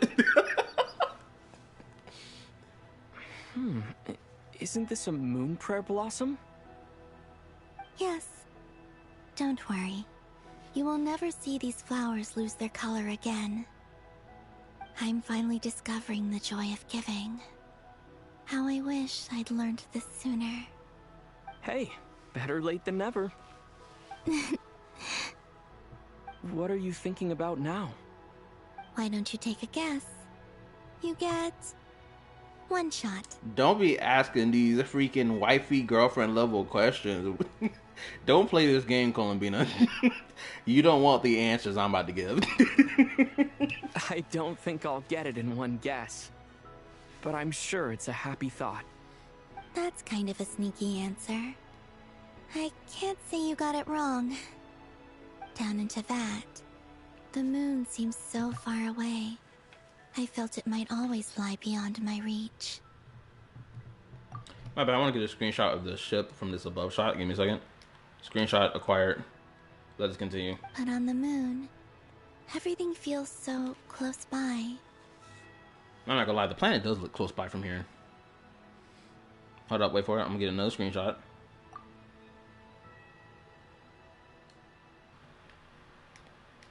Next screenshot has been acquired. Alright, let's continue. I'm gonna wait for it, because I know them black bars are on y'all screen right now, and I know it's agitating to look at that shit. And we continue. The haze that once enshrouded the skies has finally been dispersed. I feel like a traveler on a winter's night, starting a new chapter in my tale by the warmth of a bonfire. I don't have a lot of luggage, but I do have a lot of hope for the future. Well, what's next? Next? To start with, I want to stay here just a little longer. Oh, really? You want to stay here a little longer? I mean, there's a spaceship here. I'm pretty sure there's a bed in there, too. After that, let's return home and continue our journey. I mean, nobody got to know. It can be just between me and you, for real.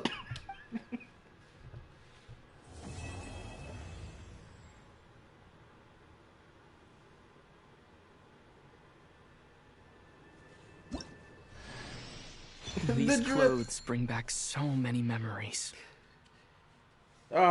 Clean drip. You love to see it.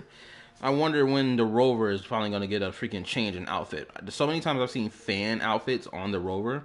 It's fucking ridiculous. It's like, bro, that game been out for a year. We're the new outfit for the rover, for crying out loud. Are we still here?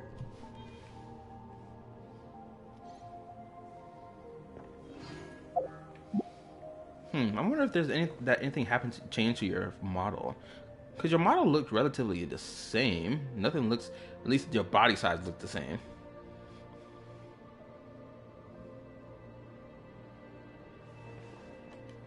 I can't attack, unfortunately.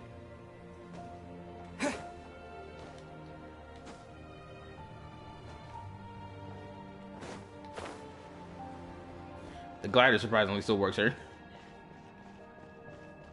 You can talk to her. Hair model, obviously. Well, yeah, besides the hair changing. Like, I'm just wondering. Ooh, this must be one of the not anchor, that's what I'm looking for. The landing gear?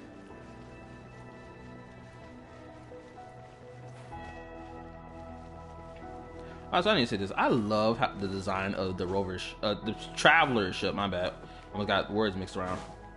I love the design of it. I can't climb, seriously?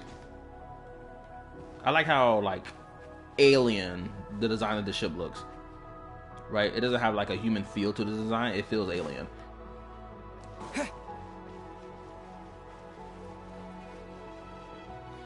But I'm wondering, okay, so what about that moon fragment that's in the... Oh, hold up.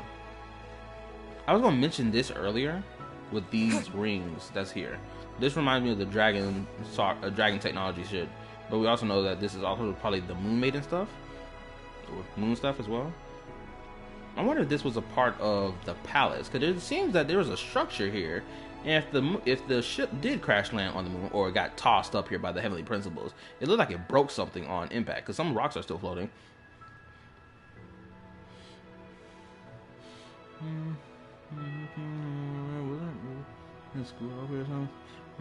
Illusion, yeah, definitely looks like it came from Destiny 2, the ship, I mean. Alright, now I gotta get back on the ship. Or run back up there. How did he enter inside the ship? Did he just go in from the circle over here, or what? Unless this is the cockpit area for Lumine and Aether when they're flying the ship together. And then the orb is probably the center? Or unless this is Lumine's room on this side, and Aether's is on the other side, and this main part right here is where they, you know... Uh-oh. Oh. Got stuck for some weird reason. Hold up.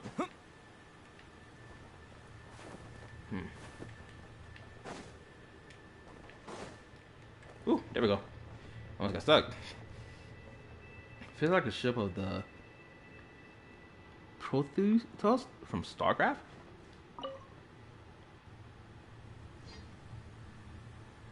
The journey goes on. For you, and for me. Like I said, this is not the end. I don't believe there has to be an ending. Could you tell me a bit more about Snezhnaya? Oh, is that your next destination? Most people would probably tell you to pack some warm clothes. But I experience things differently than most people, so I can't know how cold it is. In fact, it is home to quite a wondrous heat source. I think they call it Kreshnik's torch. Every city in Snezhnaya is built around one of those. I sensed the energy it gave off as I was passing by on a railway train.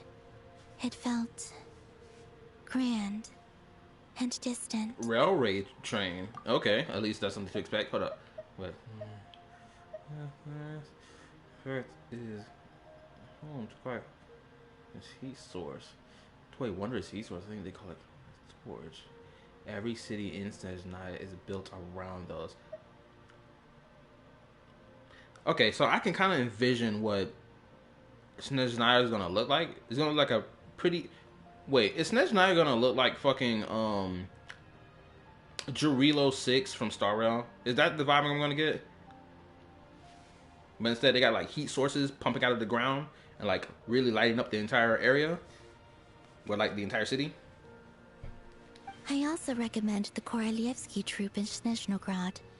They give performances quite regularly, and entry was free for Harbingers. I liked them a lot. What about the Tsaritsa? Ice cold and sharp. Crystal clear in some ways, yet profoundly unfathomable in others. Like the thick layer of ice on top of a frozen lake. That's just the impression that Tsaritsa gives me. I was never able to glimpse what truly lies beneath that icy exterior. In fact, I don't think the people of Snezhnaya even know what kind of power their god wields.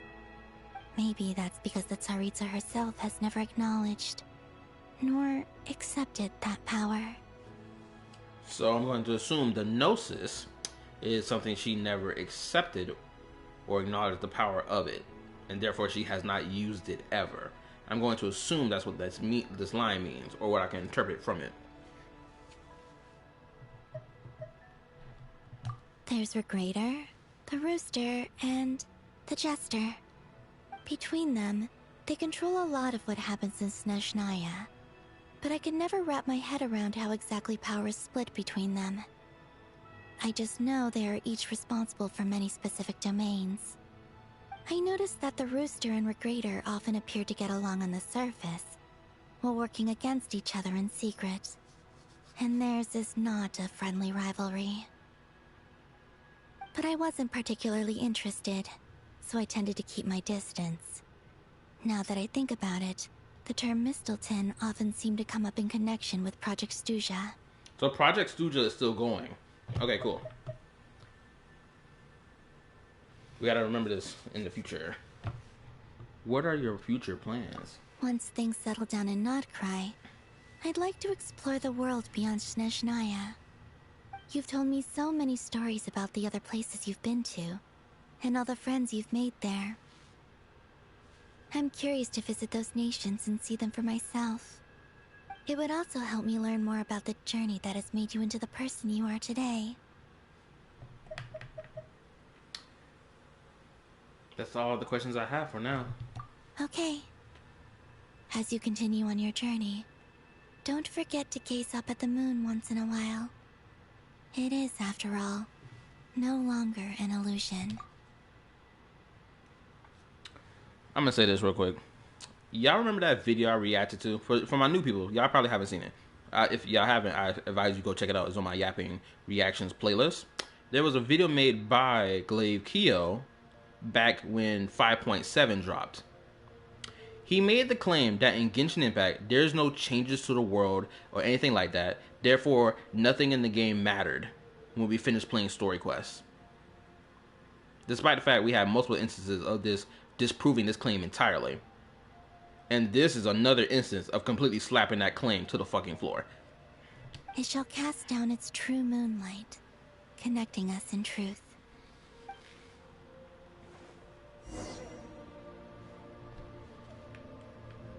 Return to Teyvat. I don't want to go, bro.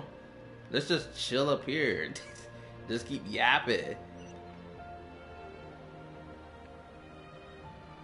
The fact that we can't come back up here sucks ass. The journey goes on, like I said. This is not the end, okay? It shall cast down its... I don't want to leave, but I got to.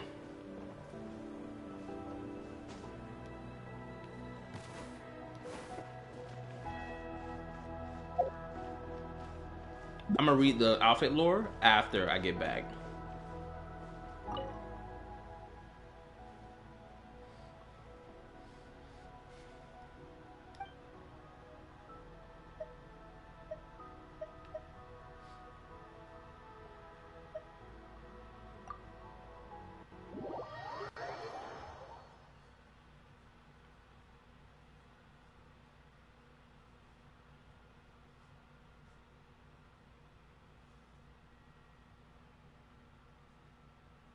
The quest still not over yet? Almost though? Bruh. Ooh, maybe there's something that's gonna set up for the future. Unless it's about to get to something that Sony spoiled. If that's what's about to happen next, I'm all for it.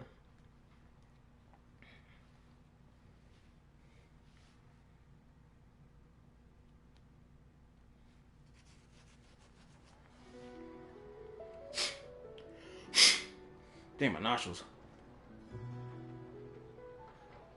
To Jean, acting Grand Master of the Knights of Favonius. This preamble is such a pain to write. It's probably high time we got rid of this acting business. I trust that Dern has updated you all on recent events. Hope we didn't worry you too much. Wait, is he thinking about giving the Grand Master role to her? To Jean? The good news is, we managed to come together and put a stop to the Doctor's evil schemes. With that, I think it's safe to say that NODKRAI is finally out of the woods. As for the Fatui, not counting the Damselette, aka the Moon Goddess, who has left their organization, we found ourselves allied in this instance with both the Knave and Marionette. May she rest in peace. As ever, we find ourselves better off for making friends rather than enemies. But until we can ascertain the Tsaritsa's true intentions, the future remains uncertain.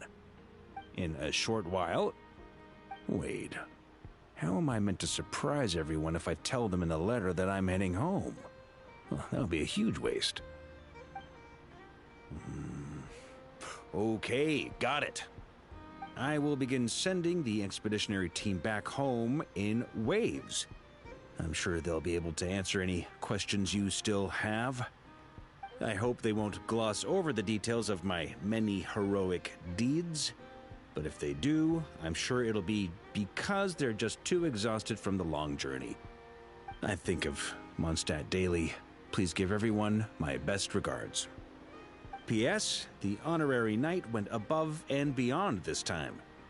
Are there any other honors we can give him? I'll leave it with you. P.P.S. Please be extra nice to Klee for the foreseeable future. I cashed in on the last favor that the Hexen Circle owed us, so we need to earn some more goodwill. If there's any serious problems, feel free to stick me in solitary confinement when I get back. I'll do the time for her. The fact that Klee is a bargaining chip to like get another favor from the Hexen Circle is fucking crazy. We gotta be nice to baby girl Klee if we want more favors. We even gotta take her punishment when she's being bad. Like, good lord, this child is special. This child, Klee, don't know what she got. She's got such immaculate people in her corner. Whew. And that, as they say, is all she wrote.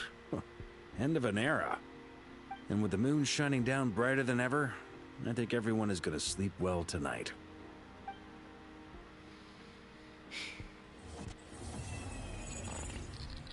Holy shit. What was that? What the crap was that? Was that the false guy glitching? I guess I just realized this. VC? Okay, give me a second. Trust me, when it comes to local delicacies in Pyramida, nobody knows more than me. Shut up. Close Discord. I feel much better these days.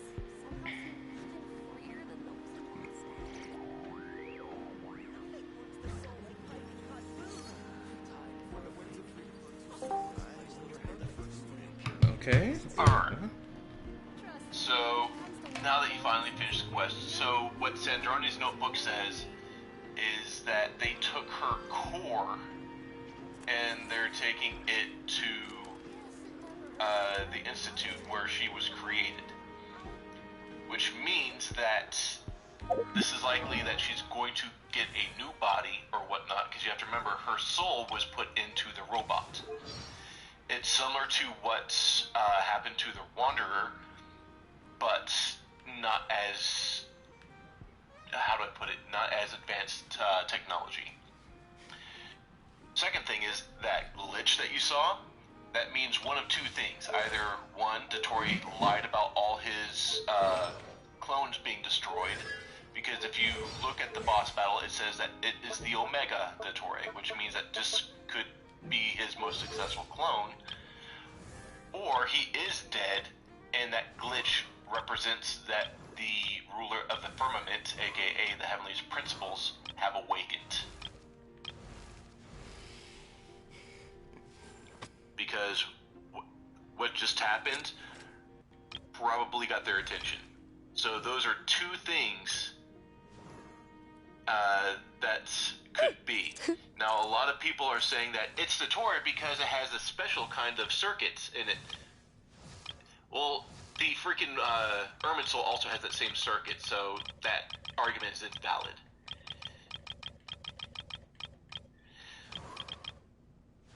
So it could be one of two things. Dottore is still alive, or Heavenly Principles are now returning.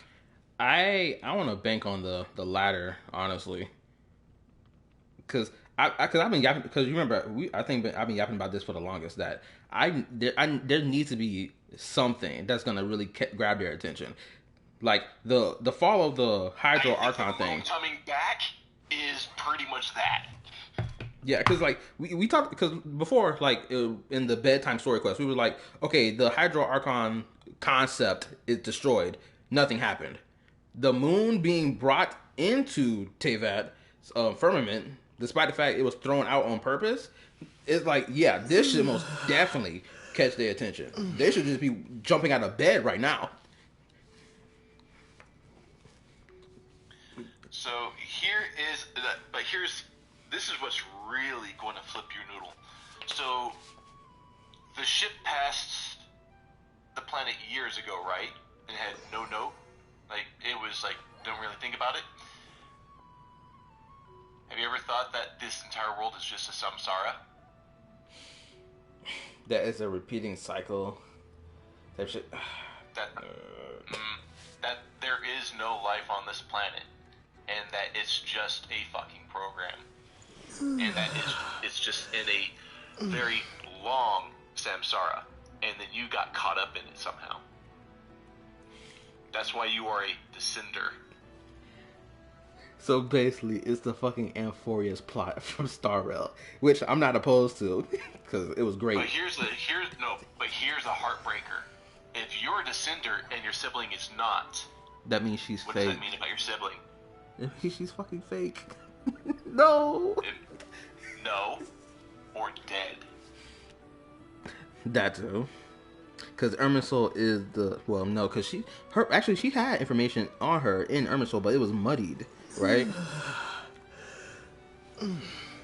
So, you are twins, meaning you are stillborn at the same time. That is no doubt. It's not fake, it's probably dead.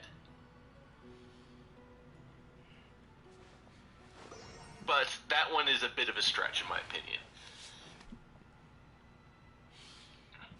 The idea of Lumine possibly being dead was something I remember people brought up, like, I think back since, like, what, Inazuma? I think some people may have made up this theory, the potential idea of this. Maybe it was. There is no. See, that is just people throwing spaghetti out the wall and seeing what the fuck sticks. So, I mean, a broken clock can be right twice a day. You can throw everything and then, oh, they're like Nostradamus. 5 billion vague prophecies. Eventually, one of them is going to come true down the road. So, keep in mind that the world is probably just one giant samsara. And that because you have to remember, what do constellations mean in this world? It means that they're tied to a fate. Everyone has a constellation, which means that why do they have a specific fate? Because they've already lived that life, which means their constellations are just records of that fate. Which means that the people you interact with, is like you said, it's probably the Amphorius. It's just that instead of one chapter of a game, it's the entire game. So that would mean like this site. Oh, hold up. Let me read what Sophia just said.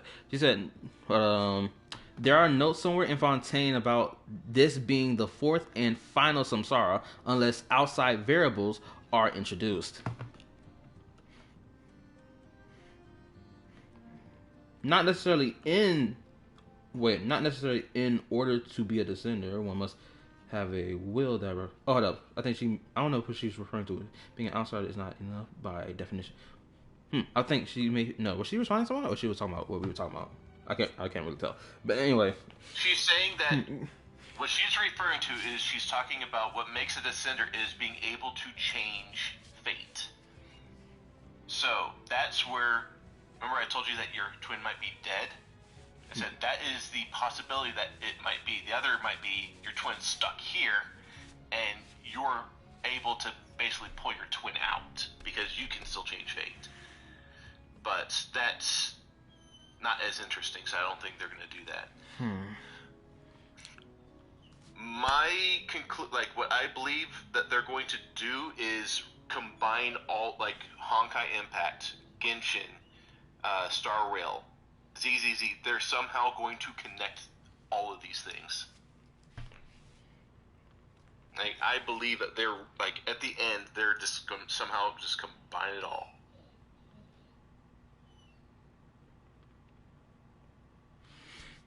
Okay, I see what you're putting down. My mind is so blown right now. I can't even think about anything other than just like my mind is just all over the place right now. I can't think of a theory I could put together of what we learned about the spaceship logs at all. I can't even put it together for anything else right now. I'm just blown away. So, and here's the other thing. The reason why they said read the description of your of the Traveler uniform. So you know why that star in the distance that looked very dim? Oh. Yeah, I saw it, but I didn't think of much of it about it. It's because it's now a white dwarf. How does the sun become a white dwarf? When it loses heat? It dies, but technically it's when it just fades out. But according to the description, there was a supernova. The planet is when they first passed by it, there was the planet showed signs of being engulfed by a supernova. The sun is dead.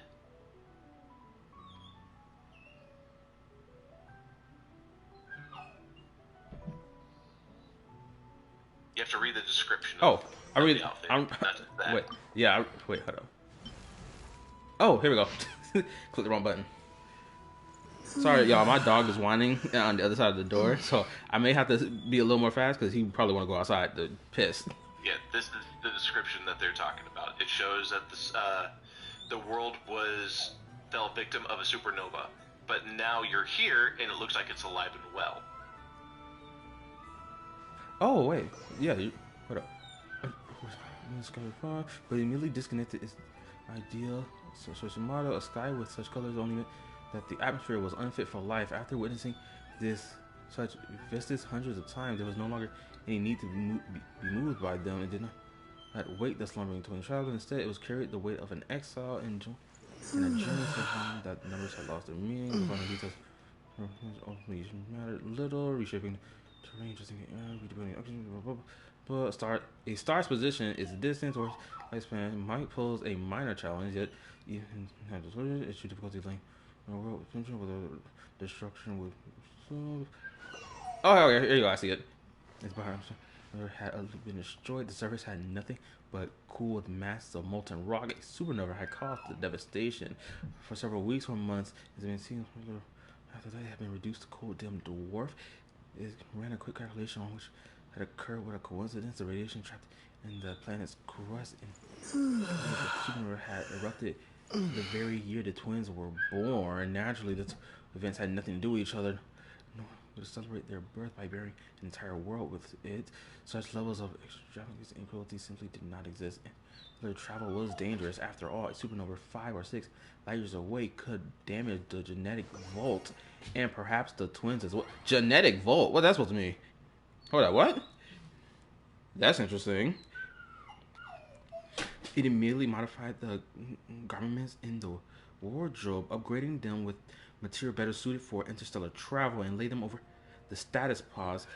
The gesture may not amount to much, but is offered as a quiet, kind comfort. Within their slumber, the twins were granted new refuge, and so it continued its journey across countless lands and stones, numerous atmospheres and skies. Oh, this shit is crazy.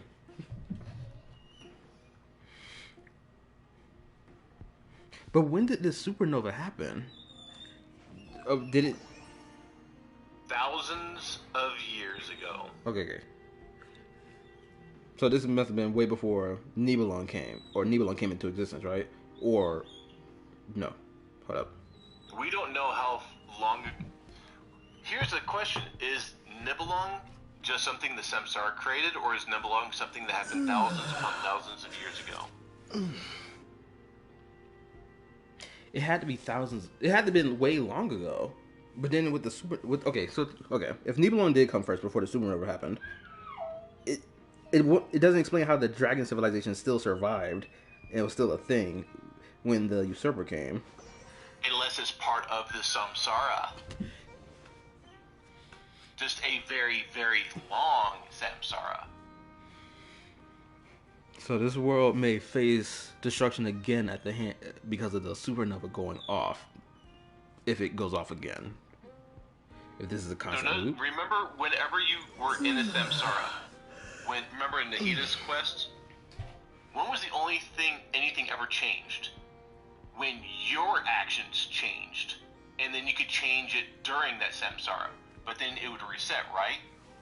Yeah. Now imagine that on like a 10,000 year scale. Oh boy. Yeah.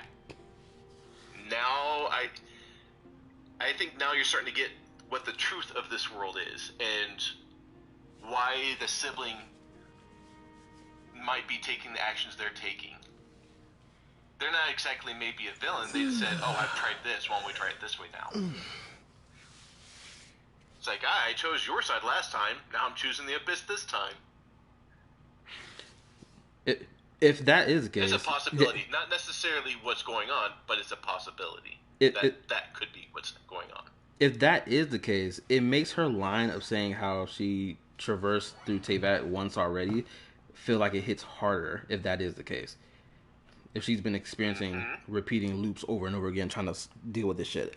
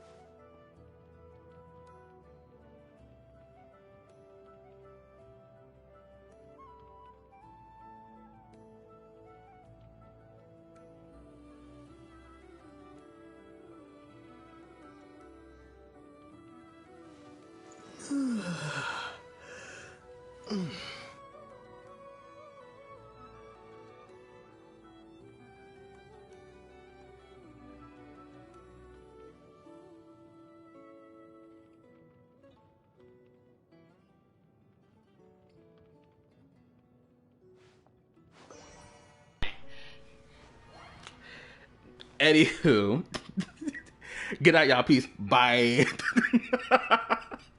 Oh my goodness gracious. Yes. I'm pretty sure the mic is still on, or it turned back on, or whatever. Anyway, deuces. Time for me to go to bed.